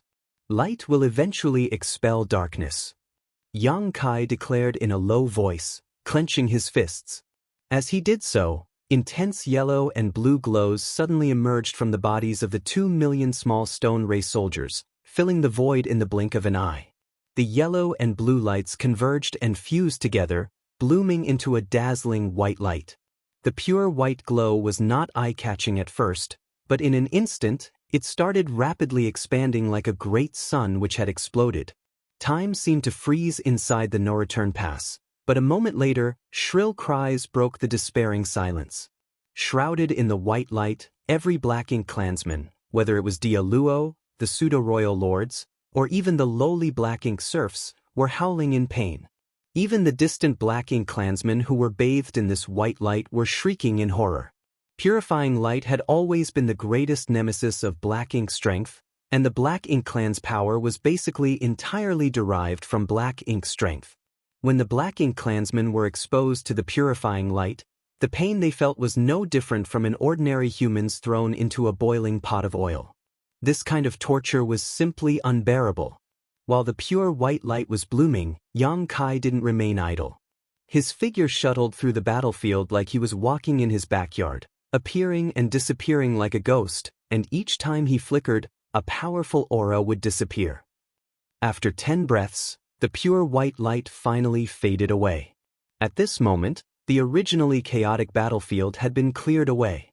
In the void, Yang Kai stood alone, holding a hideous head in his hand. The cut on the head was uneven. It didn't appear to have been made by a sharp weapon, but rather looked like it had been torn apart with his bare hands. Jet black blood was still gushing out from the neck. More importantly, the head was very much alive. It was grimacing in pain, and a trace of confusion could be seen in its eyes, as if it was still a little dazed about its current state. Regardless, this trace of life was destined to disappear soon. On the battlefield, several other mutilated corpses were lifelessly floating about, all of them belonging to powerful pseudo-royal lords. The surviving pseudo-royal lords looked completely terrified, their eyes filled with horror. The reason they were able to survive was not because they were stronger than their dead comrades, but because they were luckier. Yang Kai simply didn't have time to kill them. Originally, the entire no-return pass was filled with a massive amount of Black Ink strength, giving the impression as if it was shrouded in one enormous Black Ink cloud. But at this moment, in this environment in which every nook and corner was filled with Black Ink strength, there was now a spherical zone where the Black Ink strength was completely purified. On this battlefield, although Yang Kai was alone, he was like an army of thousands, putting enormous pressure on the entire Black Ink clan. Standing right across him was Dia Luo, his face filled with fear. Mo Na Yi, who was supposed to be commanding the Black Ink clan army, was also standing beside him, staring at Yang Kai with a solemn expression. "Are you all right?" While Mo Na Yi was asking this, his eyes remained completely fixed on Yang Kai. As soon as Yang Kai activated the great sun and moon marks on the backs of his hands, Mo Na Yi realized what was about to happen and immediately rushed over to help. Fortunately, he had reacted fast enough. Otherwise, it would not have ended well for Dia Luo. After the purifying light burst, Yang Kai casually took the lives of several pseudo-royal lords before directly attacking Dia Luo. Originally, He had planned to use this opportunity to eliminate a royal lord. Under the cover of the purifying light, Yang Kai was confident that he could accomplish it without anyone's notice. However, Emo Na Yi had come to interfere at the critical moment. This forced Yang Kai to fall back for the time being. It was still understandable to kill Dia Luo by borrowing the intense purifying light, but if he were to eliminate even Emo Na Yi, who had come to rescue the former, it would surely raise flags, which would cause the black ink giant spirit gods to become vigilant. As such, he could only kill 2 more pseudo-royal lords to vent his anger. Nonetheless, the current situation was still acceptable. Dia Luo had been enveloped by the purifying light, which had affected his strength. Furthermore, he was a newly promoted royal lord, so his foundation was probably unstable now. Unless the Black Ink clan used some kind of sacrificial secret technique to restore his strength, he wouldn't be much more useful than a pseudo-royal lord on the battlefield in the future. Half of the dozen pseudo-royal lords who had besieged Yang Kai had died, while the remaining half had their foundations severely damaged, causing their strength to plummet. Trading 2 million small stone race soldiers for the life of half a dozen pseudo-royal lords was an acceptable price. After staring at Emo Na Yi for a moment, Yang Kai coldly snorted before tossing the severed head away and taking a step forward, heading towards the no-return pass. Yang Kai's speed wasn't fast, but Emo Na Yi didn't seem to have any intention of stopping him. He did not even issue an order to stop him. He couldn't determine how many small stone race soldiers Yang Kai had left, and until he did, it would be unwise to continue provoking him. But the main reason was that the Black Ink clan no longer had the ability to restrain Yang Kai. Originally, they could still rely on Dia Luo, but now that the latter was injured, confronting Yang Kai would be tantamount to suicide. From the start, Emo Na Yi didn't want to have any kind of confrontation with Yang Kai. So, since he wanted to leave, all he could do was let him go. Thus, while the 2 armies were engaged in a fierce battle, Yang Kai leisurely made his way from the back of the Black Ink clan's defensive line to the battlefield without any hindrance. Immediately after, a scene appeared that sent all the Black Ink clan soldiers into despair. A portal to Yang Kai's small universe suddenly opened up as an endless small stone race army rushed out. This time, Yang Kai didn't use the great sun and moon marks to control their movements at all. Under the stimulation of Black Ink strength, the small stone race soldiers immediately charged towards the Black Ink clan army the moment they came out of Yang Kai's small universe, without any fear of death. Attacked by the small stone race army, the Black Ink clan's defense line, which was originally quite sturdy, immediately saw countless casualties. Not long after, Yang Kai strolled along the defensive line, which resulted in small stone race armies appearing on every front. They didn't cooperate with the human race, each and every small stone race soldier simply acting like a killing tool without any sentience, attacking anyone or anything with Black Ink strength. Inside the no-return pass, Emo Na Yi watched the entire debacle from a distance, gloom and despair gripping his heart. Under the current circumstances, it was just a matter of time until the human race conquered the no-return pass. Only death and destruction was waiting for the Black Ink clansmen here. Be that as it may, Emo Na Yi had never been one to sit back and just wait for death. Even if he couldn't defend the no-return pass, he had to try his best to weaken the human race army so that they wouldn't have the strength to continue their crusade to the primordial heaven's source Grand Restriction. Emo Na Yi originally had some confidence that he could achieve this goal, but after witnessing such a huge small stone race army appear on the battlefield, this confidence was completely shattered. These small stone race soldiers basically blanketed the entire battlefield, and they could not be stopped. Their population size was several times greater than the humans, so using them as cover, the humans would definitely suffer fewer casualties. Under these circumstances, it would be extremely hard for the Black Ink clan to destroy or even critically damage the human race army. Emo Na Yi couldn't figure out where Yang Kai had obtained so many small stone race soldiers. In fact, Emo Na Yi had done some research on these strange beings known as the small stone race, so he knew about their characteristics. The only thing he didn't understand was their origins. From some Black Ink disciples, he came to learn that the small stone race was a special race brought out by Yang Kai. But where did Yang Kai get them from? Everything in the universe had a source. After suffering countless casualties over the thousands of years of war, the small stone race had gradually faded from the Black Ink clan's sight. So, Yi had never expected Yang Kai to bring so many small stone race soldiers to the battlefield before today, catching them off guard. It's Yang Kai again. Every single turning point in the war between the human race and the Black Ink clan is connected to him. Yi couldn't help but feel a little regretful. Had he known that Yang Kai had such a card up his sleeve, he would have insisted on keeping him here even if he had to sacrifice more pseudo-royal lords. But when he gave it another thought, Yi realized that nothing was going to change even if he somehow pinned Yang Kai down here. Sacrificing 2 million small stone race soldiers, Yang Kai had managed to kill a few pseudo-royal lords and injure Dialuo. Even if they managed to pin him down, the Black Ink clan would have to mentally prepare themselves for even heavier losses. Martial Peak, Chapter 5892, Handover. What Yi couldn't figure out was why Yang Kai didn't use this method in the battle 2 years ago and instead chose to use it today. It was simply unreasonable. It would be even more unreasonable to say that Yang Kai had used some kind of method unknown to the Black Ink clan in the past 2 years to produce so many small stone race members. Although he really wanted to find out the reason, Yi didn't have the time to do so. As over 100 million small stone race soldiers joined the battlefield, the Black Ink clan's originally stable line of defense began to collapse. A large number of the Black Ink clan soldiers fighting at the forefront fell, affecting the lives of even the masters behind them. Yi could only focus on the battle in front of him, issuing a stream of orders one after another, trying to kill as many enemies as possible while resisting the attacks of the human race and small stone race. At the same time, he also didn't forget to pay attention to Yang Kai's movements. After Yang Kai had made his way to the battlefield, his presence had restrained all the pseudo-royal lords who had been fighting outside. The human race's tactic to deal with these pseudo-royal lords was basically to confront them using battle formations formed by 8th Order masters. Although the human race had many 8th Order masters, the Black Ink clan had many pseudo-royal lords. Moreover, when 3 pseudo-royal lords assumed a simple 3 fortunes formation, they were easily able to restrain the several battle formations formed by 5 8th Order masters.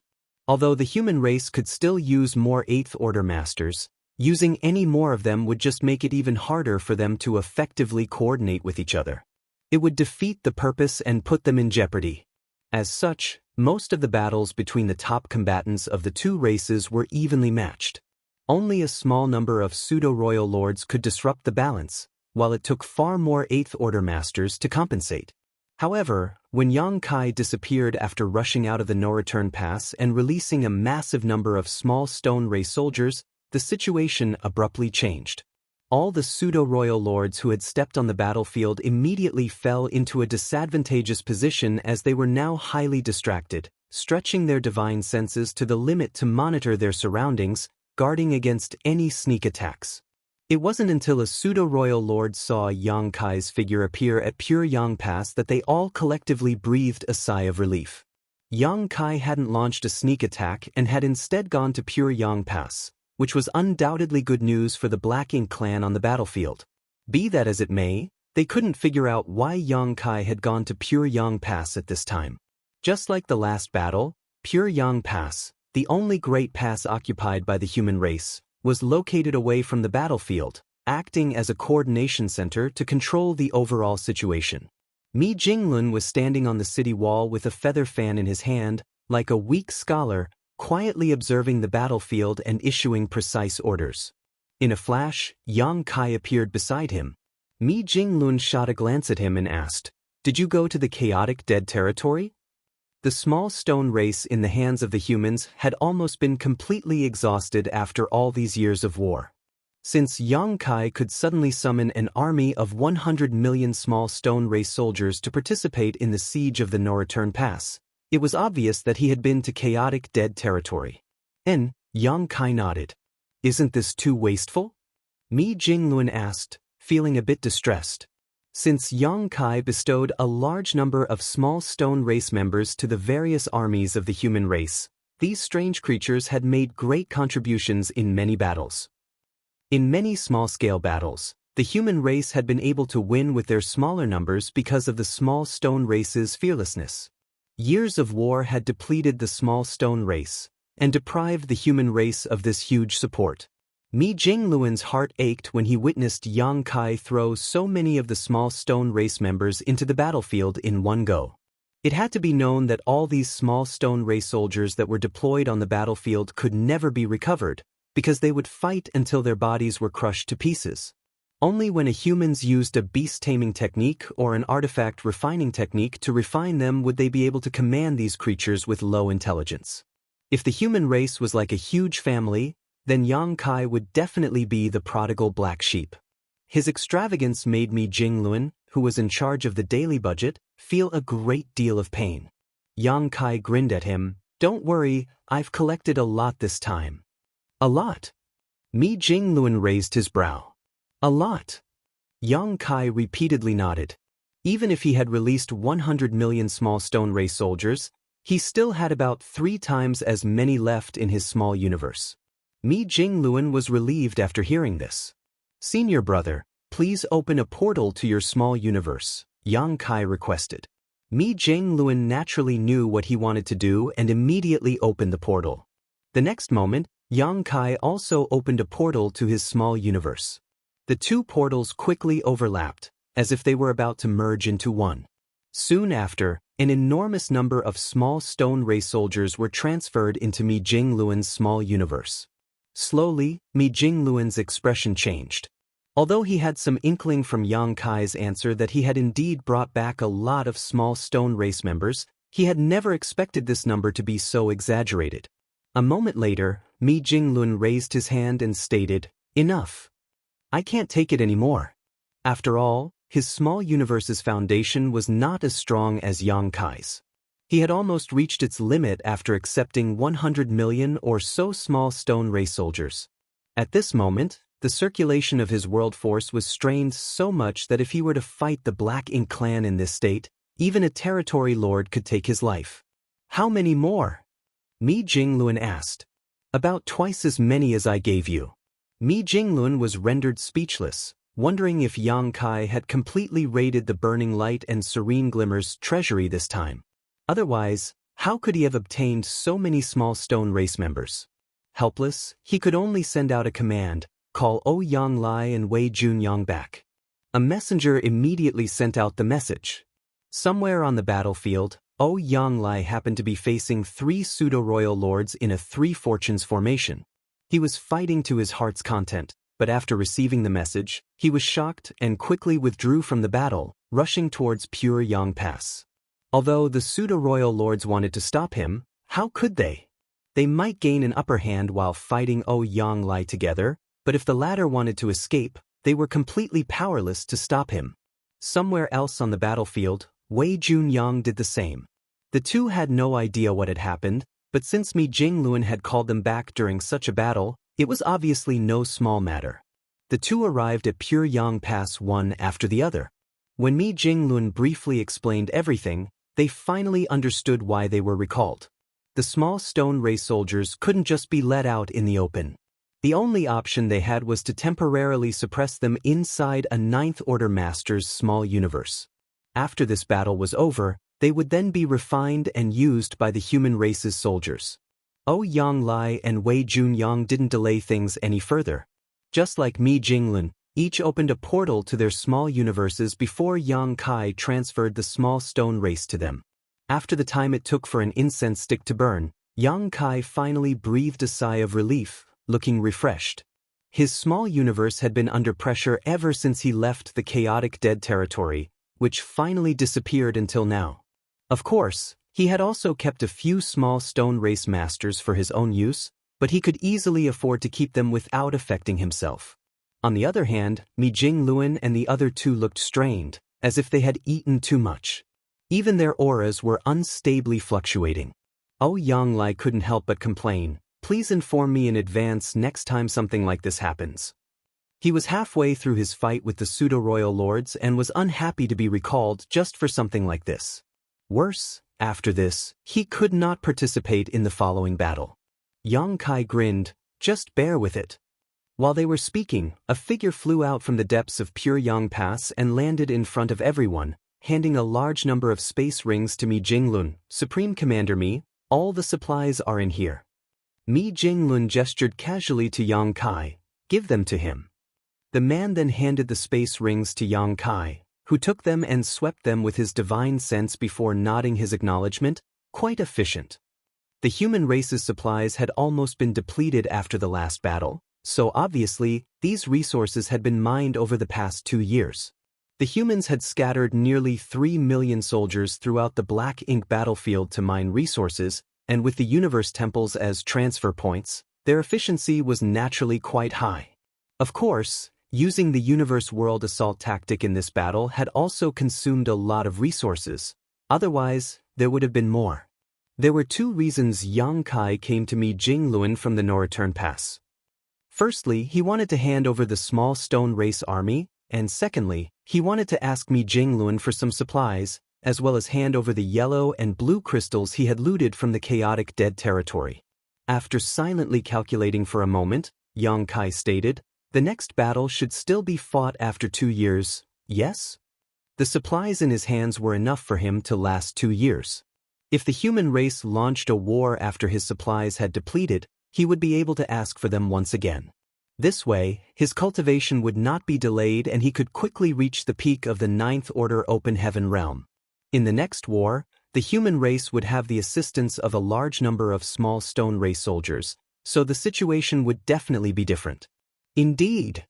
Mi Jinglun nodded his agreement. The human race would also need some time to recuperate after such a large battle. On top of that, mining supplies would also require time.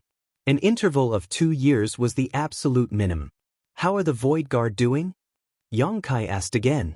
According to the previous arrangements, the Void Guard led by Li Wuyi would be setting up space arrays leading to the Primordial Heaven's Source Grand Restriction in advance in preparation for the future crusade.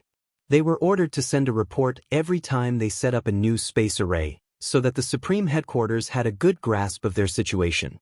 The Void was a dangerous place, especially the vast late ancient era battlefield, which was fraught with many unknown dangers. So, it was necessary to send reports back in a timely manner. Everything is going smoothly, Mi Jinglun replied. They have already laid out 8 space arrays. Yang Kai nodded his acknowledgement. It had only been 2 years since Li Wuyi and the others had set out while the Primordial Heaven's Source Grand Restriction was extremely far from here. Even if they went all out, it would take Li Wuyi and the others several years to reach the Primordial Heaven's Source Grand Restriction. On top of that, they also had to stop and arrange space arrays while circumventing unknown dangers along the way. It would take them a while to complete this task. Yang Kai reckoned that they had only covered about 30% of the total distance at most. I'll go and fight, everyone take care. Yang Kai didn't say anything else. He simply cupped his fists towards Mi Jinglun and the others before taking a step forward and disappearing from their sight. Martial Peak, Chapter 5893, The Small Stone Race's Charge.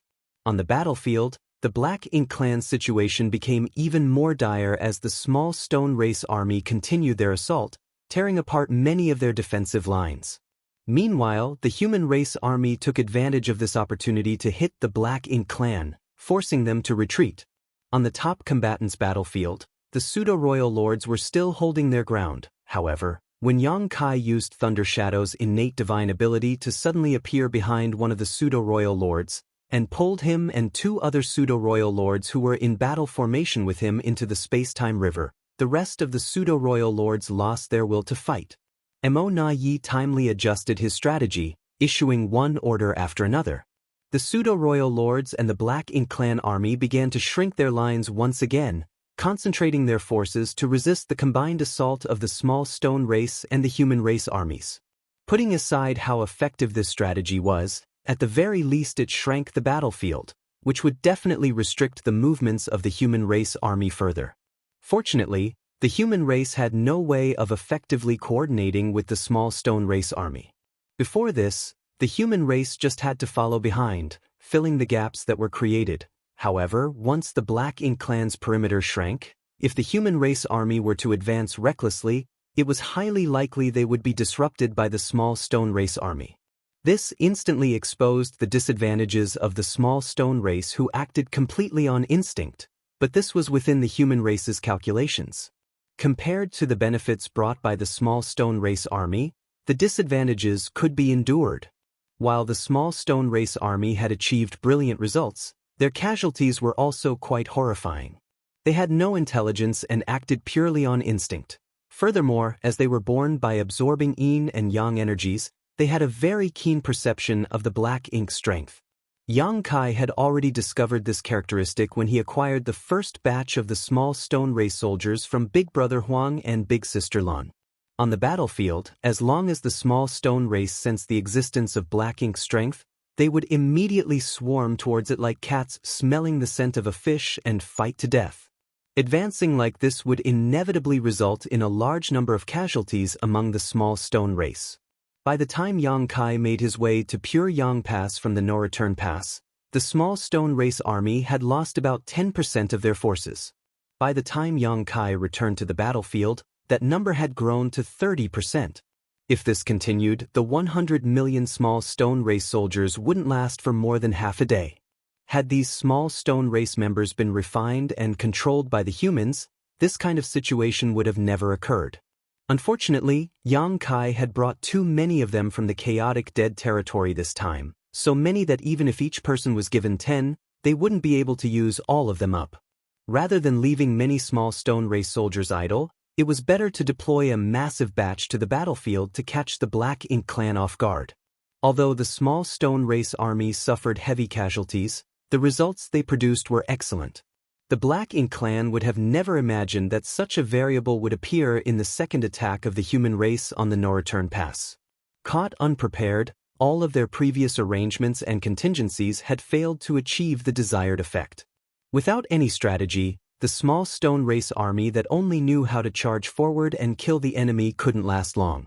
Mi Jingluan had naturally noticed this long ago, so when he felt that the time was right, he ordered his troops to retreat. The human race army withdrew in an orderly manner, and during this entire process, the Black Ink clan could only helplessly watch. They were unable to give chase like last time because there were still many small stone race soldiers that had yet to be killed. If they didn't kill all of them, there was no way they could leave the No-Return Pass. As such, when the human race army withdrew this time, they didn't even need to cover their retreat. While the human race army was retreating from the battlefield, Yang Kai headed into the No-Return Pass. Under the watchful eyes of a group of pseudo-royal lords, he casually strode into the territory gate and returned to the barren territory. When Mo Na Yi witnessed this, his already unpleasant mood became much worse. Previously, Yang Kai had summoned 2 million small stone race soldiers and used them to condense a massive burst of purifying light, allowing him to kill several pseudo-royal lords and even injure Dia Luo. Immediately after, Yang Kai released 100 million small stone race soldiers directly onto the battlefield. Now, no one could guarantee that he did not have more small stone race soldiers on him, or rather, he definitely had many more. Combined with his fearsome personal strength, who would dare stand in his way? Even Mo Na Yi didn't dare to face him head-on anymore. The fact that Yang Kai did not do much on his way back to the barren territory already made Mo Na Yi give thanks to the Supreme One. It wasn't until the human race army had disappeared from their sight and Yang Kai had returned to the barren territory that the Black Ink clan's forces finally retaliated in anger, completely surrounding the small stone race army that only knew how to charge forward, then wiping them out. Of course, they still paid a price in order to achieve this. At this point, the human race's second attack on the No-Return Pass had come to an end. For the Black Ink clan, the result of this battle was even worse than the previous one. Last time, the human race had used the universe world bombardment tactic to catch the Black Ink clan off guard, causing them to suffer heavy losses. Although the effects of the universe world bombardment had been reduced during the second attack, the small stone race army brought by Yang Kai had become the hidden dagger that caused the Black Ink clan to suffer even greater losses than before. At the end of the last battle, the Black Ink clan still managed to chase after the retreating human race army, barely managing to save some face, but this time they were not even able to do that. Shrouded in a rich black ink strength, the no-return pass was filled with gloom as fear and despair ran rampant. What made the Black Ink clan feel even more desperate and worried was that the human race would surely commence a third and fourth attack soon. Judging by the results of the last two wars, sooner or later, the Black Ink clan would definitely lose the no-return pass. At that time, the fate of the entire Black Ink clan in the no-return pass would be doubtful.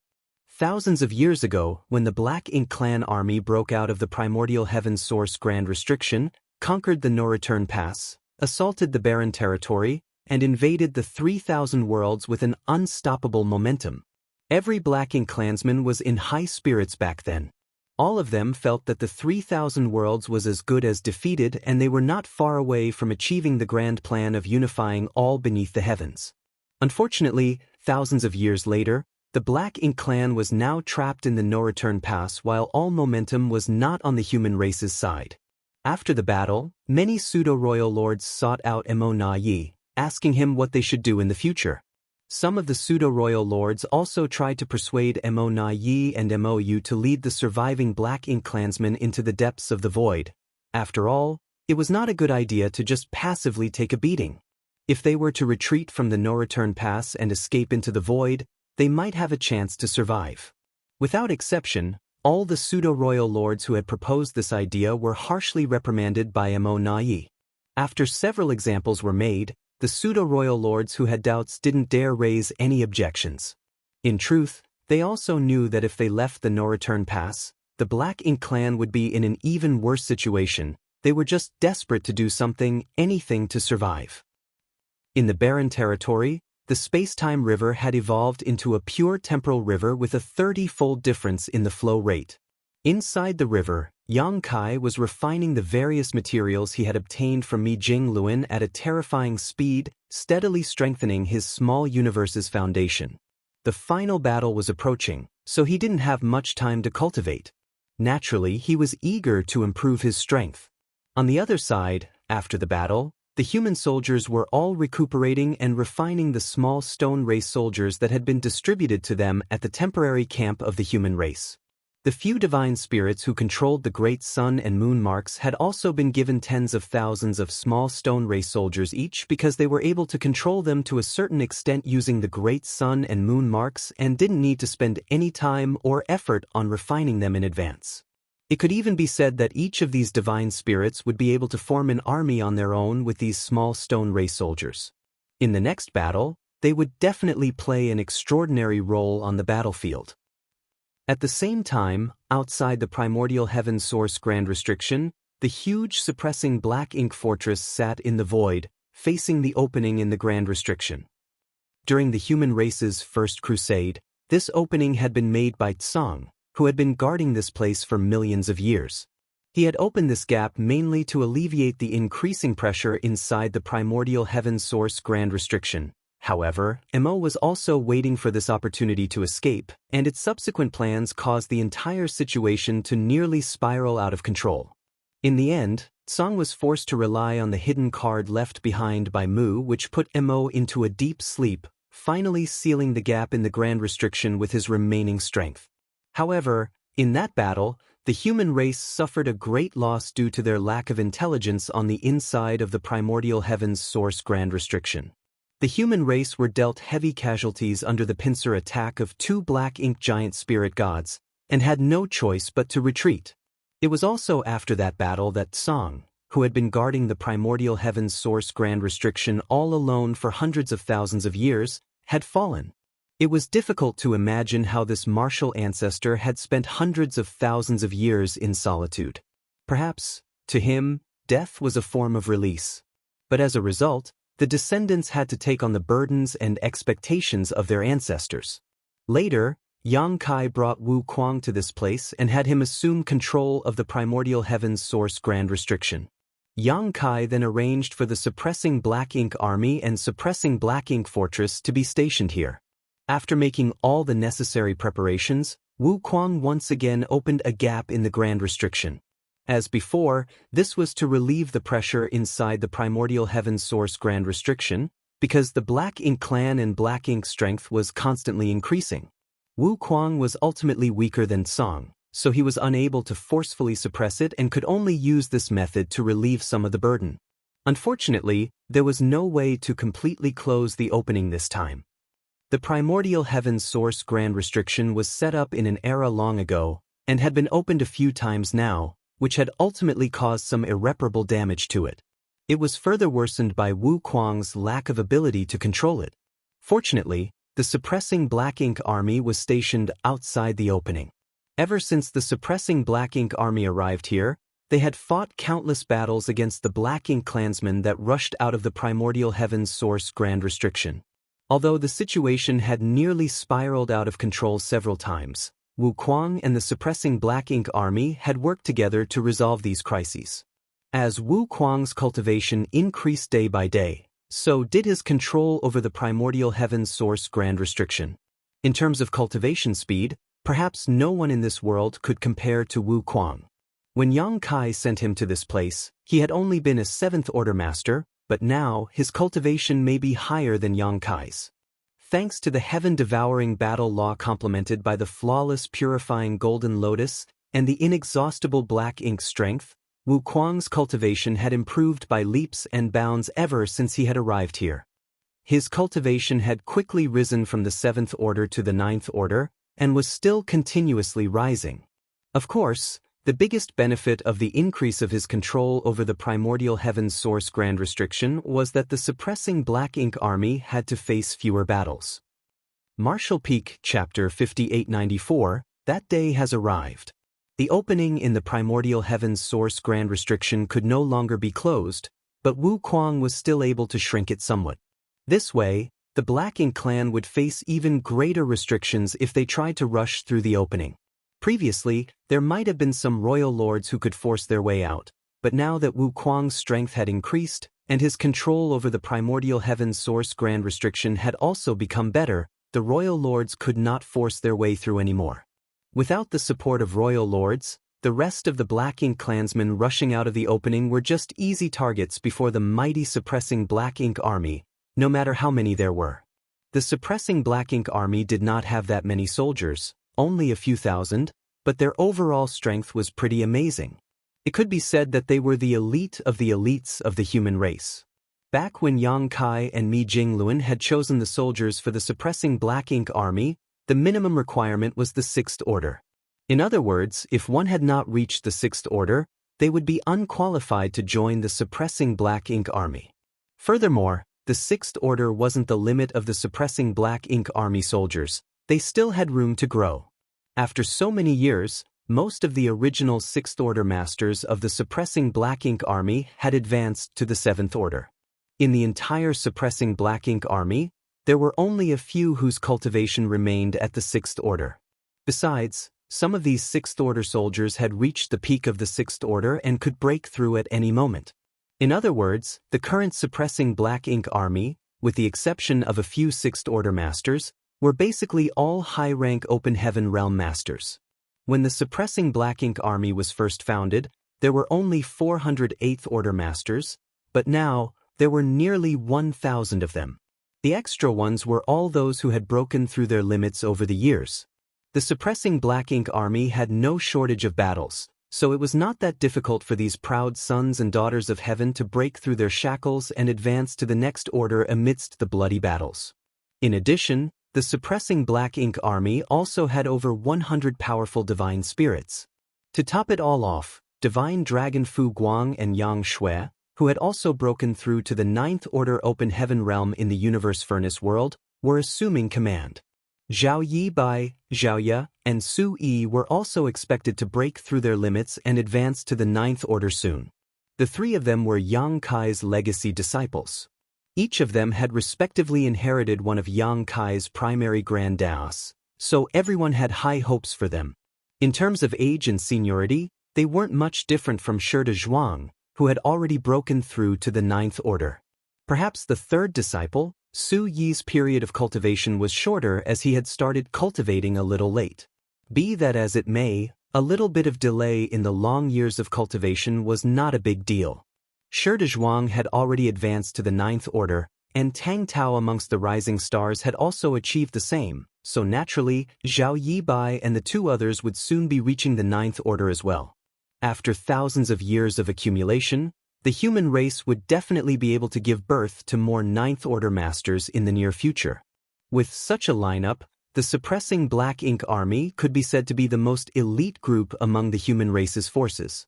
They might not have that many members, but they had ample capital to guard the primordial heaven's source grand restriction. However, since the battle 700 years ago, when the universe furnace appeared, there had been no movements from the other side of the primordial heaven's source grand restriction. For the past 700 years, the Suppressing Black Ink Army soldiers had been doing nothing but cultivating in turns. Fortunately, when the Suppressing Black Ink Army first arrived here, they had brought a lot of supplies with them. Although most of their supplies had depleted over the years, they still had a bit left to use. On the Suppressing Black Ink Fortress, the silver-haired Fu Guang looked towards the opening in the darkness and sent a message via his divine sense. Wu Kuang, how is the situation? It wasn't that he had discovered anything unusual, it was just a routine inquiry done once a month. Judging by this, it was obvious that Fu Guang was an extremely cautious person. As usual, Wu Kuang's lazy voice echoed in Fu Guang's mind. Some small fish are spying on the opening, but they probably don't dare to rush out. He had already closed the opening to its utmost limit, so if a royal lord tried to force his way through, there was a high chance he would die along the way. Even if he didn't die, he would definitely be severely injured. In light of this, no royal lord was stupid enough to attempt to force their way out of the primordial heaven's source grand restriction. And without a royal lord to keep Fu Guang in check, how could the Black Ink clansmen inside the primordial heaven's source grand restriction dare to challenge the Suppressing Black Ink Army? Although they had been sealed inside the primordial heaven's source grand restriction, they were not completely ignorant of the outside world. After having fought with the Suppressing Black Ink Army for so many years, they were well aware of their enemy's strength. Stay alert. Fu Guang exhorted as usual. Wu Kuang replied, I know, you all just... Halfway through his words, he suddenly let out a startled cry. Fu Guang's expression became serious as he shouted, What's wrong? However, he didn't receive any response from Wu Kuang even after waiting for a while. This had never happened before.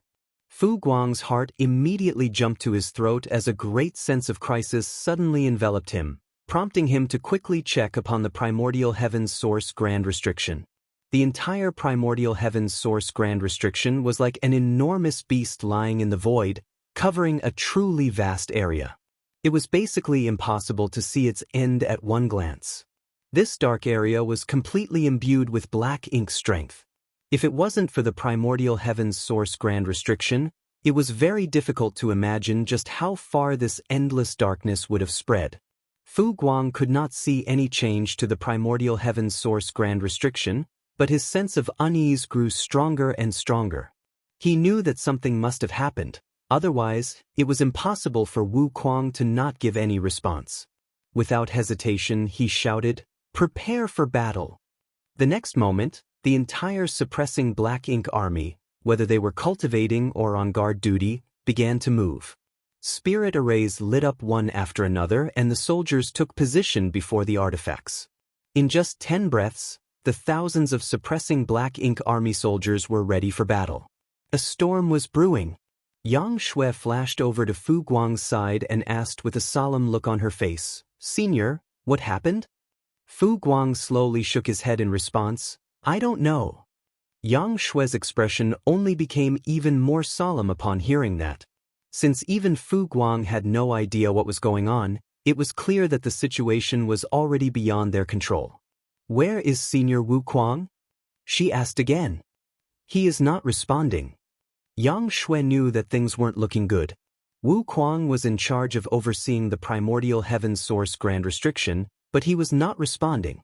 Could it be that the primordial heaven source grand restriction had stopped functioning? If so, it would be a disaster for the human race. Just as she was thinking of heading to the primordial heaven source grand restriction to investigate, Wu Kuang's voice came from the other side, sounding anxious and horrified. It's awake. Be careful. These sentences instantly made Fu Guang and Yang Shui's scalps go numb. They both knew what Wu Kuang was referring to. Mo, a supreme master from the primordial era, was the source of the Black Ink clan. It was the darkness born alongside the primordial light. It was basically immortal and indestructible. The suppressing Black Ink army had always been on guard against it. In the past, Song had forced Mo into a deep slumber at the last moment using the trump card left behind by Mu, but no one knew how long this method would last. The only thing they could foresee was that this method would become ineffective sooner or later. Once that day came, Mo would completely awaken. A supreme master of the primordial era like Mo, who was likely to be in the creation realm, was not someone the mere suppressing Black Ink army could stop. Even if the human race gathered all its strength, they might not be able to stop it. Once Mo woke up, no one could guarantee that the primordial heaven's source grand restriction would continue to suppress it. By the looks of it, Mo's awakening had a great impact on the primordial heaven's source grand restriction. Otherwise, they would not have lost contact with Wu Kuang for a short time. He must have been struggling with Mo for control of the grand restriction. In addition, the moment Wu Kuang issued the warning, the boundless darkness that had remained dormant in the void for 700 years suddenly started expanding, as if it had a life of its own. It looked as if a black balloon was being fiercely inflated. "Retreat!" Fu Guang shouted as horror filled his eyes. At the same time, he and Yang Shui joined forces to power the core of the suppressing Black Ink fortress, intending to drive this enormous artifact backwards. Unfortunately, the darkness was expanding at a horrible rate, and was already at the border of the suppressing Black Ink fortress before it could even start moving. A mighty dragon pressure broke out from Fu Guang as he promptly activated a Dragon Clan innate divine ability. Time principles started wildly surging around him, turning into dragon patterns that swam through the void as if they wanted to freeze time. Yang Shui took action at the same time. She too cultivated the Tao of Time, so when she cooperated with Fu Guang, they complemented each other perfectly. Be that as it may, it was to no avail. They could only manage to block the darkness from advancing for a moment before the entire suppressing Black Ink fortress was swallowed by it. Everyone in the suppressing Black Ink fortress, including Fu Guang and Yang Shui, felt their vision go dark, and soon after lost their sense of direction. Looking from a distance, the darkness was still expanding very fast, but then, complex patterns appeared on the edges of the darkness, glimmering and expanding before quickly forming a seal. Naturally, this was the power of the primordial heaven's source grand restriction, a mechanism jointly set up by 10 martial ancestors of the early ancient era. It was through this mechanism that they had been able to suppress Mo for countless years. The pattern started to shrink back, but it was unable to completely suppress the surging darkness. Gradually, a stalemate was formed between them. After an unknown period, the stalemate gradually stabilized, and so did the darkness that was seething like the ocean after a tsunami. It became completely calm. In comparison, the area enveloped in the boundless darkness was undoubtedly bigger than before, but under the seal of the primordial heaven's source grand restriction, the boundless darkness was unable to expand further. When everything was settled, Wu Kuang's angry and distraught voice suddenly reverberated across the void. "You dare try to trick me? I'll kill you sooner or later." From Wu Kuang's perspective, he had indeed been tricked.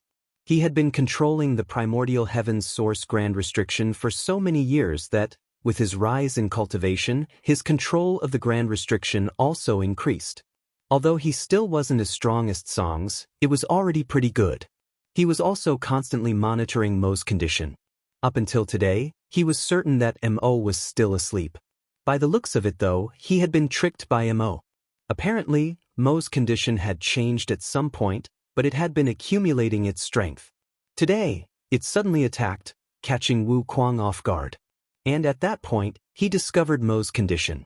When he realized that he had been tricked, he thought that Mo had woken up, so he warned Fu Guang.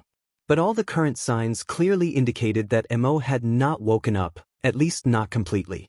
If Mo was in a deep slumber in the past, then at this moment, it was in a half-awake state. Just now, when it tried to seize control of the primordial heaven's source grand restriction from Wu Kuang, it was only an instinctive reaction. Martial Peak, Chapter 5895, The Change in the Grand Restriction. It was only an instinctive reaction while it was just half awake, but it had nearly caused Wu Kuang to lose control of the primordial heaven's source Grand Restriction. From this, it could be seen that if Mo really woke up, the primordial heaven's source Grand Restriction would no longer be able to contain it. Once the primordial heaven's source Grand Restriction was broken, the boundless darkness would start spreading without restraint. At that time, the vast black ink battlefield would be flooded by the boundless darkness. Perhaps even the 3,000 worlds would be engulfed as well. Although the boundless darkness was no longer showing any signs of abnormality after being sealed by the primordial heaven's source Grand Restriction, after today's incident, no one knew when something similar would happen again. This incident undoubtedly indicated that Mo was not far from completely awakening. Inside the Grand Restriction, Wu Kuang's heart was gripped with fear and worry. He had to inform Yang Kai as soon as possible about this so that the human race could take precautions. Otherwise, it would be too late by the time Mo was awake. However, he was powerless to do so. The primordial heaven's source Grand Restriction was extremely far away from the 3,000 worlds, so there were no effective means to communicate with each other. In the past, Yang Kai used to come here using some kind of mysterious method, but after the previous incident where a flaw had appeared in the Grand Restriction, there had been no news from him. It had already been nearly 1,000 years since then.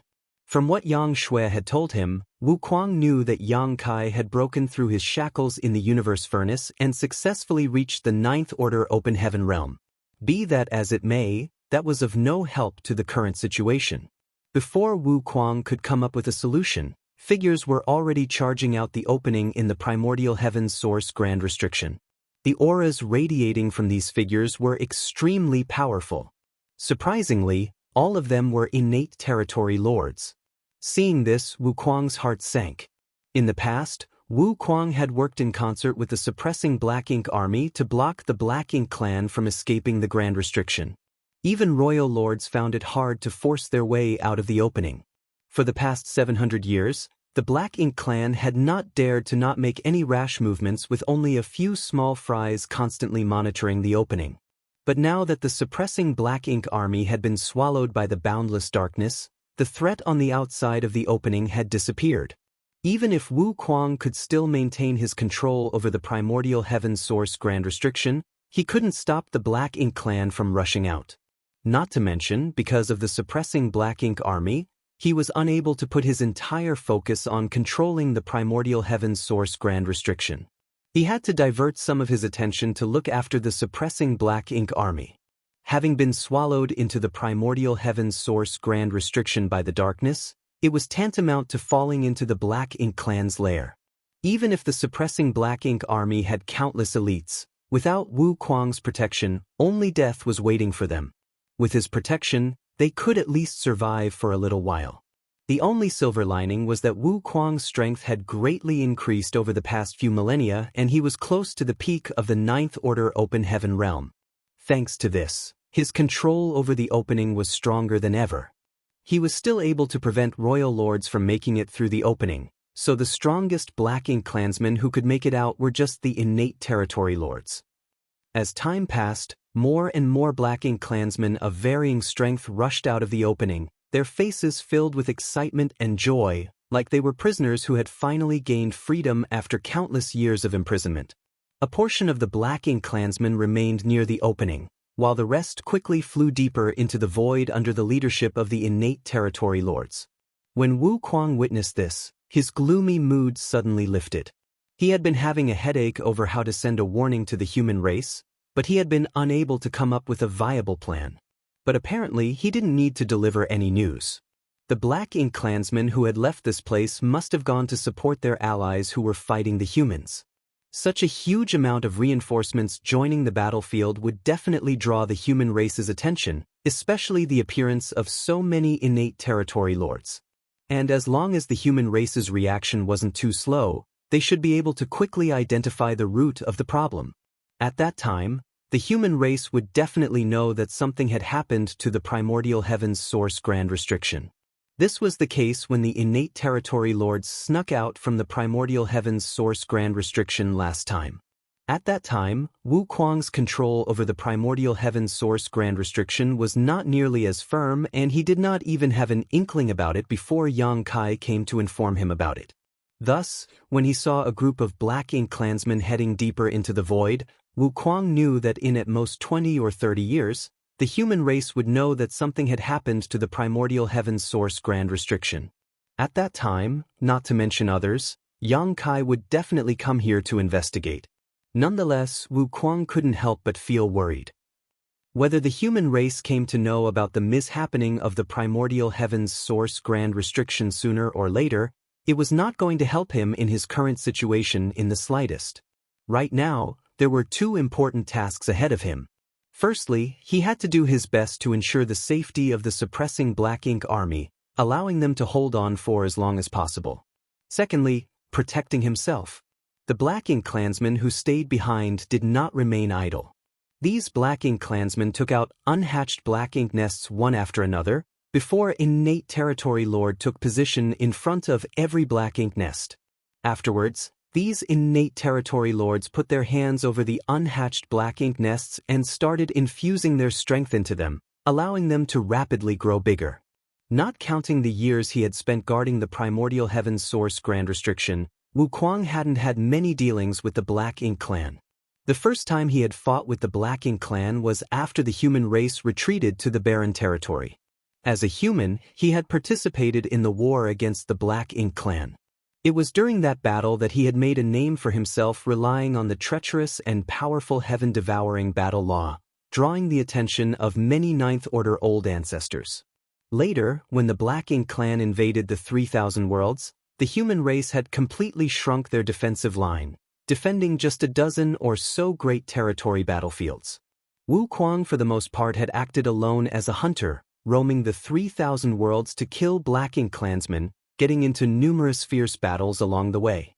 He might not have much contact with situations like the one before him, but he knew that if the Black Ink clan wanted to hatch Black Ink nests this way, they would need to consume a lot of resources. Except, what resources could the Black Ink clan find outside of the primordial heaven's source grand restriction? This vast void didn't even have ambient starlight energy. It was truly a spiritless land. If the Black Ink clan wanted to extract resources, they would have to venture in the direction of the Black Ink battlefield, which would take a year or two at best. But apparently, the Black Ink clan's incubation of Black Ink nests did not require them to consume resources at all. It could also be done using the energy of the Innate Territory Lords themselves. Innate Territory Lords were directly born from Mo and contained a trace of Mo's source strength.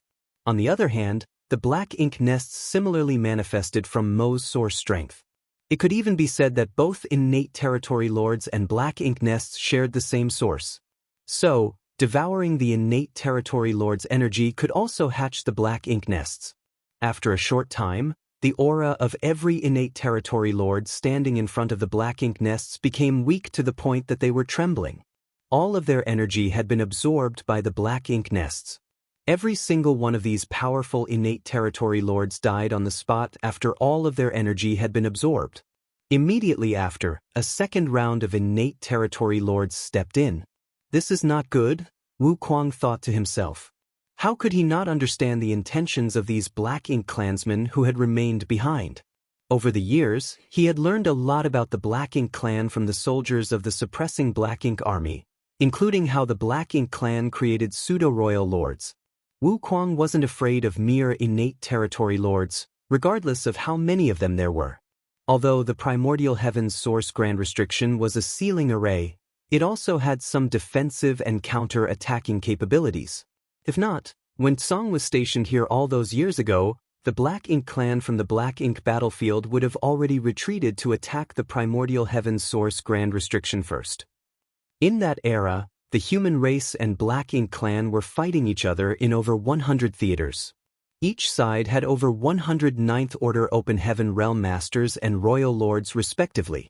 The Black Ink clan's overall strength during that time was extremely fearsome, but the reason they chose to fight with the human race, instead of withdrawing and attacking the primordial heaven source grand restriction, was because doing so was futile. They would only be wasting their time and energy if they tried. During the era when Tsang was overseeing the Primordial Heaven's Source Grand Restriction, the Black Ink clan would have had to gather several hundred royal lords if they wanted to breach the Grand Restriction from the outside. During that time, the Black Ink clan clearly didn't have such capital as they were always entangled with the human race. The two races had been irreconcilable enemies since ancient times and could not coexist, but it was not just about mutual blood hatred. Each race was a deadly threat to the other. Only by completely destroying the human race would the Black Ink clan have a stable space to develop and produce more royal lords, which in turn would provide them the capital to threaten the Primordial Heaven's Source Grand Restriction. As for the humans, the Black Ink clan literally fed upon them and the worlds they were born from, so there could be no compromise. When Wu Kuang took over the Primordial Heaven's Source Grand Restriction after Tsang's demise, the overall strength of the Black Ink clan had drastically fallen.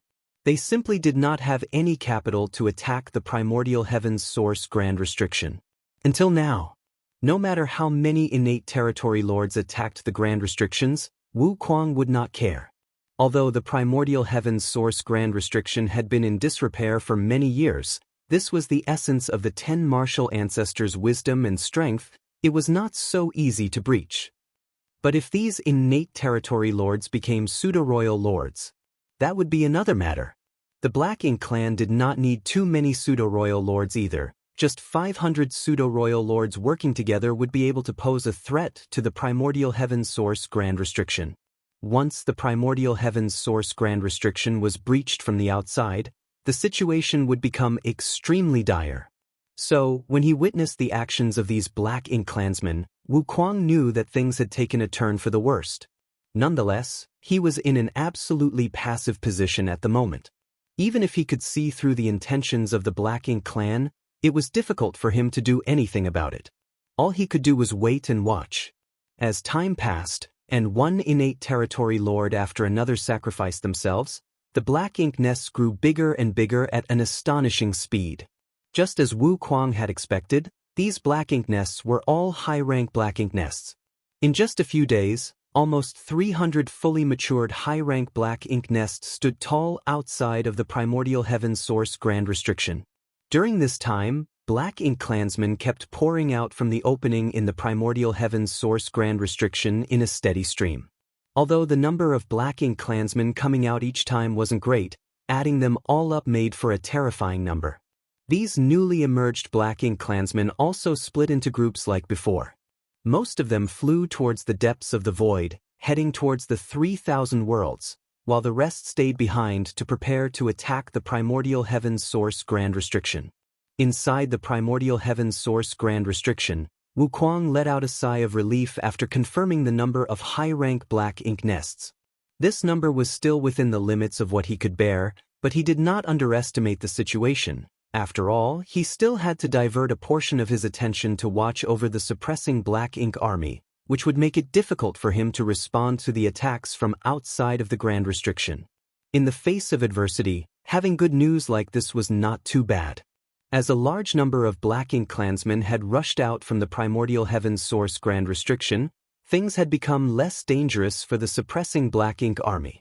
Now, as long as he was paying close attention to the movements of the royal lords, Wu Kuang could basically ensure the safety of the suppressing Black Ink army. Meanwhile, outside the Primordial Heaven's Source Grand Restriction, after the high-rank Black Ink nests had been erected, the innate territory lords who had rushed out of the Primordial Heaven's Source Grand Restriction began entering them one after another, willingly walking to their deaths with a smile. Martial Peak, Chapter 5896, Auspicious days are coming to an end. After having been fighting with each other for so many years, both the human race and Black Ink clan knew very well about each other, apart from a few confidential pieces of information that only a few authoritative figures knew about. For instance, the Black Ink clan was able to create a pseudo-royal lord borrowing the strength of innate territory lords and a high-rank Black Ink nest. This was no secret to the human race, and Yang Kai had even personally investigated this matter. Be that as it may, even Yang Kai was unable to figure out how the Black Ink clan used innate territory lords and high-rank Black Ink nests to create pseudo-royal lords specifically. All he knew was that the birth of a pseudo-royal lord was accompanied by the demise of many innate territory lords and a high-rank black ink nest. It was only today that this secret was being played out right under Wu Kuang's nose. While he was watching on, the innate territory lords entered the high-rank black ink nests one after another, their auras continuously undulating before disappearing. The high-rank black ink nests standing tall in the void were like starving beasts that kept devouring all the innate territory lords who walked inside. As innate territory lords kept pouring in, a tremendous amount of energy accumulated inside each high-rank black ink nest. At some point, when a certain number of innate territory lords had walked into one of the black ink nests, the aura of the last innate territory lord suddenly soared, while the accumulated power in the black ink nest rapidly disappeared. After a while, the black ink nest collapsed and disappeared without a trace. Whereas the final innate territory lord had now become a pseudo-royal lord, their aura soaring to a whole new level. One pseudo-royal lord after another was born. Wu Kuang silently calculated for a moment. In order to create a pseudo-royal lord, at least 12 innate territory lords had to be sacrificed, with at most 16 being required. This number wasn't fixed, but it was always within this range. Furthermore, every time a pseudo-royal lord was born, a high-rank black ink nest would be consumed. Within days, almost 300 pseudo-royal lords had been created. These pseudo-royal lords didn't stop for a moment and immediately flew straight towards the primordial heaven's source grand restriction, as if they had made a prior agreement. Wu Kuang sighed in his heart. He knew that his good days had come to an end. A few days ago, after the human race's second attack on the No-Return Pass, the upper echelons of the Black Ink clan were gathered in the main conference hall of the No-Return Pass. The 3 royal lords were standing in the forefront, while the pseudo-royal lords were lined up below. The atmosphere in the hall was heavy and gloomy. Over the past few years, the human race had attacked the Black Ink clan twice, and each time, the Black Ink clan had suffered great losses. The first time was one thing, as the human race had caught the Black Ink clan off guard by attacking with universe worlds. It was a completely new tactic the Black Ink clan had never seen before, so they could not respond immediately to it. However, the Black Ink clan had already made preparations to deal with this universe world attack before the second battle. They had even shrunk their defensive line, yet they were still unable to reverse the situation. A small stone race army of over 100 million had brought great benefits to the human race, becoming one of the keystones for their victory. Since Yang Kai was able to release over 100 million small stone race soldiers at once, it was evident that he still had more with him. From the start, the human race army was aggressively attacking, determined to retake the No-Return Pass. Now, with the help of the small stone race, they were like tigers with wings. After the last battle, even the stupidest Black Ink clansman knew that the war was already lost. The No-Return Pass would eventually fall, and the Black Ink clan here was doomed to extermination. Over the past few thousand years, the Black Ink clan had held the initiative and absolute advantage in the war against the human race. However, things had taken a sharp turn in the last few decades. The Black Ink clan found it really hard to accept this change in the status quo. Among the 3 royal lords, only Mo Na Yi appeared to be in a decent condition, while Mo Yu and Dia Luo's auras were slightly unstable, occasionally coughing to show their injuries. In these 2 battles, Mo Yu and Xiang Shan had fought with each other one-on-one twice. The latter was a newly promoted 9th Order Open Heaven Realm Master, and his strength and foundation might be worse than a veteran royal lord like the former, but he fought with his life on the line every time. Even if Mo Yu was slightly stronger, he still took serious damage from the near-suicidal human master. The human race understood that the Black Ink clan's biggest weakness was healing. So, when human race masters fought against those masters from the Black Ink clan, they frequently did so by trading injuries. The goal of this strategy was completely cut and dry. If a human was injured, they could use pills or secret techniques to recover, but if a Black Ink clansman was injured, they had to slumber inside a Black Ink nest to properly heal. However, in the face of such a shameless strategy, there was nothing the Black Ink clan could do. They could only try to be more cautious in battle and not allow the human race to succeed. As the popular adage goes, one can be a thief for 1,000 days, but one cannot guard against a thief for 1,000 days. In a battle, there would always come a moment in a battle when one had no choice but to take risks, no matter how careful they were. This was pretty much the case with Xiang Shan in the last 2 battles, which had inflicted serious injuries on Mou.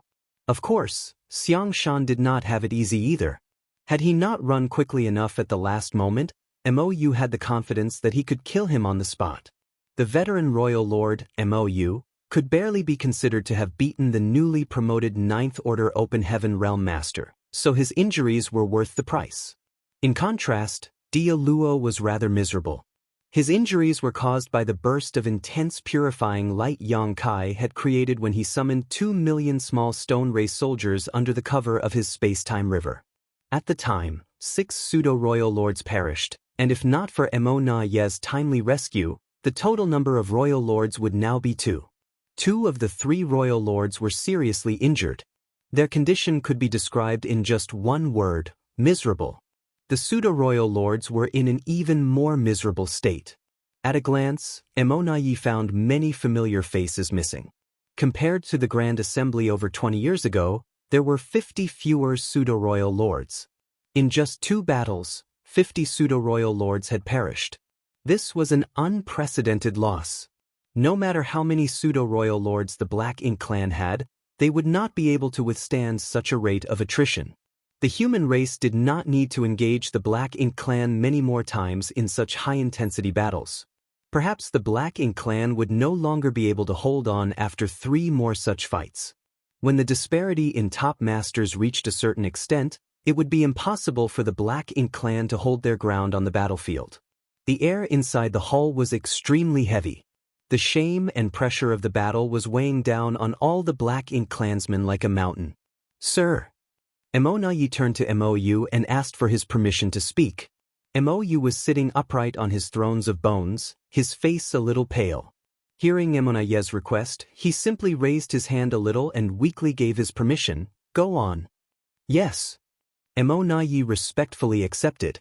Although he was already a royal lord and had the qualifications to sit on the same level as Mou, he had always maintained a certain degree of deference and respect towards Mou. And why not? After all, Mou had given him enough trust for so many years. When Mo Na Ye was still just a pseudo-royal lord, Mou had allowed him to take complete charge of the Black Ink clan's affairs. Although this was partly because Mou was not good at managing things, Mo Na Ye was still quite grateful. A true king didn't need to do things personally, but rather knew how to use others to accomplish his goals. After responding to Mou, Mo Na Ye stood up and swept his gaze over the many pseudo-royal lords. The faces of the pseudo-royal lords instantly went cold as they realized that Mo Na Ye had made an important decision and was about to announce it. The royal lords had probably reached a consensus on this decision, and all they needed to do was obey. As expected, Mo Na Ye calmly and softly relayed his decision a moment later, that sent all the pseudo-royal lords flying into an uproar. The next battle will be the decisive one. Having relayed this, Mo Na Ye just shut up and let the pseudo-royal lords argue, his heart filled with grief. He had not expected the situation to develop to this point. Originally, he had planned that even if the current Black Ink clan was not an opponent of the human race, they would still try their best to damage the enemy as much as possible. So long as they could achieve this, even if the human race managed to take back the no-return pass, they wouldn't be able to threaten the primordial heaven's source grand restriction. Even if the entire Black Ink clan army at the no-return pass was sacrificed, if that guaranteed the Supreme One's dominion, so what? Gathering all of their forces and defending the no-return pass was the best way to deal with the current situation. In addition, the Black Ink clan had a certain geographical advantage at the no-return pass. As long as they acted appropriately, it shouldn't have been difficult to accomplish this. Unfortunately, the intensity and development of the battle had gone beyond imagination. First, there was the human race's strategy to bombard them using universe worlds, which turned the Black Ink clan army guarding the pass into a punching bag, and then there was Yang Kai using the massive small stone race army to offset the disadvantage of the human race's forces being far outnumbered by the Black Ink clans. With all these unexpected external factors affecting the battle, The only result awaiting the Black Ink clansmen at the No-Return Pass was continuously being worn down by the humans while the humans wouldn't suffer much loss. After at least 3 and at most 5 more battles like the one before, it would be impossible for the Black Ink clan to defend the No-Return Pass. Rather than being slowly bled to death by the human race like this, it would be better to go all out and perhaps even have a chance to severely damage the human race army.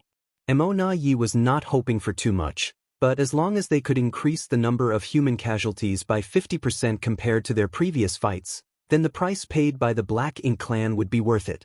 Are you done arguing? After a long silence, Yi suddenly shouted, glaring at the pseudo-royal lords, "If you have any doubts, just ask. What are you all arguing about?" The noisy hall immediately fell silent. After a long time, one of the pseudo-royal lords asked, "Sir, may I ask if the Supreme One's soul clones will participate in the next battle?" Yi glanced at the pseudo-royal lord and indifferently replied, "Of course they will." The pseudo-royal lord's expression became serious as he saw the determination of the higher-ups.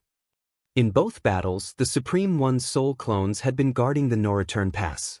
Although they did provide long-range support, they never left their positions because they had to deter the 2 giant spirit gods in the barren territory. So, their support was extremely limited. But if these 2 were to participate in this fight, it would become a true decisive battle. It was foreseeable that when the 2 giant spirit gods in the barren territory saw the Supreme One's soul clones' movements, they would respond in kind. Once they rushed over from the barren territory, the entire No-Return Pass would become a battlefield. At that time, the high-rank Black Ink nests placed here would be completely destroyed. Without the high-rank Black Ink nests, the Black Ink clan would be like a river without a source, a tree without roots. This was what it meant to go all out. It was the final battle. Martial Peak, Chapter 5897, Complete Defensive Posture. This battle was both a crisis and an opportunity to the Black Ink clan. No matter the outcome, there was only one ultimate fate waiting for the Black Ink clansmen at the No-Return Pass, and that was to be exterminated by the human race. There was only one thing they could aim for: to weaken the humans as much as possible. If they succeeded, the human race would lose the ability to launch a crusade to the primordial heaven's source grand restriction. Even if they failed, they would still weaken the human race, so whether they wanted to or not, the Black Ink clan had no choice but to go all out. In light of the current situation, the Black Ink clan still had a good chance of severely wounding the human race army. In the last 2 battles, the Supreme One's 2 soul clones had remained motionless. If the human race launched another attack, they might not have considered the possibility of these 2 also participating in the battle. At that time, as long as the 2 soul clones made a move at the right time, the human race army would suffer a huge blow. Of course, the 2 giant spirit gods in the barren territory would arrive shortly after, but that was now an inevitability, so it did not matter. Furthermore, it wasn't that Yi had no plans to deal with these 2 giant spirit gods. He was confident that with enough pseudo-royal lords, they could hold off those 2 giant spirit gods for a brief moment, which would give Supreme One's soul clones enough time to bring unimaginable losses to the human race army. In the main hall, only one pseudo-royal lord asked a question, and after obtaining the answer, the pseudo-royal lords no longer spoke. Since the Supreme One's soul clones were preparing for war, the next battle would definitely be the last for the Black Ink clansmen at the No-Return Pass. Yi continued, "Judging by the timetable of the last 2 battles initiated by the human race, the next one will probably happen 2 years from now. The decisive battle is imminent, but both Sir Mou and Dialuo are injured, putting them at a disadvantage. In order to ensure that the final battle will proceed smoothly, the 2 of them must quickly recover." Saying so, he swept his eyes over the pseudo-royal lords below. "So, I need your help. Who is willing to sacrifice everything for the Supreme One?" Whether it was Mou or Dialuo, both had suffered heavy injuries. If they wanted to fully recover, they would have to slumber inside Black Ink nests for several decades to a century. Of course, the human race would not give them so much time, so they had to resort to other methods to quickly restore these 2 royal lords. Back in the universe furnace, when Yi fought with Yang Kai, he was cornered in a hopeless situation, but just as Yang Kai was about to kill him, Meng Ke sacrificed himself using the Source Fusion technique, integrating his strength into Mo Na Yi, which ultimately helped the latter recover and escape. This was a secret technique that only the pseudo-royal lords and innate territory lords could use. As pseudo-royal lords were born with the help of the Source Fusion technique, they could use the Source Fusion technique to infuse their strength into other Black Ink clansmen to help them recover. Under normal circumstances, the Black Ink clan would never choose to sacrifice pseudo-royal lords, but desperate times called for desperate measures. They had no choice but to do so. A royal lord in perfect condition would naturally be able to play a greater role in the upcoming battle than a pseudo-royal lord. After Mo Na Yi presented this question, all the pseudo-royal lords remained muted. This was also within his expectations. After all, not every pseudo-royal lord had the same courage and resolve as Meng Quebec. Furthermore, the reason Meng Ke helped Mo Na Yi at that time was because he knew he was already doomed to die, so he wanted to make his death meaningful. This time, when Mo Na Yi asked if they were willing to die for the two royal lords, even the Black Ink clansmen, who were known for their extreme loyalty to the Supreme One, had to think twice about it. Although he had already expected this, Mo Na Yi was still displeased when it actually transpired before him. Thus, he coldly snorted before rebuking, "It seems that you still have to weigh things in your loyalty to the Supreme One. Since that's the case, I will be the one to decide." Apparently, he was prepared for this and casually picked out two severely wounded pseudo-royal lords. The two pseudo-royal lords who had been pointed out were naturally depressed. Nonetheless, they didn't offer any resistance and immediately accepted their orders. They knew that they were picked because even if they participated in the next battle, they wouldn't be able to play much of a role due to their severe injuries. After picking two pseudo-royal lords, Mo Na Yi seemed to be a little dispirited as he stated, waving everyone away, "Go and prepare yourselves. Everything will be decided in the next battle." All the pseudo-royal lords bowed and were about to withdraw when suddenly, a profound wave of energy suddenly spread from somewhere in the No-Return Pass, quickly enveloping the entire hall. The next moment, a scene involuntarily emerged in the royal lords and even the pseudo-royal lords' minds. They saw a massive shadow slumbering in the void, along with a massive number of Black Ink clansmen swarming out of the gap in the giant shadow. The Black Ink clansmen who had rushed out of the gap split into two teams. One team flew off into the depths of the void while the other stayed behind to hatch high-rank Black Ink nests. Furthermore, the majority of the figures shuttling back and forth were innate territory lords. The pseudo-royal lords who were about to withdraw were all dumbfounded, and the same went for the three royal lords. The expressions of each of the Black Ink clansmen began to fluctuate. Soon, they realized what they were seeing. This was the scene of the situation outside the primordial heaven's source grand restriction. The huge shadow lying in the void was sealed by the primordial heaven's source grand restriction, and that gap was the breach in the primordial heaven's source grand restriction. The reason they were able to see this scene in their minds was all because of the Black Ink giant spirit gods. The Black Ink giant spirit gods were the Supreme One's soul clones. So even though they were far away from the primordial heaven's source grand restriction, it was impossible to sever the connection between them and their true body. As such, whatever transpired at the primordial heaven's source grand restriction, the Supreme One's soul clones were able to quickly sense it and then relay the scene to the minds of all the Black Ink clansmen. Witnessing their fellow clansmen bustling about outside the primordial heaven's source grand restriction, the faces of the three royal lords and all the pseudo-royal lords in the main hall gradually looked excited and joyful. A moment later, the Supreme One's soul clone's voice rang in their ears, "Our true body is about to awaken." As this voice rang out, the image in their minds gradually faded away and disappeared. Inside the main hall, the pseudo-royal lords were still in bowing position.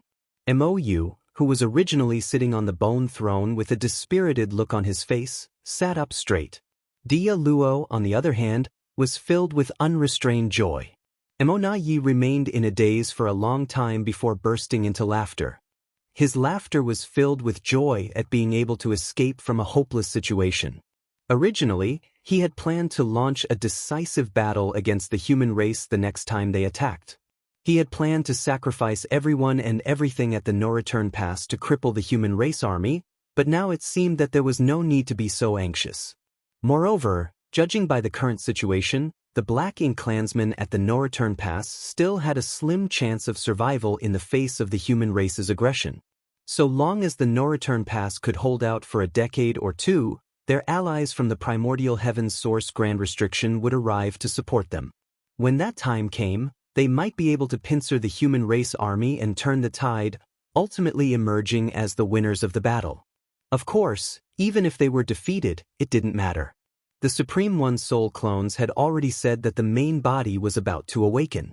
Once the Supreme One was truly awake, no matter how strong and well-equipped the human race army was, it would be useless.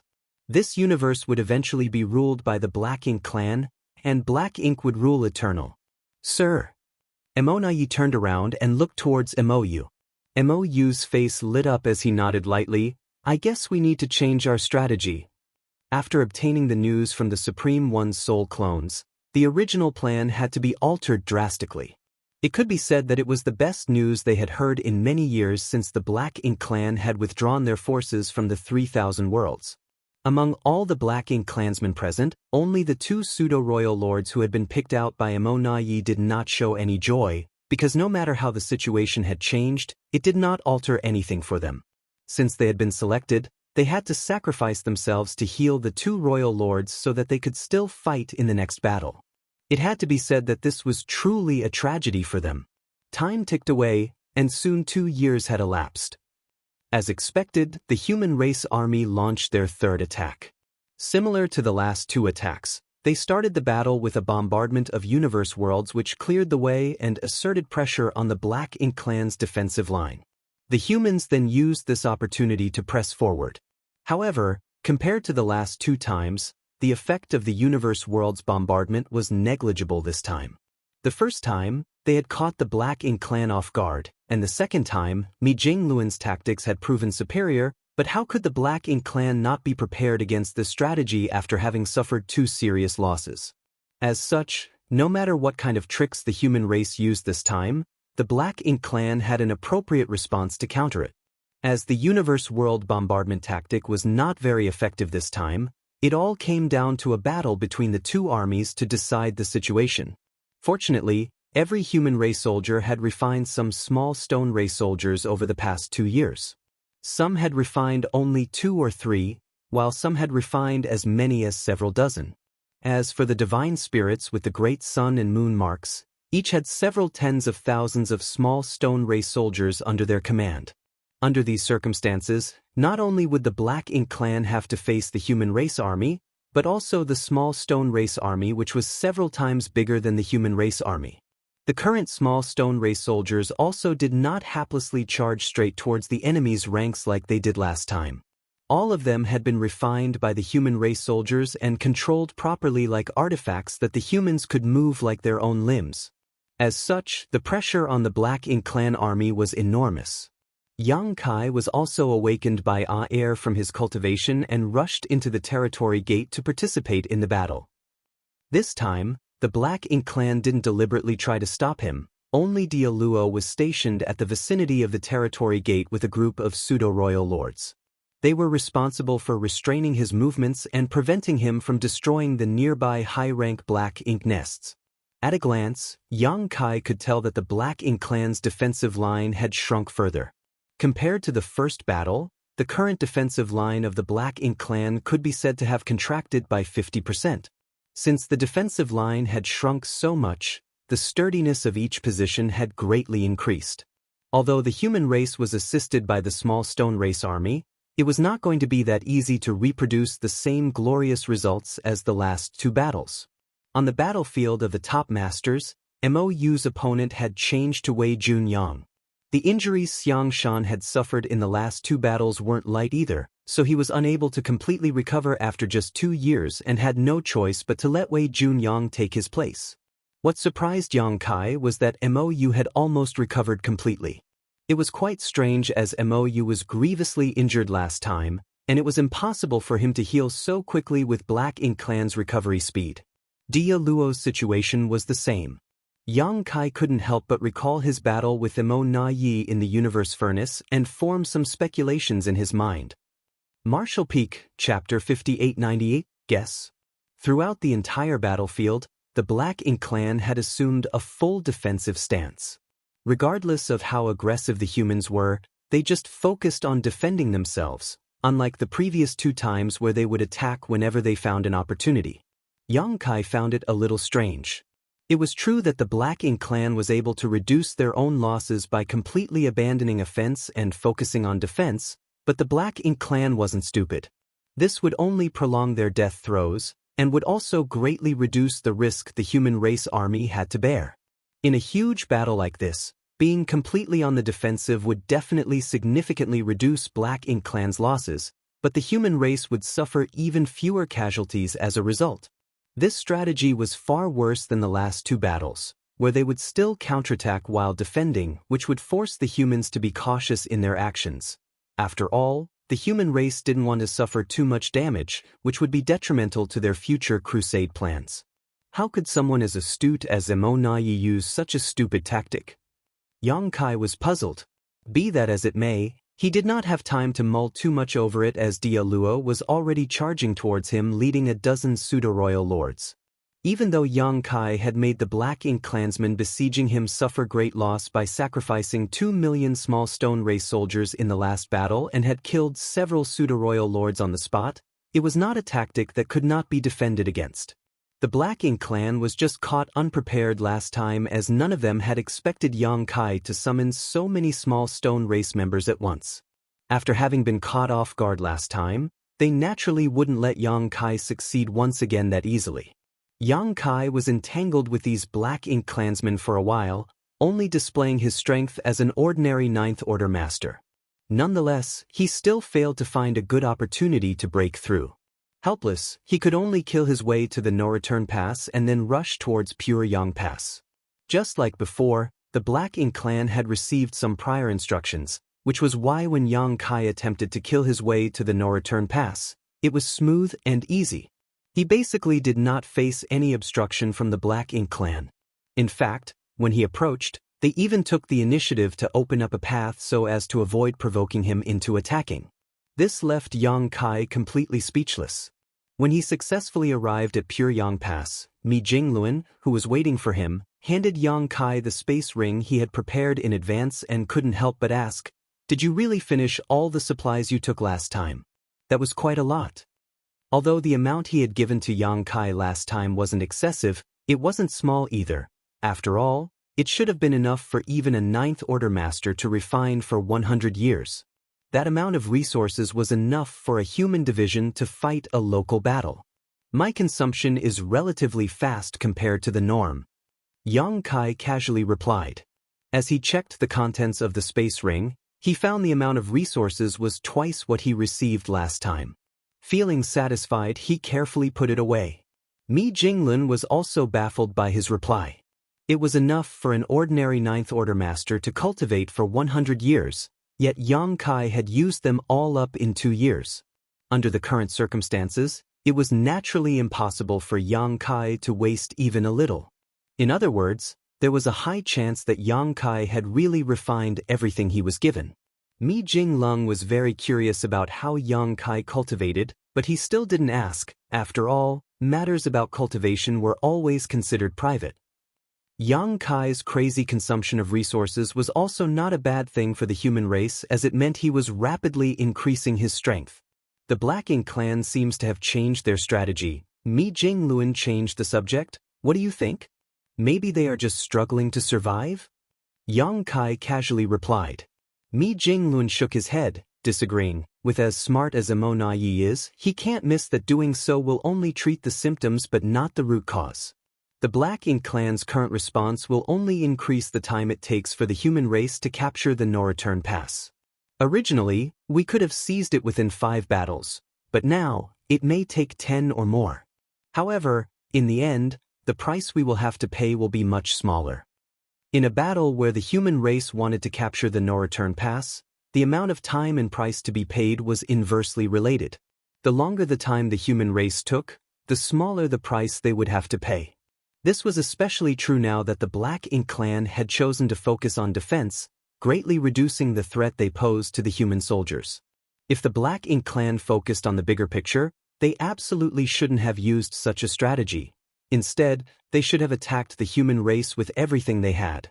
That way, the war here might have come to a conclusion in possibly 2 to 3 battles. Of course, even if they didn't use such a decisive strategy, it would have been wise to respond defensively and aggressively as before. Since Yang Kai could see this, Mi Jingluan naturally could as well. Then, there's only one possibility, Yang Kai firmly stated. What possibility? Mi Jingluan asked. Yang Kai chuckled. Senior brother, since you already have a guess, why are you asking me? Mi Jingluan waved him off. Just tell me, I want to know if we're thinking the same thing. Yang Kai nodded his acknowledgement and replied, they're buying time. Mi Jingluan's expression became solemn as he nodded. It seems we're indeed thinking the same thing. He also felt that the Black Ink clan was simply stalling for time. If they were simply trying to prolong their last hour, it would be rather meaningless. However, if the Black Ink clan had other plans, it would be quite alarming. How's the progress of the Void Guard? Yang Kai asked in a solemn voice. They are about halfway there, with nothing unexpected. Ask them to remain vigilant. Mi Jingluan's expression slightly changed. Junior brother, you mean that the primordial heaven source grand restriction? Yang Kai added. I hope not, but the Black Ink clan's current strategy is quite worrying. He turned his head towards the depths of the void as a hint of concern flickered across his face. Just as he had said, the Black Ink clan's change in strategy made everyone think that something else was going on. If the Black Ink clan at the no-return pass was simply stalling out of fear of death, it would be meaningless, but the situation would be different if they had reinforcements coming. Where could such reinforcements come from though? The Black Ink clan currently had only one source of reinforcements, the primordial heavens source grand restriction. But if that was the case, something must have happened to the primordial heavens source grand restriction. What about the suppressing Black Ink army then? Su Yan and his other wives, his little sister Yang Shui, and his 3 legacy disciples were all in the suppressing Black Ink army. Even though Yang Kai knew it would be a dangerous mission when he arranged for them to travel there, he still couldn't help but worry now. Had Old Tree not fallen into a coma, Yang Kai could have traveled through the grand ancient ruins boundary to arrive at the universe world he had placed outside the primordial heaven source grand restriction with his help. Unfortunately, Old Tree had consumed too much energy assisting Yang Kai previously and he could no longer borrow the former strength. In addition, Yang Kai still needed to remain in the barren territory so that he could cooperate with Ada and Air at the critical juncture to take down the no-return pass. He could not leave the no-return pass until the battle here had ended. Now, all they could do was wait for news from the Void Guard. Since they were already halfway to the Grand Restriction, if something had gone wrong up ahead, they would presumably find traces of it soon. After bidding Mi Jingluan farewell, Yang Kai returned to the battlefield. Seeing Yang Kai coming back, Dia Luo promptly led the dozen pseudo-royal lords out of the no-return pass to meet him. The Black Ink clan's stance against Yang Kai was pretty clear. You can come and go anywhere you want as we can't stop you, but if you want to intervene in this battle, Dia Luo will lead our masters and respond accordingly. Yang Kai found it very annoying. If he really went all out, it wouldn't be a problem for him to take care of Dia Luo and these pseudo-royal lords with his current strength, but if he did so, it would definitely draw the Black Ink giant spirit god's vigilance. The losses outweighed the gains. Helpless, Yang Kai had no choice but to give up on getting entangled with Dia Luo. Fortunately, he still had Thunder Shadow's innate divine ability. Before Dia Luo could arrive leading the pseudo-royal lords, Yang Kai was already nowhere to be seen. Right that instant, all the pseudo-royal lords on the battlefield felt insecure. Dia Luo's divine sense surged as he searched for Yang Kai's whereabouts, but to no avail. A moment later, a violent battle suddenly erupted in a certain corner of the no-return pass, followed by the aura of a pseudo-royal lord vanishing. Dia Luo suddenly looked in that direction and happened to see Yang Kai's figure flashing past. What he saw next instantly made his eyes pop out. No one had any idea when Yang Kai had snuck back into the no-return pass, but when all the pseudo-royal lords were fighting, distracted by the opponents around them, he suddenly attacked and killed one who was stationed at the no-return pass, guarding the high-rank black ink nests while also destroying the surrounding nests in the process. In an instant, 4 high-rank black ink nests were reduced to dust, and the mid-rank black ink nests and low-rank black ink nests that originated from them soon began to wither. Dia Luo cursed in his heart. He had already led his team over to intercept Yang Kai, so it was too late for him to return to provide aid. While it would only take a few breaths to return, Yang Kai could do unimaginable damage to the no-return pass in such a span of time. However, a tide of black ink strength surged towards Yang Kai's location at that moment, whereupon Yang Kai's disappearing figure strangely reappeared. Immediately after, a powerful aura locked onto him before reaching him and engaging him in battle. Dia Luo and his team were specifically keeping a close watch on Yang Kai's movements. Mo Yu and Wei Junyang were locked in a fierce battle, while Mo Na Yi had been overseeing the no-return pass, giving the latter a clear picture of the overall situation. When Yang Kai flew over from Pure Yang Pass and disappeared, Mo Na Yi went on high alert. Although he couldn't stop Yang Kai's initial attack, he had managed to interrupt his instantaneous movement technique at the right time moment and drag him out of the void. Annoyed and frustrated, Yang Kai could not help but click his tongue as he watched Dia Luo and the dozen pseudo-royal lords rush back towards him. He had no choice but to fight while retreating towards the territory gate. Mo Na Yi also withdrew his hand at the appropriate moment, facing off against Yang Kai from a distance. Soon, Dia Luo arrived and stood next to Mo Na Yi, his face filled with anger. Yang Kai had so easily cheated him, causing the no-return pass to lose a pseudo-royal lord and several high-rank black ink nests. This made him look incompetent. 2 royal lords and a dozen pseudo-royal lords, such a magnificent lineup was there just to keep an eye on one person. In the entire human race, only Yang Kai could receive such an honor. Martial Peak, Chapter 5899, Something Went Wrong? From the moment the human race army first launched an attack on the no-return pass, they basically had maintained the frequency of battles at every 2 years. In the first 2 battles, the human race managed to score huge wins and kill a large number of Black Ink clansmen thanks to the Universe World Bombardment Strategy and the Small Stone Race Army. In each battle, they had managed to kill between 20 to 30 pseudo-royal lords. Although the human race had also lost many 8th Order masters in the process, it was well worth it. If the human race could replicate this kind of situation, they were confident in taking down the no-return pass within a decade. However, how could everything go smoothly in such a large-scale war which involves millions of lives? In the 3rd battle, the Black Ink clan completely changed their strategy, shrinking their defense line to its utmost limit and assuming a completely defensive posture. They were like a tortoise with its head and limbs tucked into its shell. In this kind of situation, it was difficult for the human race to achieve anything even with a wide range of tactics. The situation remained the same for the 4th and 5th battles in the ensuing years. The human race army even deliberately showed openings at certain places on the battlefield, trying to lure the Black Ink clan army into attacking. Nonetheless, the Black Ink clan remained as steady as a rock in the face of such temptation, completely unmoved by this seemingly easy victory. Although the human race could forcefully storm the defense line, that would undoubtedly result in massive casualties. The human race was left with no other choice. Since the Black Ink clan had opted for a defensive strategy, they could only slowly wear down the enemy forces.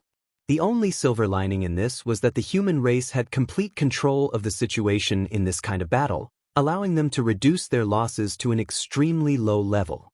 Of course, aside from the faint uneasiness in his heart, Yang Kai was more than happy to see this kind of situation. He would have more time to cultivate and grow stronger the longer the battle dragged on. He had his own temporal river inside which the flow of time was 30 times faster than the outside world. He would cultivate inside the temporal river after every battle, giving him a full 60 years to cultivate after each fight, allowing him to refine massive amounts of resources which helped constantly grow his strength. In the 10th year of the human race army's campaign against the no-return pass, after the 6th battle ended, Yang Kai was refining and cultivating in his temporal river which stretched across the void just like before. But suddenly, a tremor came from outside, waking Yang Kai up. This was the signal he had agreed upon with giant spirit god Aer. As he was completely absorbed in cultivation inside the temporal river, Yang Kai knew nothing about the outside world and had to be informed by Aer. Every time the human race launched an attack on the no-return pass, Aer had used this method to awaken him. Feeling this familiar signal, Yang Kai quickly ended his cultivation and rushed out from the river. Seeing him emerge, the nearby Aer pointed towards the territory gate. As Yang Kai turned his head and gazed through the territory gate, he noticed faint traces of a battle on the other side. He had seen this scene many times already. Every time the human race launched an attack, he would enter the no-return pass from the barren territory and single-handedly restrain many masters from the Black Ink clan. Except, a frown had appeared on his brow this time, because it was not yet time to attack. Although he was absorbed in cultivation inside the temporal river, he could still feel the passage of time. In the past, he had been able to cultivate for roughly 60 years before the human race launched another assault. However, only 10 years had passed inside the river of time this time. In other words, it had only been 4 months since the last battle. This had never happened before. Yang Kai's expression couldn't help but become grave as he realized that something unforeseen had occurred. Otherwise, the human race wouldn't have rashly changed their strategy. In a flash, he rushed towards the territory gate, but he didn't forget to turn around and warn Aer before disappearing. Keep an eye on those two. If they dare to leave, you must promptly come over. Aer repeatedly nodded, agreeing in a resonant voice. Ada also chimed in, but Yang Kai believed that he didn't really understand it. Just like the past few times, the moment Yang Kai stepped out of the territory gate, a dozen or so powerful auras locked onto him. With Dia Luo in the lead, a dozen pseudo-royal lords gathered around him, standing in combat readiness. Yang Kai had to fight with these guys in every battle, but because he had always been hiding his strength, he had never been able to do anything to them. Nonetheless, he had still managed to kill a few pseudo-royal lords after so many battles of wits and courage, so it wasn't a complete loss. Their main goal was to restrain Yang Kai to deprive him of the opportunity to launch a sneak attack on the other pseudo-royal lords. Furthermore, they were also afraid of Yang Kai's method of sacrificing small stone race soldiers, so they rarely had any direct confrontation with him. Most of the time, they would only use their auras to interfere, attacking him from a distance. However, things were different this time around. The moment Yang Kai appeared, Dia Luo shouted, "Attack!" Unexpectedly, they were the first to charge at Yang Kai. Although the dozen pseudo-royal lords were clearly afraid of Yang Kai, they still braced themselves and followed after Dia Luo. The reason for this change was because of the human race army's strange movements. For the past 10 years, the humans had launched a battle every 2 years, with no exceptions. But this time, the human race army had actually launched an attack on the no-return pass just 4 months after the last battle. Obviously, something had gone wrong. There must be a reason for this deviation. Mo Na Yi, who commanded and deployed the Black Ink clan army, might not be able to figure out what the human race was up to, but it didn't stop him from changing his strategy. While keeping their original defensive strategy unchanged, he ordered Dia Luo and his squad to try their best to stop Yang Kai from meeting up with the human race's higher-ups. This was quite a difficult task, and if possible, Dia Luo would have declined this mission. In the past, all they had to do was restrain Yang Kai. So long as they were careful enough, they wouldn't be in too much danger. But this time, they would have to face him head-on if they wanted to prevent Yang Kai from meeting with the human race's upper echelons. This was not only a difficult task, but also a very dangerous one. Dia Luo still vividly remembered his first encounter with Yang Kai, and how he was severely injured by the latter. Nonetheless, this mission had to be carried out by him. Mou was entangled by Wei Junyang and was unable to escape. Mo Na Yi was responsible for coordinating the army and couldn't easily take action. Only he, the most inexperienced royal lord, could and had to face the killing star. Fortunately, Mo Na Yi had also assured that if the situation became critical, he would come to assist him at a moment's notice. A battle instantly broke out, the aftershocks spreading in all directions. Fortunately, there were still pseudo-royal lords guarding the no-return pass. Otherwise, a large number of black ink nests would have been destroyed. Having fought with Yang Kai many times already, Dia Luo was well aware of his opponent's strength. This killing star was far stronger than any other Ninth Order master, and even with so many pseudo-royal lords working together, this battle was still extremely difficult. When Yang Kai summoned the small stone race army and activated Purifying Light, Dia Luo and the pseudo-royal lords who had been on guard promptly scattered and fled. A glaring light flashed and enveloped the entire sky, but by the time it faded away, Yang Kai's figure had already disappeared. Seeing this, Dia Luo, who was still very much on guard, let out a sigh of relief. He and the other pseudo-royal lords had already tried their best, but they still couldn't stop Yang Kai, and it was definitely not because they were slacking on their duties. According to their past experiences, Yang Kai should have appeared at Pure Yang Pass by now. On the walls of Pure Yang Pass, Mi Jingluan, who was quietly waiting, suddenly noticed something nearby and immediately sent out a divine sense transmission. "Don't show yourself, just listen to me." Yang Kai, who had snuck in here with the help of the Thunder Shadow's innate divine ability, immediately stopped in place and sent a divine sense message back. "I'm here." Confirming that Yang Kai had arrived nearby, Mi Jingluan finally let out a sigh of relief. After a moment of deliberation, he continued, "Our previous worries have been confirmed." Yang Kai's expression suddenly became grave and solemn. "The primordial heaven's source grand restriction?" Mi Jingluan stared at the battlefield and imperceptibly nodded. The primordial heaven's source grand restriction. When the Black Ink clans suddenly changed their strategy and completely focused on defense during the third battle, their actions had left Yang Kai and Mi Jingluan a little baffled, but it also caused them to become vigilant. In the following conversation, the two of them both agreed that someone as smart as Emo Na Yi was well aware that the Black Ink clan would not be able to defend the no-return pass, and would definitely not employ such a stupid strategy. Doing so would only delay the inevitable and would not affect the final outcome of the war. In fact, it would even allow the human race to win at a smaller price. Only if the Black Ink clan was waiting for reinforcements would such actions make sense. In this vast universe, if the Black Ink clan really had reinforcements, they would definitely come from the primordial heaven's source grand restriction. Unfortunately, no one had any inkling on the situation at the primordial heaven's source grand restriction. The only thing the human race could do was wait for the Void Guard, who were laying space arrays along the way, to reach the primordial heaven's source grand restriction and investigate the situation. According to the schedule though, the Void Guard should have yet not reached the primordial heaven's source grand restriction. At best, they should be about 75% of the way there, so it should have been impossible for them to obtain any news. A message came from the Void Guard.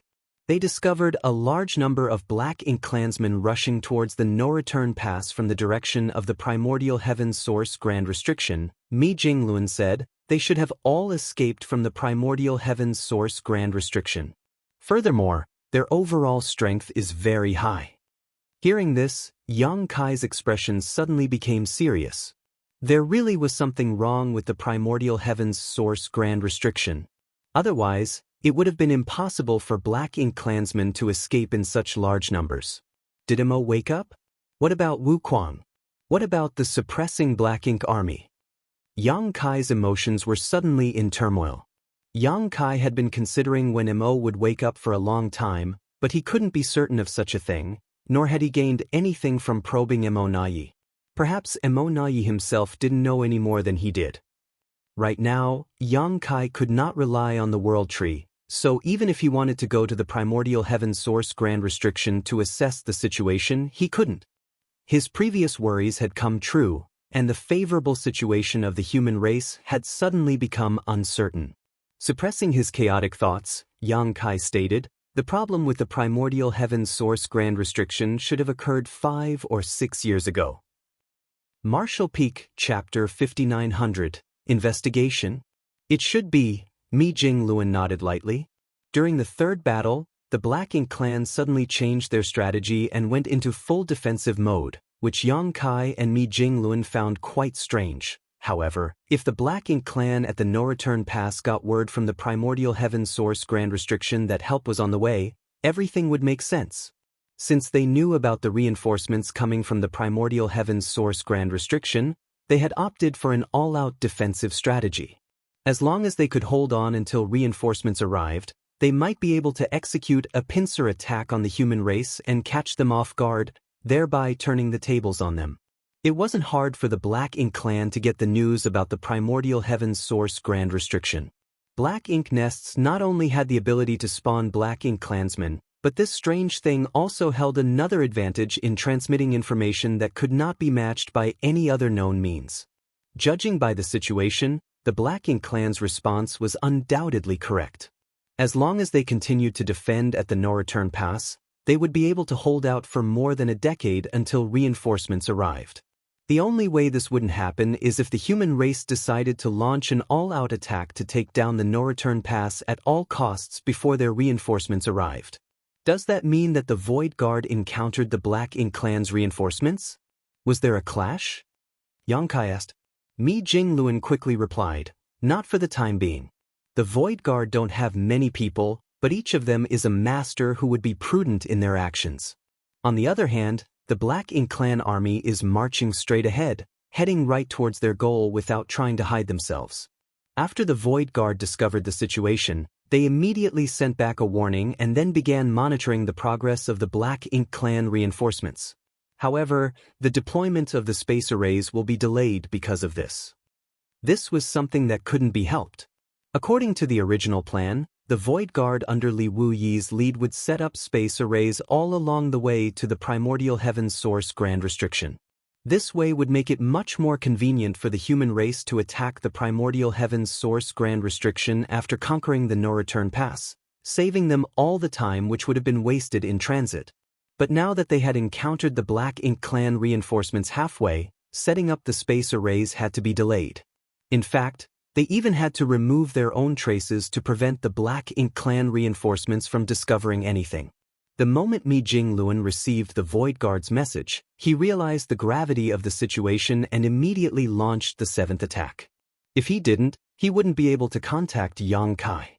It could be said that the reason this battle was happening was because Mi Jingluan wanted to contact Yang Kai. As for dealing damage to the No Return Pass, that was inconsequential today. Yang Kai sank into contemplation. Something must have happened to the primordial heaven's source grand restriction, but no one knows exactly what. The only thing that's apparent from the current situation is that the suppressing Black Ink army is in trouble, otherwise, they wouldn't have allowed Black Ink clansmen to escape. In the worst-case scenario, Mo is completely awake and has broken out of the primordial heaven's source grand restriction, while the suppressing Black Ink army has been completely wiped out. Suppressing the worry and pain in his heart, Yang Kai tried his best to find a glimmer of clarity in this chaotic situation. After a long time, he finally spoke. It should still take the Black Ink clan reinforcements over a decade more to arrive at the No Return Pass, so the situation isn't that bad. But what will come, Mi Jingluan softly replied. We must seize the No Return Pass before the Black Ink clan reinforcements arrive. Otherwise, once they get here and the Black Ink clan at the No Return Pass make a move, we will be facing attacks on 2 fronts. If that really happened, not to mention attacking the primordial heaven's source grand restriction, it would be difficult to say whether the human race army would be able to make it out alive. Be that as it may, it was extremely difficult to take down the No Return Pass in the current situation. The entirety of the No Return Pass had been set up like a tortoise shell by Mo Na Yi, with no gap for the human race to exploit. Even after so many battles, the Black Ink clan had only suffered some superficial wounds. Mi Jingluan continued, on the bright side, the enemy is in the open while we are in the dark. Yang Kai nodded. This is indeed an advantage. It might not even have occurred to the Black Ink clan reinforcements that their movements have been exposed. One had to admit that establishing a special organization like the Void Guard before the war and making them lay space arrays along the way in advance was truly a stroke of luck. If it weren't for the fact that the Void Guard had set out in advance and accidentally encountered the Black Ink clan reinforcements along the way, perhaps the enemy would have arrived without the human race's knowledge. That would have been a total disaster. Senior brother, Yang Kai called out, I want to check on these reinforcements. You're going personally? Mi Jinglun was slightly taken aback. I've already sent someone to investigate. Yang Kai asserted, I can only rest assured after checking them personally. I need to verify some things. I hope the situation hasn't reached a critical point yet. Mi Jinglun thought about it for a moment before acceding. Okay, but if you don't show your face for a long time, there is no guarantee that Emona Yi won't notice your absence. That's fine, but senior brother still needs to devise a new strategy and prolong the battle until my return. Once I'm back we can end things here for the moment. That won't be a problem, Mi Jinglun readily agreed. Right now, the Black Ink clan is only focusing on defense. The initiative is in our hands, so we can decide when to end the fighting. I'll have to trouble you with this then, senior brother. As Yang Kai finished speaking, he surged his strength and flew away. A moment later, he arrived at the temporary human race camp located 3 days away, where there was a universe temple with a space array. Noticing Yang Kai's arrival, the 2 void guards who were stationed here were both stunned, as there shouldn't have been a reason for him to appear here at this time. Be that as it may, they didn't ask any questions. They just readied the space array under Yang Kai's instructions and let him teleport away. With each teleportation, Yang Kai went deeper and deeper into the Black Ink battlefield. The Void Guard had left behind dozens of universe temples in the void over the years, and each was within the range of the previous space array. Each universe temple was further hidden by a grand array. So, in this vast void, if one did not specifically search for it, it would be difficult to find any traces of the space arrays. Furthermore, even if one of the universe temples was destroyed for some unknown reason, it was not that big of a problem. The Void Guard still had spare universe temples with them and they could easily rush to the damaged location and re-establish the link. Having said that, this kind of long-distance teleportation using the universe temples was a little taxing on ordinary cultivators. If one's cultivation wasn't sufficient, they would need to rest for a while after a few subsequent teleportations. In addition, the space arrays themselves would also need frequent maintenance for such intense usage. Fortunately, it was not that troublesome for Yang Kai as he was proficient in the Tao of space, so this kind of teleportation posed no pressure to him. After dozens of teleportations, Yang Kai arrived at the leading temple less than 3 days later. There were quite a few Void Guards stationed there, numbering in dozens. Originally, they were tasked with arranging more space arrays further up ahead, but due to some unforeseen circumstances along the way, they had all been stuck here. Seeing Yang Kai, everyone who had been a little anxious all this time seemed to have found their pillar of support. All of them calmed down and bowed in unison. Tao Lord, Miao Fei Ping stepped forward to take charge. Where's Li Wu Yi? Yang Kai looked around but didn't see Li Wu Yi anywhere. Miao Fei Ping quickly explained, Senior Brother Li is monitoring the movements of the Black Ink clan reinforcements with a few junior brothers. Yang Kai nodded his acknowledgement. Is the other party aware of you? Miao Fei Ping shook his head in response. I don't think so. Senior Brother Li has given them a wide berth all this time. The moment he noticed the Black Ink clan reinforcements, he immediately ordered us to conceal ourselves while retreating to this position. The Black Ink clan probably never thought they would be discovered in such a place, so their vigilance is lacking. Although he had obtained some information from Mi Jinglun, after hearing it straight from Miao Fei Ping, Yang Kai was finally a little relieved. As long as the Void Guard's whereabouts were not discovered, there was still room to maneuver. How do I find Li Wu Yi? Yang Kai asked again. Miao Fei Ping immediately took out a space beacon and stated, handing it to Yang Kai, Senior Brother Li has the corresponding space beacon on him. Yang Kai stretched out his hand and took it, however he didn't immediately use it to teleport. After all, he was completely unaware of the situation on Li Wu Yi's side. If he were to rashly teleport to his position, their whereabouts might be exposed. Yang Kai activated the space beacon for a brief moment before withdrawing his energy, giving Li Wu Yi a sign that someone was about to teleport over. If it was safe, Li Wu Yi would definitely respond. After patiently waiting for a moment, the space beacon in Yang Kai's hand flickered. Yang Kai nodded his acknowledgement and activated the space beacon. The next moment, space principles undulated before Yang Kai vanished. In the void, several figures were using their own space secret techniques to conceal their figures and auras. Under this kind of concealment, it was basically impossible for the Black Ink clan reinforcements to detect their presence. The leader of these figures was none other than Li Wu-Yi. At this moment, he was holding a space beacon in his hand, a little puzzled as to why someone from the nearest universe temple would send such a signal. But the next moment he understood. As space principles fluctuated, a figure suddenly appeared beside him.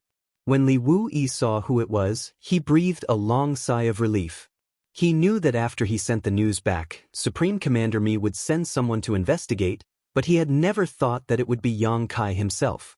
The Void Guard were about to bow to Yang Kai when he waved them off and instead asked Li Wu-Yi, "Where are they?" Li Wu-Yi pointed in a certain direction. Yang Kai looked in that direction and indeed noticed a billowing mass of black ink clouds. He also saw an army of black ink clansmen rushing forward. From a distance, it looked like a huge sea of darkness was racing through the void. Yang Kai was secretly shocked as there was a huge number of black ink clansmen, at least 10 million of them. This number might not be much compared to the number of black ink clansmen participating in the main war. However, if all of these reinforcements were masters rather than cannon fodder, it would be a terrifying force indeed. Martial Peak, Chapter 5901. Not that bad. The Black Ink clan's method of classification was different from that of the human race. The human race had distinct names for each cultivation realm, and although the Black Ink clan's classification was also based on strength, the divisions below the feudal lords were quite rough and broad. For instance, the low-rank Black Ink clansmen included all the Black Ink clansmen who were equivalent to Open Heaven realm humans at or below the Third Order. High-rank Black Ink clansmen corresponded to humans from the Fourth Order to the Sixth Order. Only when they became feudal lords would they be differentiated separately, which corresponded to the humans' Seventh Order Open Heaven realm. Territory lords were equivalent to the Eighth Order, and royal lords to the Ninth Order. As Black Ink clansmen below the low rank, they were all just lumped together as Black Ink serfs. Generally speaking, such Black Ink clansmen were just born recently from Black Ink nests and had not had much time for growth. In every battle between the human race and Black Ink clan, these serfs were basically just sent out to die.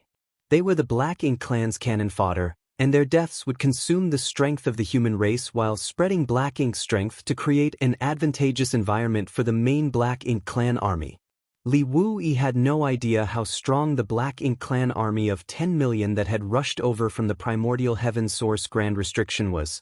After all, he couldn't get too close to investigate, but from the information he had gathered, the overall strength of this Black Ink clan army was probably the strongest that the human race had ever seen, because he could clearly feel terrifying auras coming from within this army, even from such a huge distance. This was undoubtedly the auras of the pseudo-royal lords. Is there a royal lord? Yang Kai asked via divine sense. Li Wu-Yi shook his head. I'm not sure. Because the pseudo-royal lords couldn't control their own strength, they couldn't restrain their auras. Royal lords, on the other hand, could do precisely that. So, even if there were royal lords in the midst of this army, Li Wu-Yi wouldn't be able to detect them. After pondering for a moment, Yang Kai suggested, "You stay here, I'll go take a look." Li Wu immediately nodded, "Be careful." He was well aware of Yang Kai's capabilities, so there was nothing to worry about. In addition, with the help of Thunder Shadow's innate divine ability, it could be said that no one was more suited for scouting than Yang Kai. The next moment, Yang Kai activated Thunder Shadow's innate divine ability, concealing his figure and aura as he flew towards the rapidly advancing Black Ink army. Even from afar, this surging Black Ink army was extremely vast, and after approaching it, one could further feel its oppressiveness. A moment later, Yang Kai arrived near the Black Ink clan army, closing to a distance of just 1 million kilometers away. This was quite close, but also had a decent safety margin. Before confirming whether there was a royal lord present in this Black Ink clan army or not, this was already the limit. If Yang Kai moved any closer, even with the support of Thunder Shadow's innate divine ability, he might arouse the Black Ink clan's suspicion. The billowing Black Ink tide rapidly flowed across Yang Kai's field of vision, and upon closely investigating, Yang Kai was secretly shocked. From a distance, Yang Kai only knew that there were many pseudo-royal lords in this army, but it was difficult to estimate exactly how many there were. However, Yang Kai could clearly feel them at such a close distance. There were almost 300 pseudo-royal lords. An army of 10 million with 300 pseudo-royal lords. Such a lineup was comparable to the entire Black Ink clan in the 3000 worlds when it was at its peak. Not only were there pseudo-royal lords, but there were also quite a lot of innate territory lords and even ordinary territory lords, as well as an astonishing number of feudal lords. Yang Kai didn't find a single low-rank Black Ink clansman. Even the weakest soldiers here were high-rank Black Ink clansmen. This discovery made his heart a little heavy.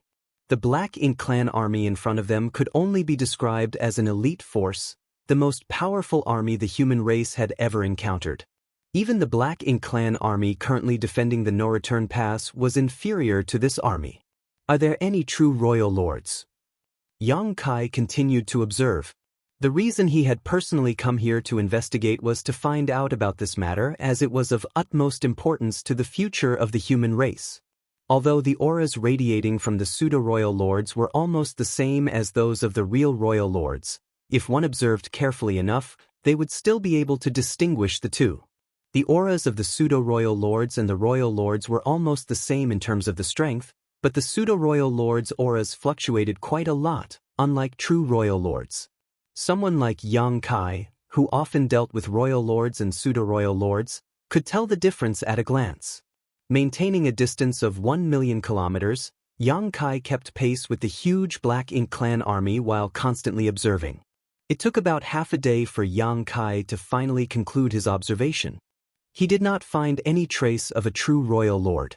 Still not at ease, Yang Kai closed the distance between himself and the Black Ink clan army and deliberately released a trace of his aura, ensuring that even if a royal lord noticed it, he could immediately conceal himself again. After a while, Yang Kai finally relaxed. He could conclude that there were no royal lords in this Black Ink clan army, allowing him to breathe a long sigh of relief. From the looks of it, the situation was not as bad as he had thought. The primordial heavens source grand restriction had not completely collapsed. If the primordial heavens source grand restriction had been completely broken, the Black Ink clan would not be sending pseudo-royal lords, but true royal lords. The fact that there wasn't a single true royal lord amongst the Black Ink clan army of 10 million here was incontrovertible proof of this. Be that as it may, it was an undeniable fact that there must be something wrong with the primordial heavens source grand restriction, something similar to when the innate territory lords had escaped last time but on a much bigger scale. Looking at the massive Black Ink cloud passing by, Yang Kai suppressed the murderous intent in his heart and quietly withdrew. Although he could launch an attack right now and catch this Black Ink clan army off guard, he was still just one man.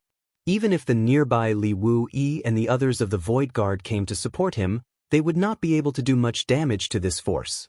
Furthermore, once Yang Kai made a move here, word would definitely spread to the No Return Pass. At that time, the human race would lose the intelligence advantage of having discovered the Black Ink clan reinforcements. The Black Ink clan reinforcements would take at least 10 years to reach the No Return Pass, so there was no need to disturb them yet. Returning to Li Wu-Yi's side, Yang Kai ordered, setting up the space array is temporarily postponed. The Void Guard's new mission is to monitor the movements of these Black Ink clan reinforcements. Yes. Li Wu-Yi replied solemnly. Also, leave a few people here to continue monitoring this place. Li Wu-Yi quickly understood Yang Kai's worries. Are you worried that there are other Black Ink clan reinforcements on their way? Right now, the human race had only discovered one batch of Black Ink clan reinforcements, but no one could guarantee that there wouldn't be more. Leaving behind some people here to monitor was a necessity to not be caught off guard. Yang Kai agreed with a nod. That's right, other than that, I need you to go to the primordial heavens source grand restriction and investigate the situation there.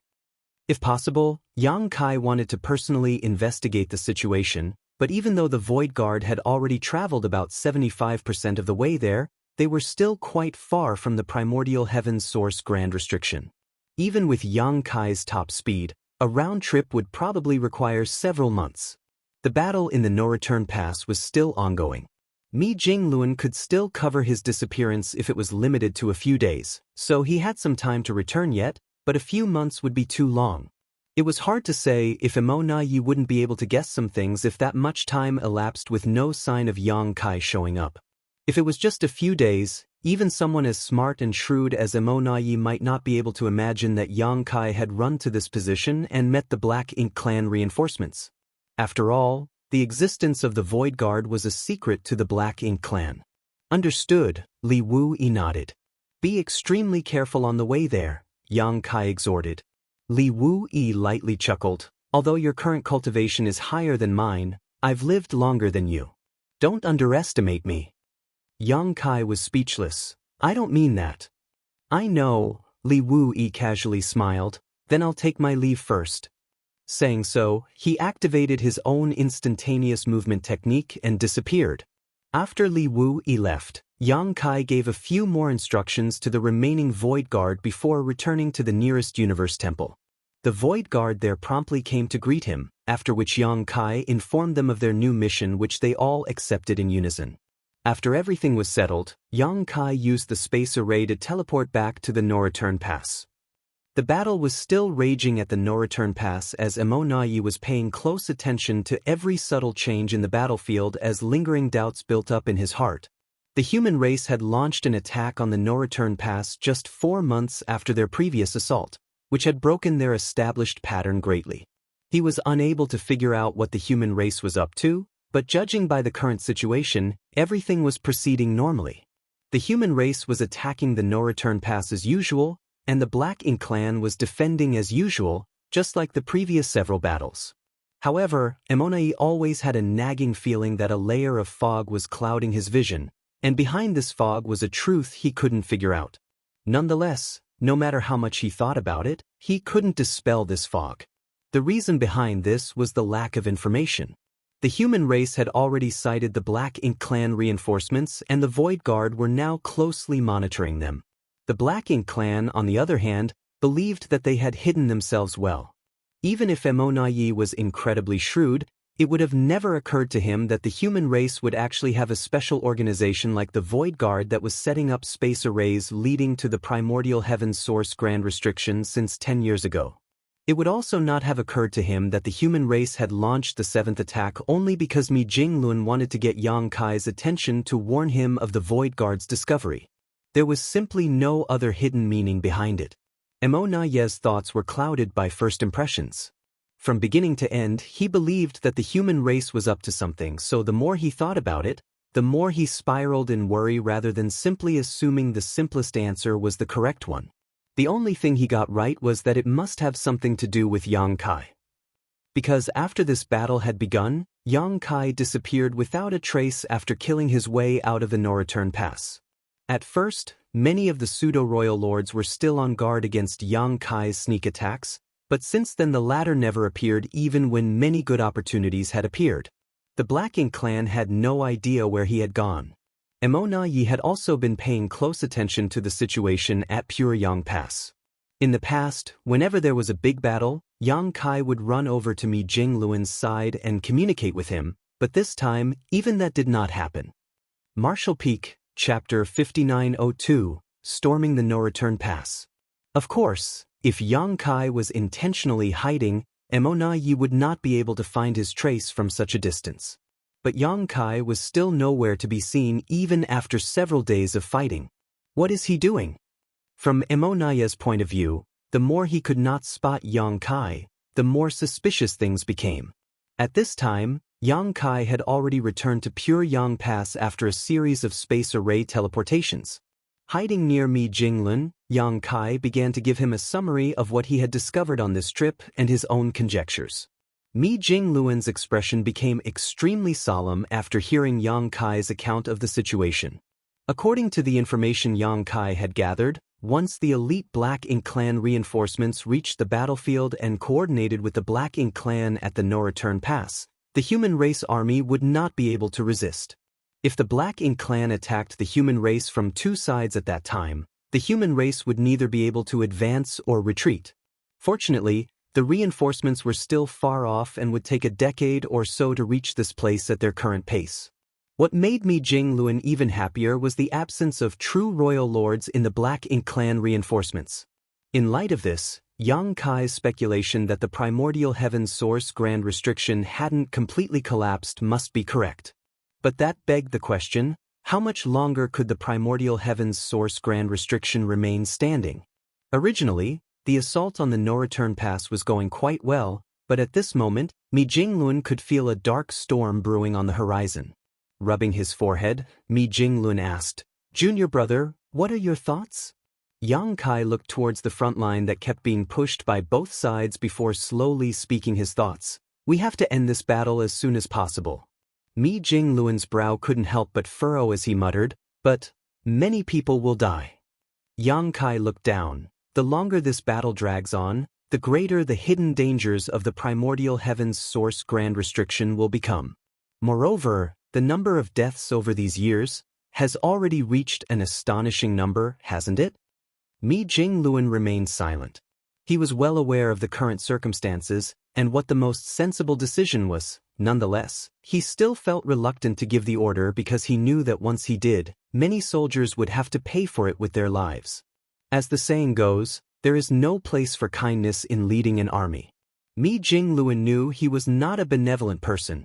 Over the years, there had been many instances where he had no choice but to issue cruel and merciless orders.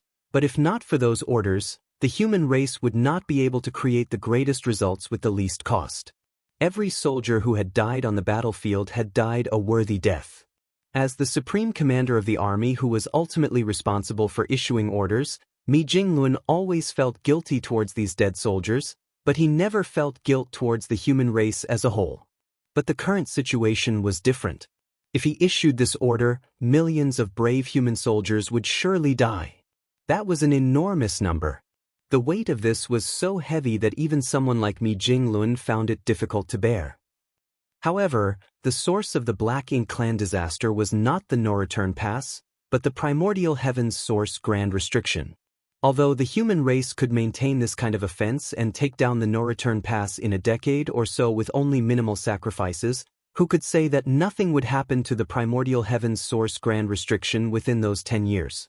If something irreversible happened at the primordial heaven's source grand restriction over the next decade, even if the human race managed to capture the no-return pass, it would prove meaningless. At that time, the losses would be even greater.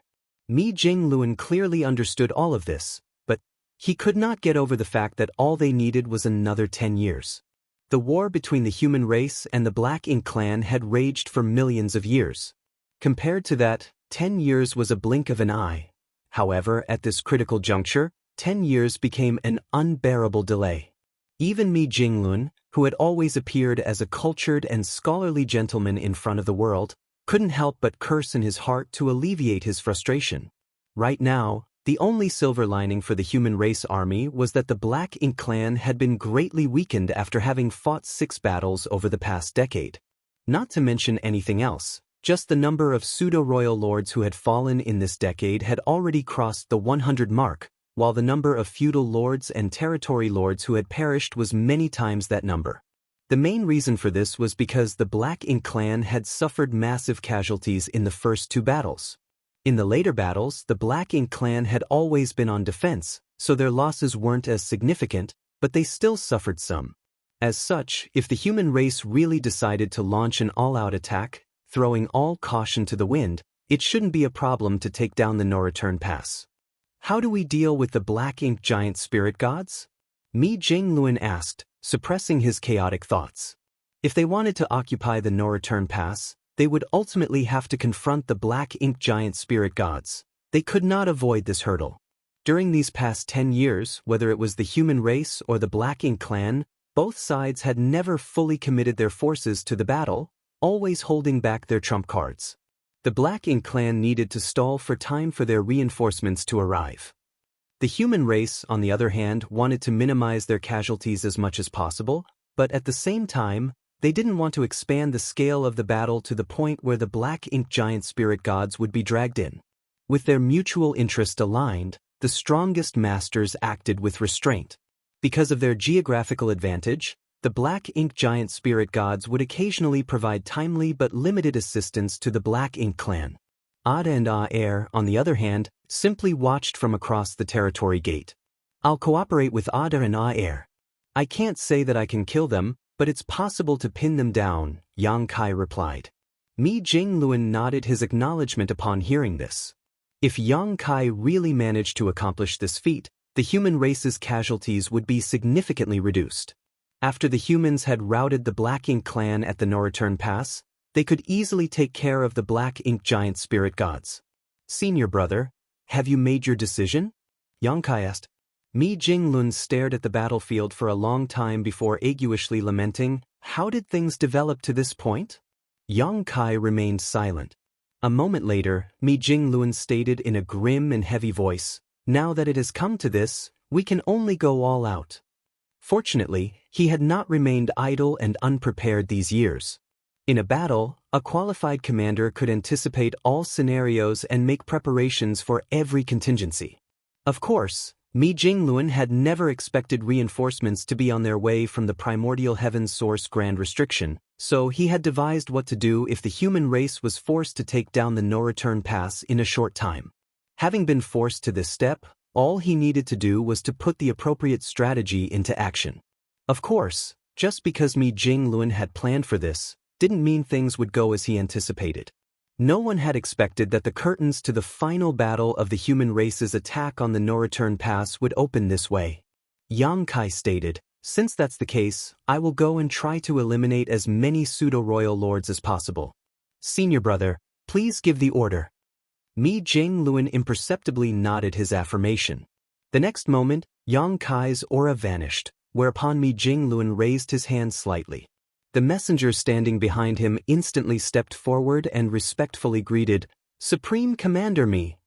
Mi Jingluan's low voice rang out, relay my orders to all armies. The messenger's expression became serious as perked up his ears, attentively listening. However, Mi Jingluan remained silent for a long time before the messenger finally heard Mi Jingluan's firm and determined voice. Prepare to storm the No-Return Pass. As one of Mi Jingluan's trusted aides who had been following him all this time, the messenger naturally understood what this order meant. His expression immediately became stern, and although he was filled with shock, he didn't hesitate to relay this order to every commander on the battlefield. As a qualified messenger, he didn't need to question the decisions of the Supreme Commander, he just needed to convey the orders he was given without error. Having finished relaying Mi Jingluan's order, the Seventh Order messenger raised his head and looked towards the battlefield. The next thing reflected in his eyes was the human race warships nimbly shuttling back and forth on the battlefield, as well as a sky alight with the brilliance of various secret techniques and artifacts. He cupped his fists and requested in an earnest voice, Supreme Commander Mi, I want to participate in the battle. All this time, he had been responsible for relaying Mi Jingluan's orders. He witnessed with his eyes the human race's soldiers desperately fighting on the battlefield because of the orders he had passed down. He had witnessed the death of so many, too many to keep count of, but was powerless to do anything about it. He also knew that their deaths had nothing to do with him. He was just a messenger. He was only relaying Supreme Commander Mi's orders. As for the ensuing casualties and consequences of the orders, it was totally unrelated to him. Be that as it may, not everything in this world could be convinced with logic, such as the human heart. On the eve of the worst battle to have been fought in history, the messenger decided to follow his heart and make his request to the Supreme Commander. Mi Jingluan didn't even turn his head, and only spewed a single word, granted. The messenger bowed in gratitude. Within the walls of the No-Return Pass, Emona Yi was observing the battlefield with a furrow on his brow. His powerful cultivation and vast divine sense allowed him to clearly perceive the situation of the entire battlefield with a single flash of thought. He had seldom left the No-Return Pass to join the fighting over the years, but it was thanks to his leadership that the Black Ink clan army had managed to repel the human race at the smallest cost on every occasion. This battle was no different from the previous ones. The human race's attacks were tepid, which clearly indicated that they wanted to gradually wear down the Black Ink clan's strength. So, although it had been several days since the battle began, the losses suffered by the Black Ink clan were still within acceptable limits. As for the human race, ever since the third battle, the price paid by the humans in each battle could only be considered insignificant. This was because the Black Ink clan had never thought of making any move on the human race. Under Emonaye's command, all the Black Ink clan's forces were focused on defense. As such, it was very difficult for them to deal much damage to the humans. There were only two unusual points about this battle. Firstly, the humans had launched this battle far ahead of their usual schedule, breaking the pattern which had been maintained for the past 10 years. And secondly, Yang Kai was nowhere to be seen. After Yang Kai had killed his way out of the barren territory, there had been no sightings of him. This was a very strange and unprecedented event. In the previous battles, Yang Kai would always run out to attack the pseudo-royal lords, forcing Dia Luo and his team of 12 pseudo-royal lords to rush to rescue, which was quite annoying. But this time, Yang Kai had not made a move even after so many days. Emonaye couldn't even figure out what Yang Kai was doing at this moment. This kind of unknown variable had caused Emonaye's heart to be filled with anxiety. After all, this was Yang Kai, who had always used extraordinary means to do unbelievable things.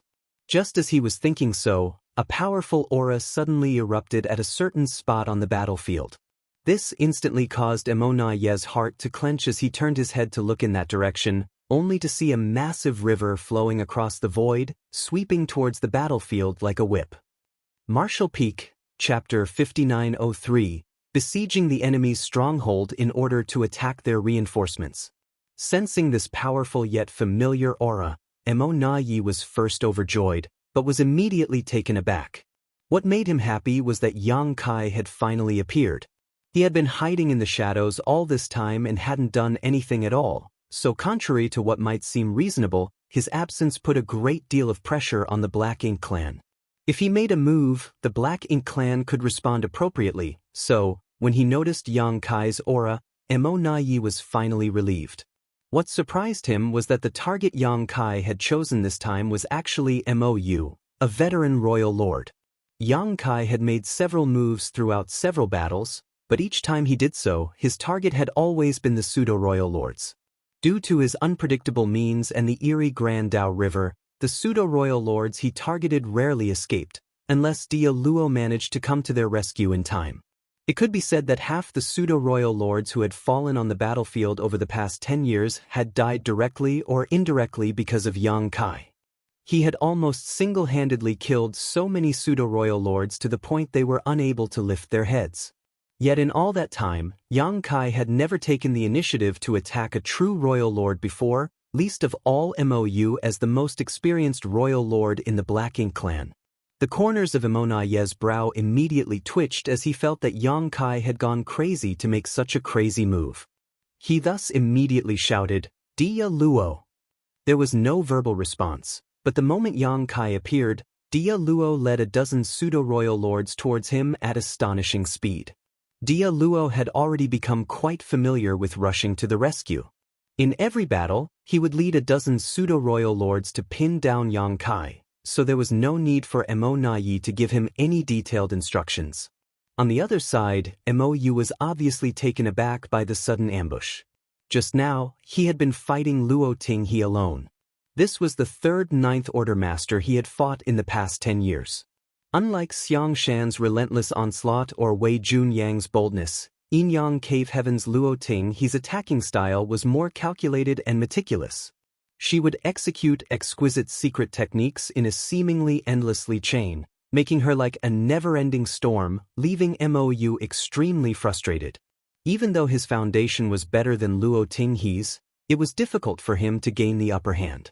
From the beginning of their fight until now, they were evenly matched. A royal lord's senses were extremely sharp, so even if Yang Kai had used Thunder Shadow's innate divine ability, it was difficult for the latter to completely hide his traces.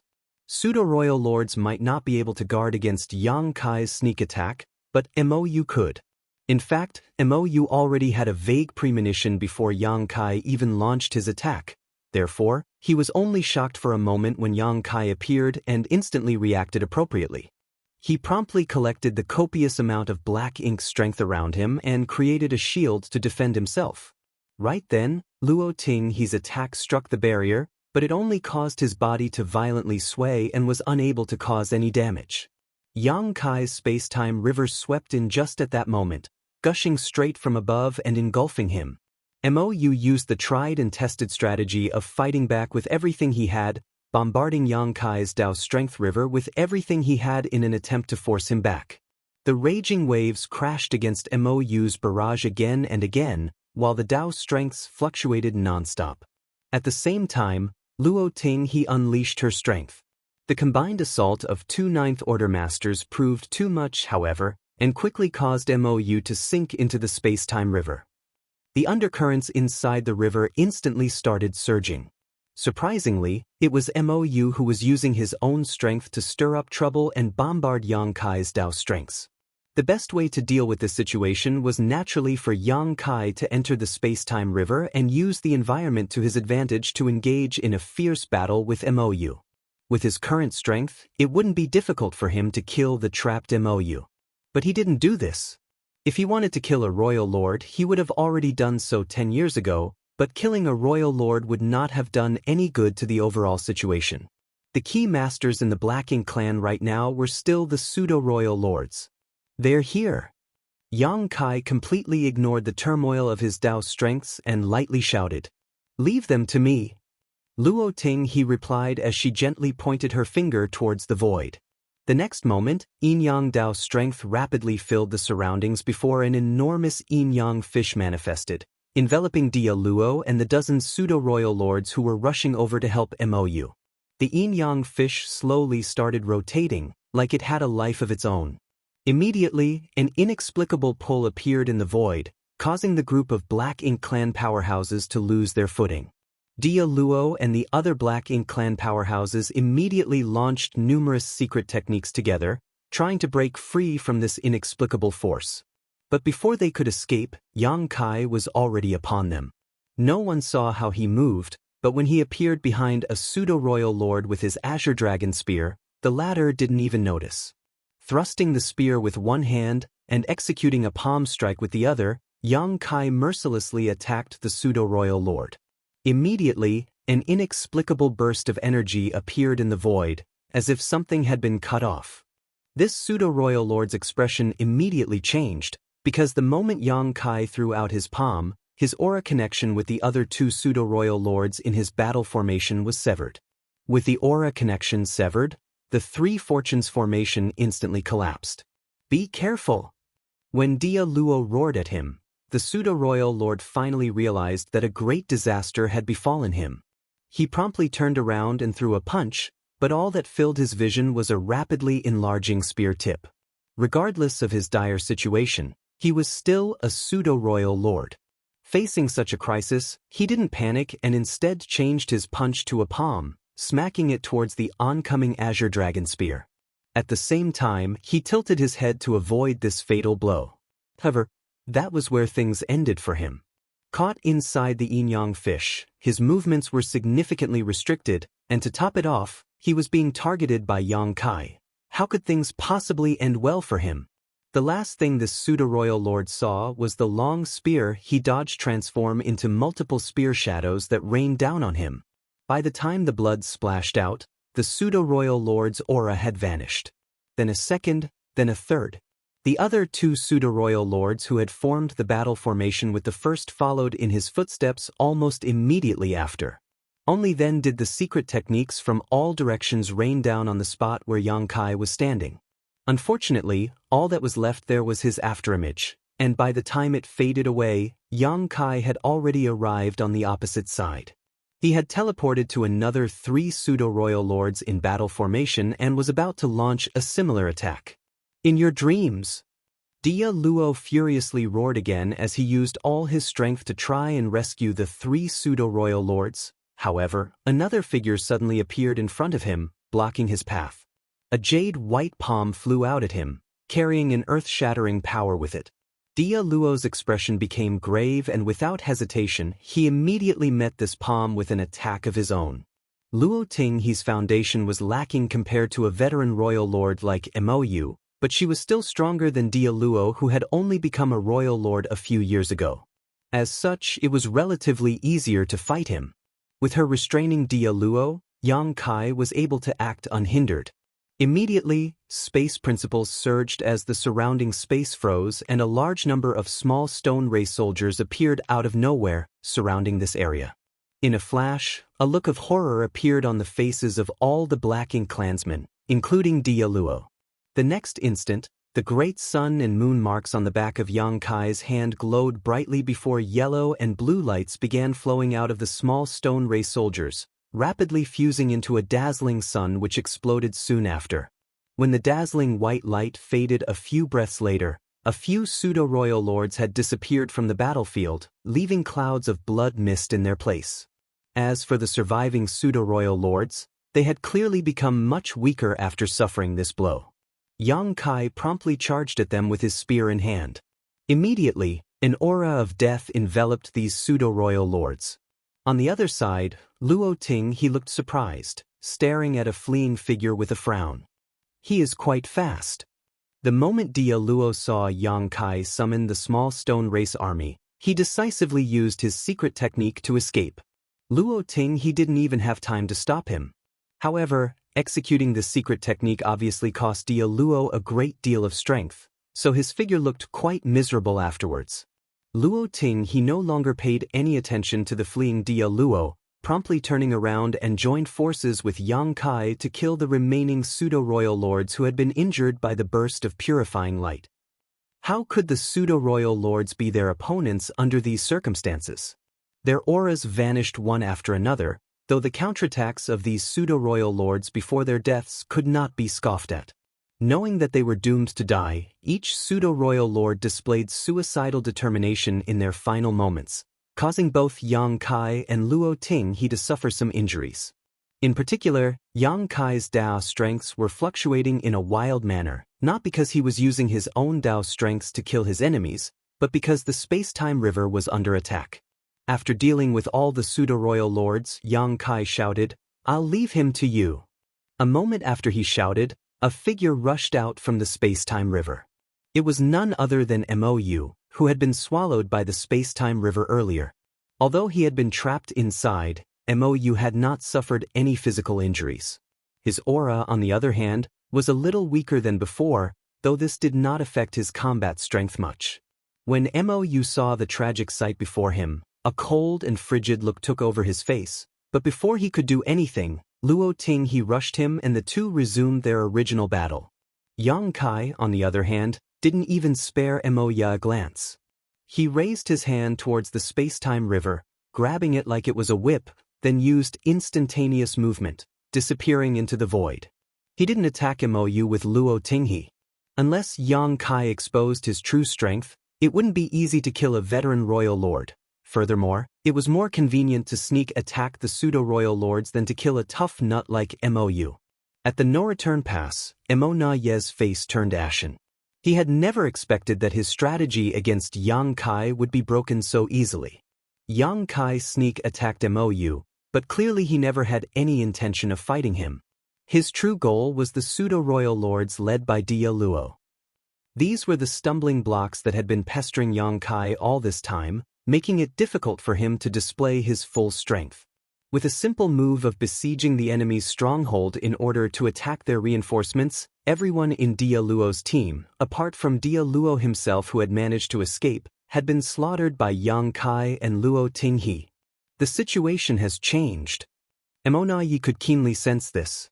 Yang Kai had never done something like this before. The team of pseudo-royal lords led by Dia Luo had successfully managed to restrain Yang Kai in the previous battles, hindering him from displaying his full strength, but by the looks of it, Yang Kai had always had the ability to break free of Dia Luo and the pseudo-royal lord's restraint. It was just that he did not want to, that was all. What the hell made him reveal his fangs today? Sir. Dia Luo, who had fled back to the no-return pass, arrived in front of Mou, his face filled with shame. He didn't dare to face Yang Kai alone, so he didn't know what to do now. Martial Peak, Chapter 5904, Exchanging Pieces. Even now, Yi had not associated the turn of events in the situation to the fact that Yang Kai's strength had experienced a heaven-shaking, earth-shattering increase to another level. That was because he knew just how difficult it was for a human race master to cultivate. The stronger the cultivator, the more time they had to spend accumulating heritage to grow their power. Since ancient times, there had never existed anyone like Yang Kai who was able to grow to such an extent in less than 1,000 years after advancing to the Ninth Order. Ever since the humans attacked the No Return Pass, Yang Kai had been concealing his ability by feigning weakness. In each battle, he only ever revealed strength as should be expected from a newly advanced Ninth Order master like himself while trying to avoid head-to-head battles with any of the royal lords. From Yi's perspective, Yang Kai may be stronger than when he just advanced back then in the Universe Furnace world, but such growth was still acceptable. Moreover, it was well known that Yang Kai's abilities were greater than other cultivators in the same realm to begin with, so it was difficult to understand Yang Kai's bottom line without a proper fight with him. Even if someone told Yi about Yang Kai's true strength now, he probably wouldn't believe it. Such a thing was simply nonsensical. The situation had changed subtly since Yang Kai showed up on the battlefield. Though the attack of the humans was still as tepid as before, the various armies had already completed their secret deployments, getting all their forces into position. Yang Kai soon reappeared, this time next to Xiang Shan. Xiang Shan's opponents were 3 pseudo-royal lords who had formed a battle formation, which should make them strong enough to take on this newly promoted Ninth Order master. In the first 2 battles, Xiang Shan fought 2 bloody battles with Mou, which resulted in losses on both sides. Mou had a unique method of healing, so he could recover quickly through the sacrifice of a pseudo-royal lord, but Xiang Shan could not recover as easily. Even with the use of healing pills, it would still take him some time, so his injuries have not been restored completely even until now, causing him to fall into a disadvantage against the 3 pseudo-royal lords from time to time as they fought. This was especially noticeable during the days when Yang Kai had disappeared, as Xiang Shan was almost one-sidedly suppressed by these 3 pseudo-royal lords without having any ability to fight back. But since Yang Kai's emergence, the situation had turned around. These 3 pseudo-royal lords now had to hold back 30% of their strength in preparation to deal with the event of a surprise attack launched by Yang Kai, which gave Xiang Shan some room to breathe. When Yang Kai's figure entered their circle of battle, Xiang Shan, who had received a heads-up prior, burst out with the power he had been accumulating and wielded a fierce blade towards the 3 pseudo-royal lords.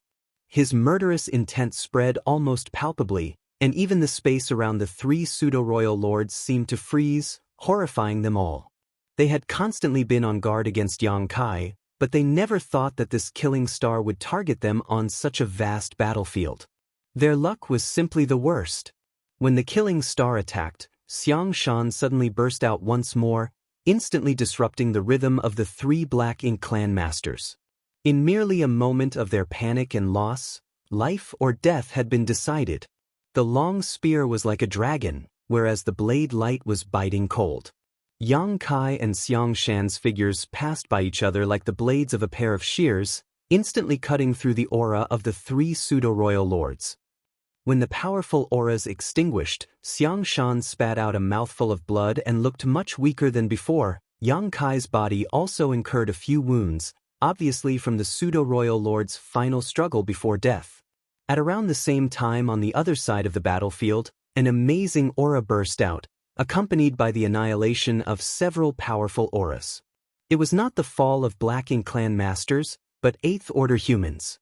Yang Kai's head snapped over, only to see a turbulent black ink cloud moving about.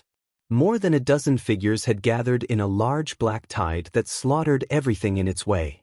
Even in their battle formations, the 8th Order masters could hardly put up a fight. The reason for that was that there were traces of Yi and Dialuo's involvement in this tide, whereas the rest were all pseudo-royals. Almost at the same time as when Yang Kai looked over, Yi turned his head over as well. Their gazes suddenly met, and they could both see the coldness in each other's eyes. Yang Kai instantly understood Yi's intention and praised him inwardly. What a cruel and determined heart this guy has. Moments ago, When Dia Luo fled back to the no-return pass and returned crestfallen to Emo Na Ye's side, Emo Na Ye made a snap decision at that moment. An extremely radical one at that. On his command, a dozen pseudo-royal lords, who were standing by to defend the black ink nests, flew out in a group under Dia Luo's lead, heading straight towards the battlefield. Emo Na Yi gave up the idea of tracking Yang Kai since he knew that he would only end up being pulled around by the nose by him that way. This fellow was a master in the Tao of space who could appear and disappear like a ghost. Trying to pin down his tracks would only waste time. The only way to change their passive position to an active one was to give up on defending and attacking instead. If you want to kill our pseudo-royal lords, then I'll go and kill your 8th Order masters. Let's see who will give in first and go to stop the other. This was Emo Na Ye's decision. Nobody could stop Yang Kai if he wanted to sneak up on them and stir trouble. Emo Na Ye deeply recognized that he lacked that ability now.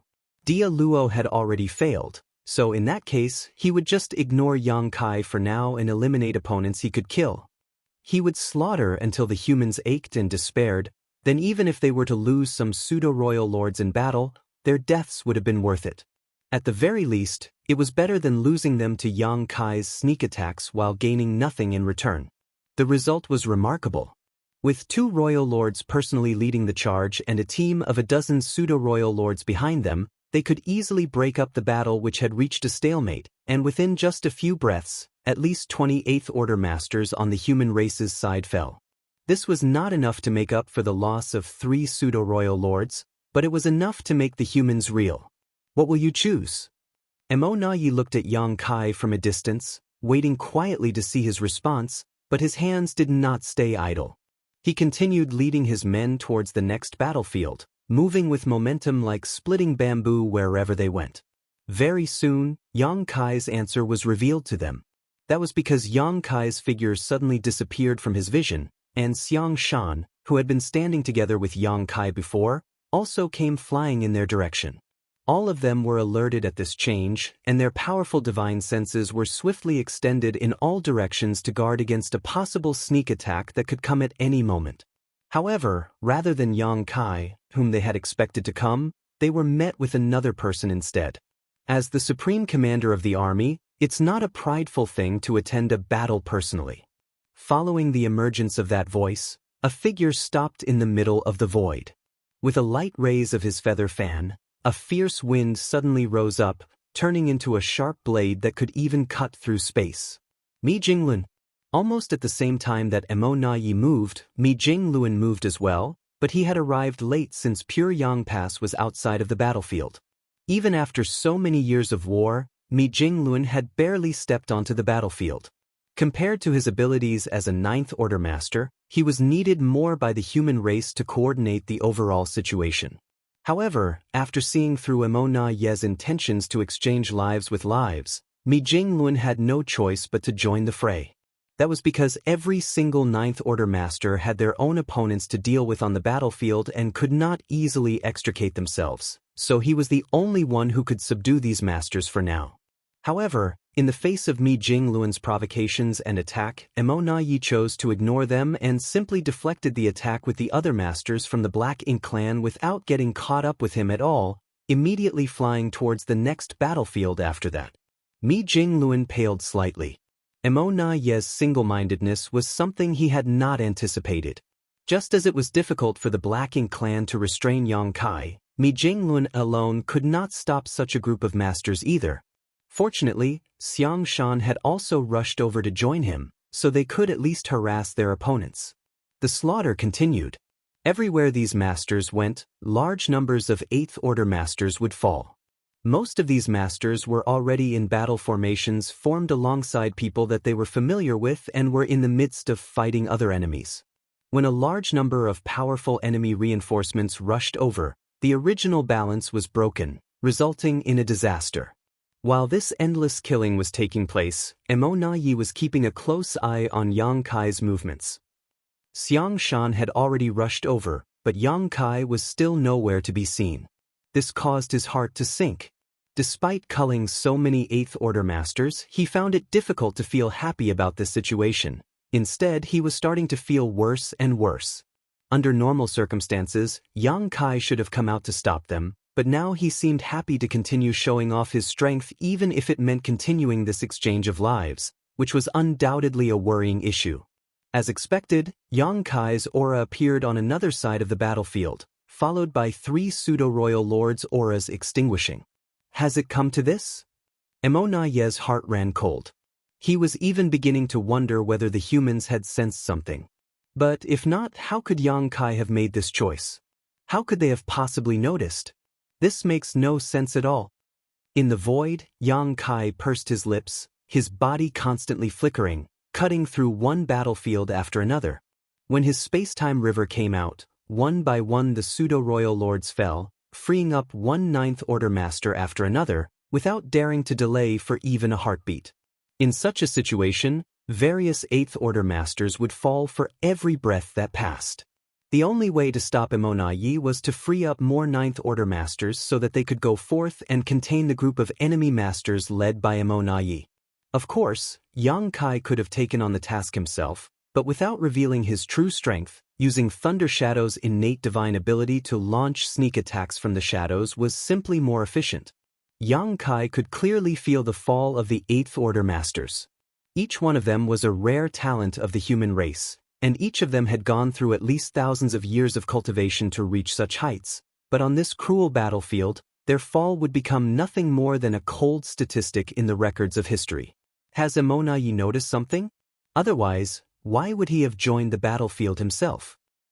Before the battle, Yang Kai and Mi Jinglun had expected great losses on their side, but seeing it happen with their own eyes still left their hearts bleeding. Yang Kai tried his best to suppress the urge to stop Emonaye and turned all his resentment and pent-up displeasure into powerful attacks, unleashing them from the spear in his hand. Kill. I need to kill more. Kill them all. Martial Peak, Chapter 5905. Decisive Battle. The originally uneventful battle suddenly heated up into a tragic scene following the sudden appearance of Yang Kai and the movements of Emonaye, Dialuo, and the pseudo-royal lords. At this point, even lower-level officers on both sides had noticed that the situation had changed. The top masters on both sides seemed to be competing on who could kill faster and who could kill more. All over the battlefield, the fall of pseudo-royal lords and Eighth Order masters could be felt. In terms of killing efficacy, the Black Ink clan was undoubtedly better. A killing squad led by 2 royal lords with a dozen pseudo-royal lords in tow was extremely powerful.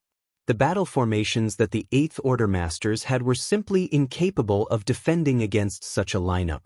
As soon as their battle formations were broken, the Eighth Order masters would quickly be killed.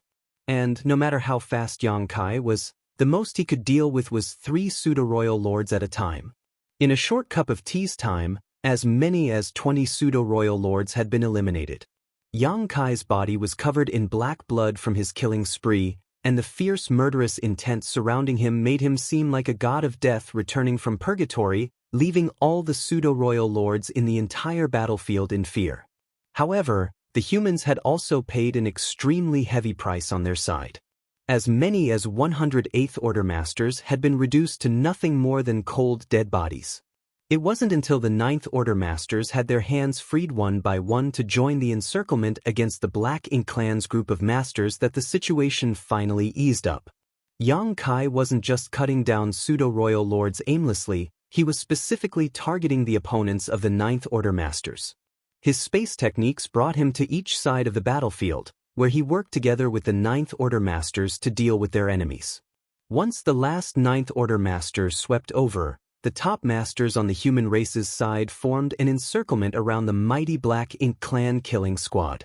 It was only now that Mi Jinglun could finally breathe a sigh of relief. In the void, Mi Jinglun, Xiang Shan, O Yanglai, Wei Junyang, Xiao Xiao, Wu Qing, Shi Dezhuang, and Tang Tao all stood. 8 Ninth Order masters were sealing the Black Ink clan team from all directions.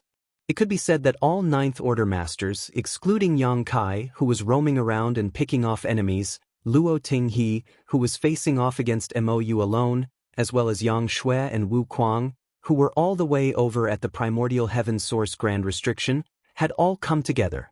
This was the heritage accumulated by the human race over thousands of years. It was not very strong and very much lacking when compared to them at their peak, but this was a sign of hope for the rise of the human race. The fierce battle stopped at some point. The 8 Ninth Order Masters circulated their auras to suppress and seal this zone to ensure that regardless of where their opponents tried to escape from, they would be met with a fierce flurry of attacks. However, they were in no hurry to attack. The humans may occupy the absolute upper hand on the surface, but the slightest mistake in a fight of this level could bring about dire consequences. Both sides were constantly probing each other, looking for a breakthrough point. "You're not running away?" Mi Jinglun gave Imo Yi a strange look.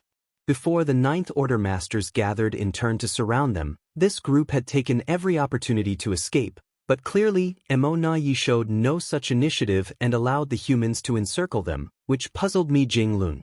"Run away?" Imo Yi answered his question with another question as he looked askance at him. Even though he knew that he was on the weaker side right now, his attitude remained firm. Mi Jinglun did not answer. Imo Yi went on, "There's something that I can't understand, so I will appreciate it if Supreme Commander Mi can explain it to me." On the battlefield, Yang Kai's aura was constantly appearing and disappearing, and every time that happened, a number of pseudo-royal lords would face unfortunate ends. Imo Yi's team was restrained, yet Yang Kai could freely go on a slaughter spree. From the human's perspective, stalling for some time seemed to be a good idea. That way, Yang Kai could better weaken the Black Ink clan side. Thus, Mi Jinglun obliged, "So there exists something that puzzles you in this world?" These words were not just meant to ridicule. As the supreme commanders of their respective sides, the fight between Mi Jinglun and Imo Yi was not just something that played out over the past year or two. Both of them had a thorough understanding of each other. Putting aside where they stand and seeing him merely as an opponent, Mi Jinglun thought highly of Imo Yi in that regard. Imo Yi did not answer his question. Instead, he asked what he had on his mind. "How did you find out?" "Find what out?" Mi Jinglun answered casually while putting on a confused look at the right moment. Imo Yi kept a firm gaze on him. "Even though you are able to conceal it well, Supreme Commander Mi, Brother Yang here is not as good at pretending, so why ask me that question when you already know the answer?" Next to them, Yang bristled. "What did I do? If you want to talk, just talk, why drag me into it?" Yang was displeased. Imo Yi turned to look at him. "Your expression changed when I was asking my question earlier. That proves you know what I'm talking about. Am I not allowed to be nervous during such a critical moment?" Yang roared. Imo Yi could not be bothered to answer, so he turned back to Mi Jinglun. "Over the years, the human race's attacks on the no-return pass have maintained the same frequency, but this time, your attack happened far before the expected time. Moreover, Brother Yang has ignored us so openly. He could have saved those 8th Order Masters, yet he continued culling our pseudo-royal lords instead. Even though you can clearly achieve the same goal with minimal cost if you had spent a dozen years more, you chose the risky method instead. It's as if you're all in a hurry to reclaim the no-return pass." Meanwhile, everything that was said was just flying over the heads of Dia Luo and the many pseudo-royal lords. None of them had any idea what Imo Yi was talking about. All they knew was that things were likely to be disastrous this time. The Black Ink clan had 2 royal lords and a dozen pseudo-royal lords in this group, but the humans had 8 Ninth Order Masters. In terms of true strength, the Black Ink clan was at a complete disadvantage. They were curious to know the answer to Mi Jinglun's earlier question. Why didn't they run away when they could have? As a result, they were now surrounded in this place. Each one of them was feeling uneasy about this situation, and it was inevitable that a sense of dissatisfaction arose against Imo Yi. "Why is that?" Imo Yi spoke, but he did not mean it as a question. He answered, "There's only one possibility, and it is that you humans have found out about it.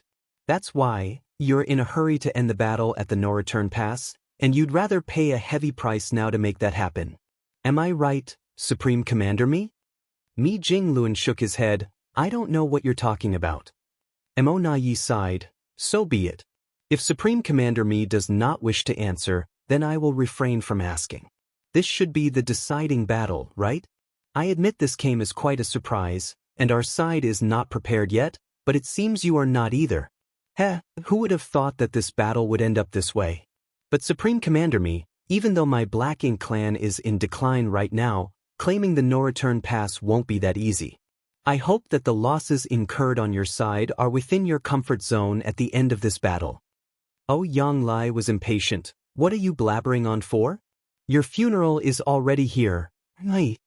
Emona Yi turned to him with an icy look in his eyes. The casual look from before was gone, and he spoke in a stern voice. Are you really so sure that you've defeated me? Almost at the same time as those words were spoken, dozens of powerful auras that shook the void rose up within the no-return pass and swept out. It was the pseudo-royal lords who had remained in the no-return pass all this while, guarding the high-rank Black Ink nests. These pseudo-royal lords had been stationed in the no-return pass since the humans began attacking it, but there was no helping it. It was mainly because they had to guard against the annoying Yang Kai. This fiend was constantly appearing out of nowhere, always coming out of the barren territory every battle. Without these pseudo-royal lords to protect the Black Ink nests, Yang Kai would long have destroyed them all, and without them, the Black Ink clan will have no way to replenish their forces or heal from their injuries. And during Yang Kai's repeated fights with the pseudo-royal lord team led by Dialuo, it was they who fended against the fallout from their battle to keep the high-rank Black Ink nests safe. These pseudo-royal lords had never left the no-return pass since the humans began their attack. However, all of them had left at this moment without a single one remaining behind.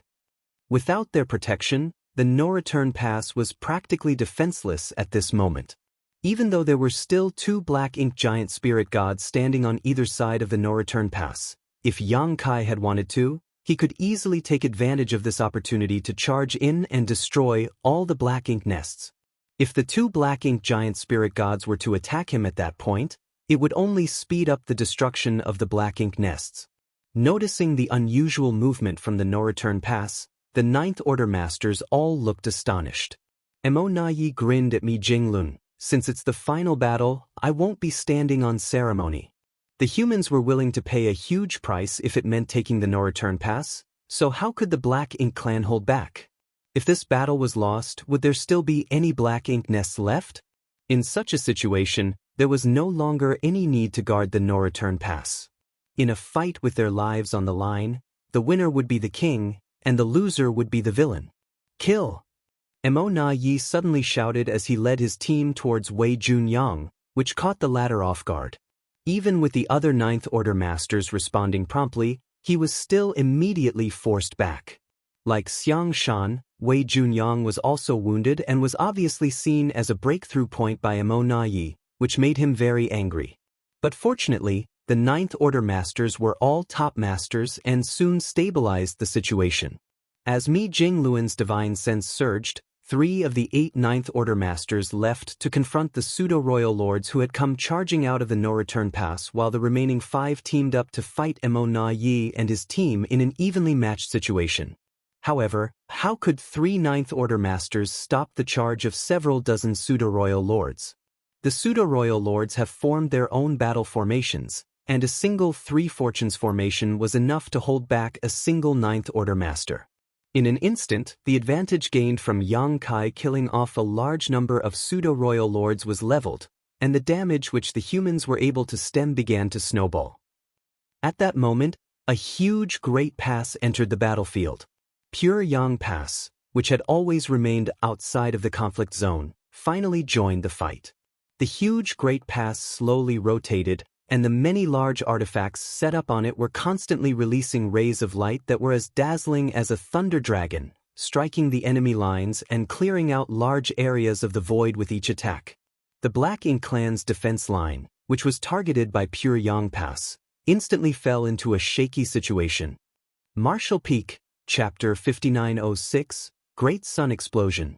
Pure Yang Pass was the only great pass of the human race left.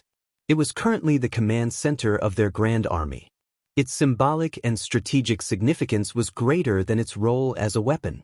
Other than the first battle for the no-return pass, where the majestic, impregnable Great Pass battled the Black Ink clan army, it had always stayed outside of the battlefield during the fights happening over the years.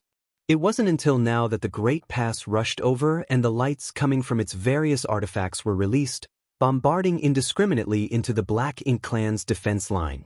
Its fierce and unceasing attack quickly tore a gap into the defense line, and the Azure Sun army nearby immediately took advantage of the situation to charge in. The masters from the Black Ink clan quickly noticed the situation, and immediately, more than a dozen pseudo-royal lords rushed over. At the same time, over 100 figures flew out from Pure Yang Pass to meet them. These were the 8th Order masters who were responsible for standing by on Pure Yang Pass and maintaining it all this while. 108th Order masters definitely would not be able to stop this number of pseudo-royal lords alone, but they had Pure Yang Pass behind them to act as reliable support. Holding back and delaying their enemies was still something they could manage. The exchange between both sides soon began, and the light of both the secret techniques and artifacts blossomed incessantly. On one side of the huge battlefield, the front the Burning Moon army was in charge of, both sides were constantly exchanging blows. However, the Burning Moon army were unable to break through the tight defense line of their opponent from beginning to end, so it did not matter how intense the fight became. Only by ripping a gap in that tight line of defense could the humans gain some ground and charge in and slaughter more of their enemy. In the fierce exchange, the Black Ink clan managed to repel the attacking humans time and time again, and both sides were suffering great casualties. At a certain point, the Black Ink clan on this front suddenly noticed that the human race's attack had inexplicably become much weaker, and while they were confused, they saw the dense forces of the human race army suddenly split up, moving to the left and right while a dozen warships that were clearly different from the usual ones came forward. Moreover, there was a giant warship following right behind them, a purifying Black Ink battleship. The masters from the Black Ink clan on this front instantly recognized the warship as one of the purifying Black Ink battleships created by the humans.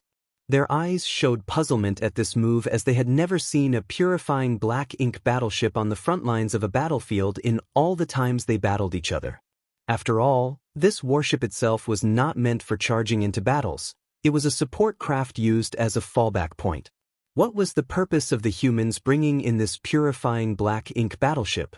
The next moment, those from the Black Ink clan seemed to have thought of something, and a look of great horror emerged on their faces. Divine sense surging as someone roared, "Don't let them get close. Sink them." A heavy barrage of attacks that covered the sky rained down on the warships, and even though the defensive arrays of the dozen warships in front of the purifying Black Ink battleship were activated to their limits, they were still destroyed in a very short time, with the warships being blasted to pieces as well, alongside the members of their squads. Even more attacks came towards the purifying Black Ink battleship. The defensive arrays glowed brightly, but it quickly dimmed down and was shattered. In the next moment, the massive purifying Black Ink battleship was also completely destroyed. However, there was no hint of joy in the face of those from the Black Ink clan, especially from the one who was commanding the battle. Instead, he appeared greatly shocked and hurried to pull back almost as soon as the purifying Black Ink battleship exploded. Like a great sun shining in all directions, the purifying Black Ink battleship exploded, its dazzling light illuminating the void like daylight.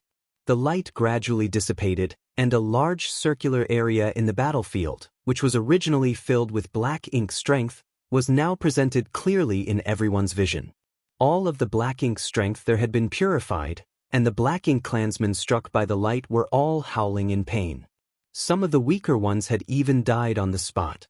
Even those who quickly retreated earlier still failed to escape being struck by the purifying light in the end, and now the rich Black Ink strength their bodies was leaking out uncontrollably as if they had been tossed into a wok of hot oil. The pain was so intense that their expressions became distorted. Even more to their horror was the fact that their strength was dropping sharply as their Black Ink strength leaked out.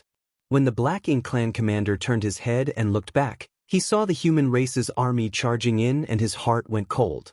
He knew that this defense line was as good as gone. The same scene of a great sun exploding was playing out in every corner of the battlefield. The continuous bursts of light were the greatest nightmare of all Black Ink clansmen. This was the final battle to conquer the no-return pass.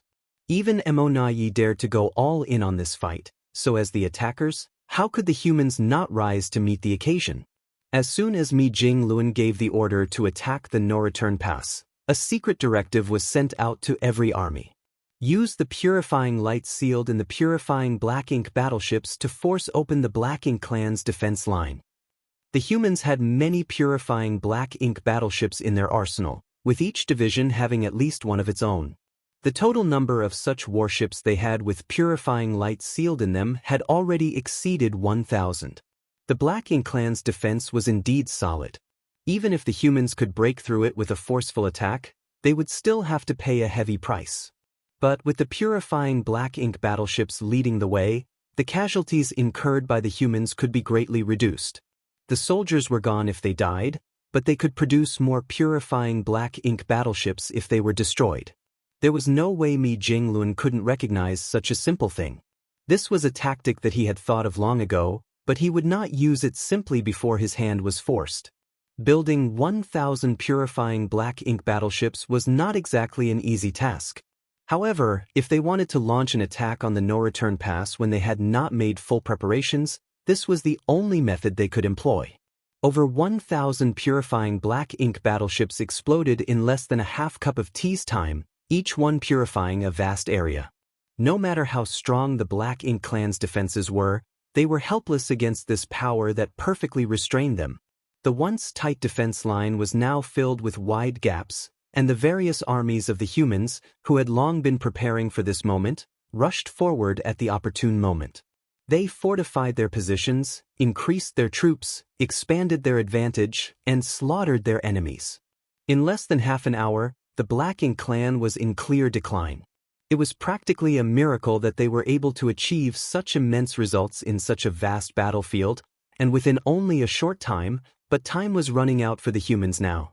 The explosion of such a large number of purifying black ink battleships meant that the humans can no longer rely on the purifying light sealed within those battleships to disperse black ink strength that invaded their bodies. Now, the soldiers could only rely on the purifying black ink pills they brought in advance to protect their small universes. But the purifying black ink pills had limited medicinal efficacies, so this battle had to be fought and won quickly. Many factors could affect the outcome in war, including the determination of the soldiers on both sides and the strength of their forces. However, the most significant determining factor was still the top masters of both sides, the giant spirit gods and black ink giant spirit gods. Even if the humans could wipe out the Black Ink clan army entirely, it would be useless if they could not take down the black ink giant spirit gods. A creation of Mo was a threat to the humans that the pseudo-royal lords could not compare with. Yang Kai continued his endless slaughter on the battlefield, his figure swift and elusive. Everywhere he passed, the auras of pseudo-royal lords vanished. Since the start of the battle, as many as 30 pseudo-royal lords had already died at his hands. This was the battle where he killed the most pseudo-royal lords. The high-intensity battle left his body covered in blood and his aura unstable. The final struggle made by the pseudo-royal lords before their deaths was not something that could be ignored. However, his efforts were able to reduce the casualties for his people by a great margin. Mo Nai burned all bridges when he realized that this was going to be the final, decisive fight, commanding all the pseudo-royal lords standing by at the no-return pass to come out as well, completely giving up on defending the no-return pass. Despite how many Eighth Order masters the humans had, they were still somewhat powerless when faced with these groups of pseudo-royal lords in battle formations. Many Eighth Order masters suffered miserable fates under their hands. However, as Yang Kai continued to slaughter the pseudo-royal lords, the situation finally took a turn for the better.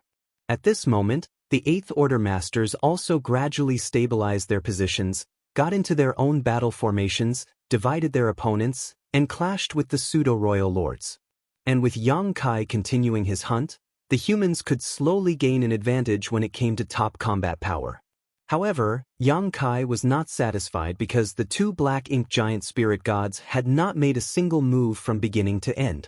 They were still just guarding the no-return pass. If the black ink giant spirit gods did not make a move, Yang Kai did not dare to reveal his true strength either. If they continued fighting like this, their casualties would continue to increase, and even if they captured the no-return pass in the end, it would be difficult to make the cost of the fallen masters worth it.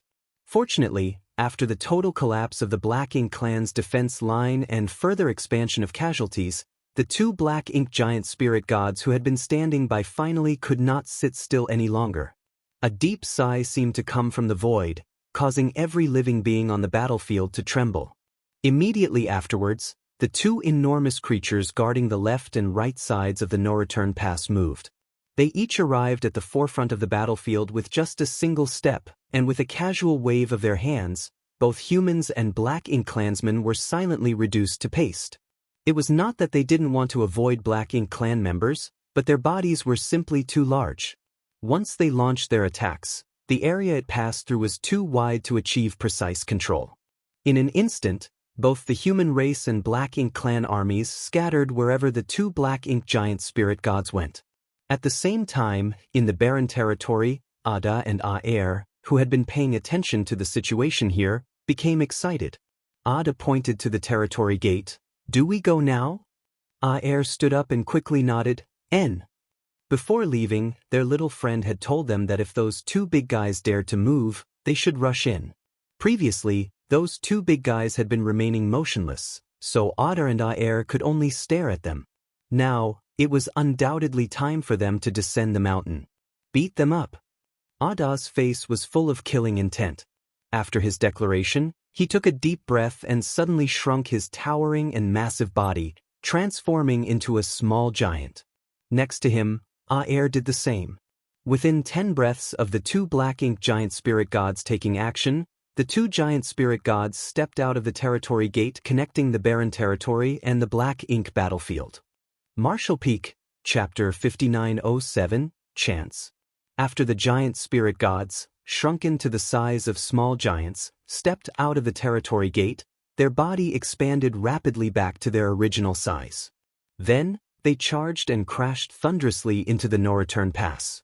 The massive remnant great passes shook and the aftershocks swept out in all directions. The Black Ink nests, which the Black Ink clan had been carefully tending to all these years, instantly shattered into dust. If this scene had occurred a few days ago, it would have undoubtedly been a great heartache to the Black Ink clan, but at this moment, none of them had the heart to care about such things anymore. The Black Ink clan had brought out all their strength and the entire no-return pass had become an empty shell. This battle was the one to decide the life or death of the Black Ink clan in the no-return pass. If they won, they could continue to survive, but if they lost, everything would end for them, so who would still care about the Black Ink nests? The two giant spirit gods raised their feet and started running through the no-return pass. However, it only took 2 or 3 steps before they reached the battlefield where they flew straight towards the two Black Ink giant spirit gods.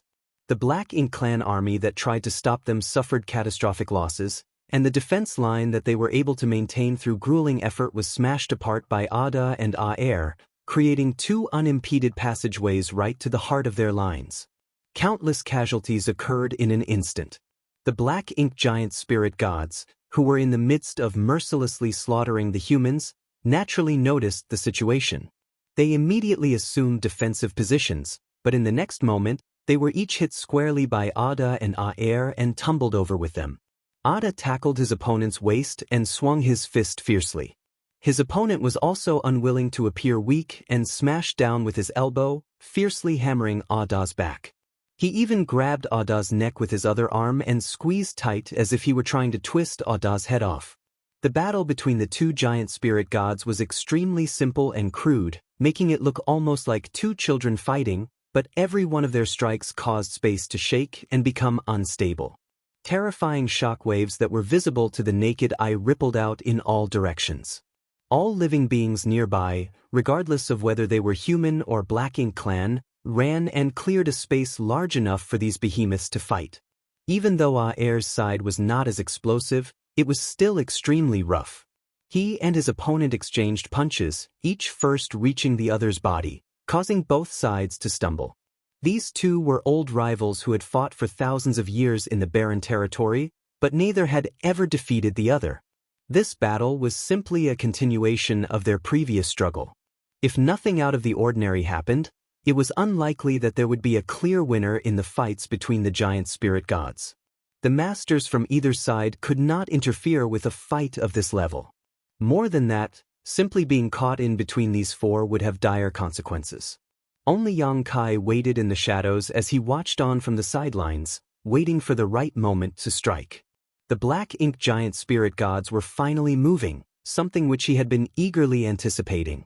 Ada and Aer also arrived promptly to restrain them, so there was no need to worry about them posing a threat to the human race army. Now, all Yang Kai had to do was look for a suitable opportunity to strike. However, when this opportunity would rear its head, or if it would even arise to begin with, was uncertain. Even though Yang Kai had carefully instructed Ada and Aer beforehand, giant spirit gods were simple-minded, so there was no guarantee they would do as they were asked.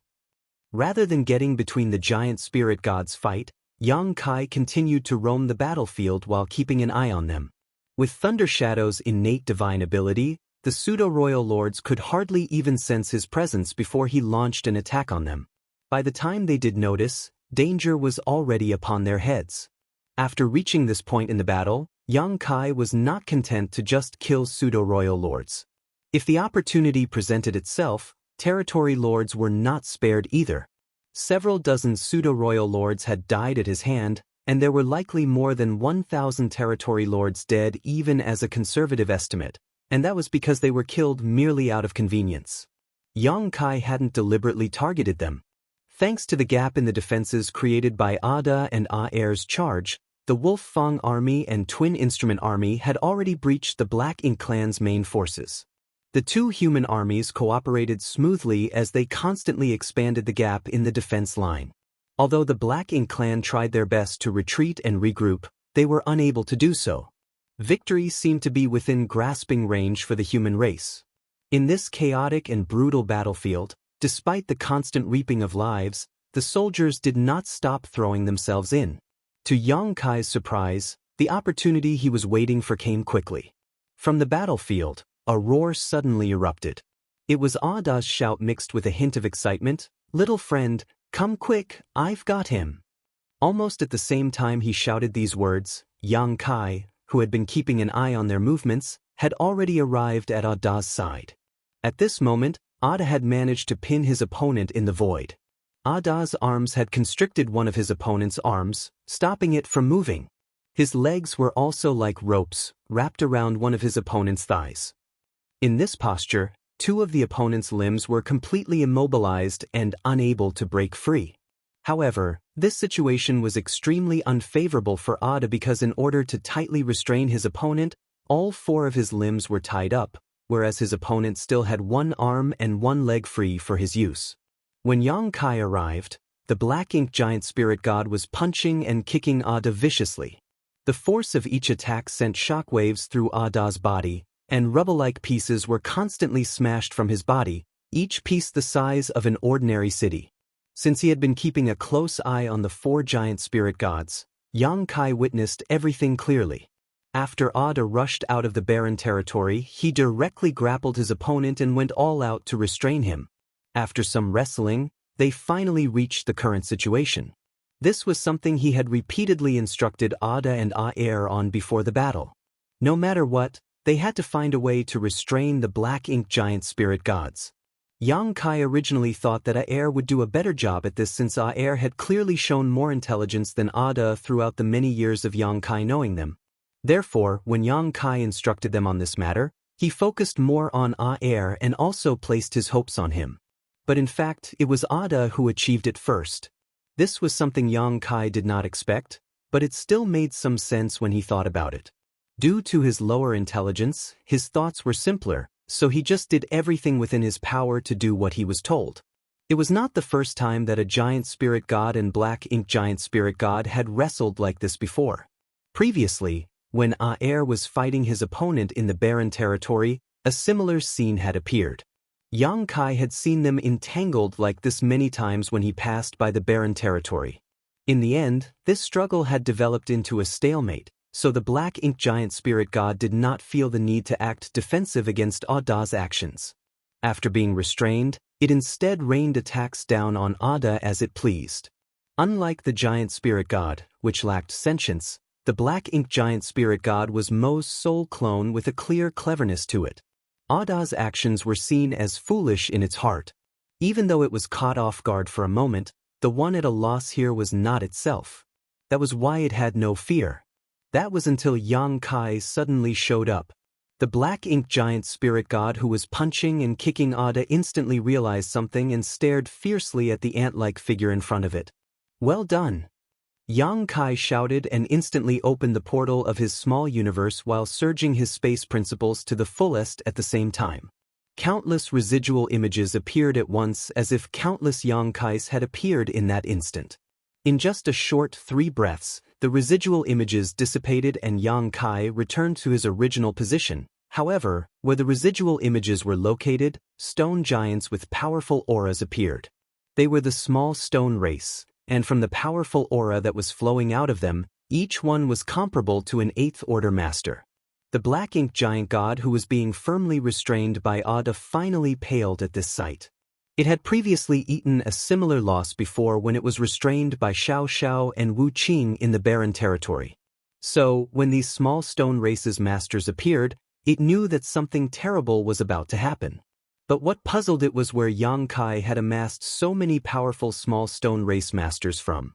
Not only had Yang Kai taken in a massive army of hundreds of millions of them from the chaotic dead territory, a large number of them were even in the 8th order.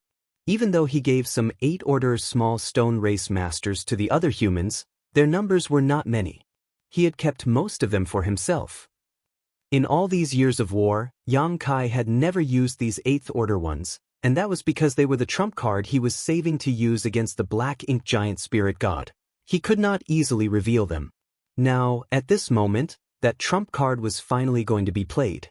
As many as 2,000 8th-order small stone race masters suddenly appeared on the battlefield, which shocked all those who were fighting here. All eyes were instantly fixed on this side, and when they realized that the source of the surging aura was from this small stone race army, the human race masters breathed a sigh of relief while those from the Black Ink clan began panicking. Especially Mo Na Yi, who instantly understood Yang Kai's intentions. His pupils shrank in shock. A sharp aura suddenly struck him and left a bone-deep injury on his body. Mi Jingluan lightly waved the feather fan in his hand as Dao's strength surged, instantly engulfing his opponent in his attack. You still have the heart to be distracted at such a critical moment? That's not a good habit to have. Mo Na Yi gritted his teeth while defending against Mi Jingluan's attack. Has he been hiding his trump card just for this very moment? Who knows?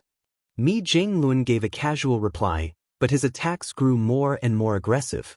Normally, Mo Na Yi wouldn't suffer much against such attacks, but his mind was distracted at the moment, so his body became covered in wounds in just a short while. Mo Na Yi thought at first that even if they lost this fight and subsequently the no-return pass, they would still be able to deal a heavy blow to the humans. After all, the Supreme One's soul clones were so powerful that no one could oppose them. Worst comes to worst, they would disappear into the depths of the void and meet up with the reinforcements that were rushing this way, then they would still be able to stop the human race army.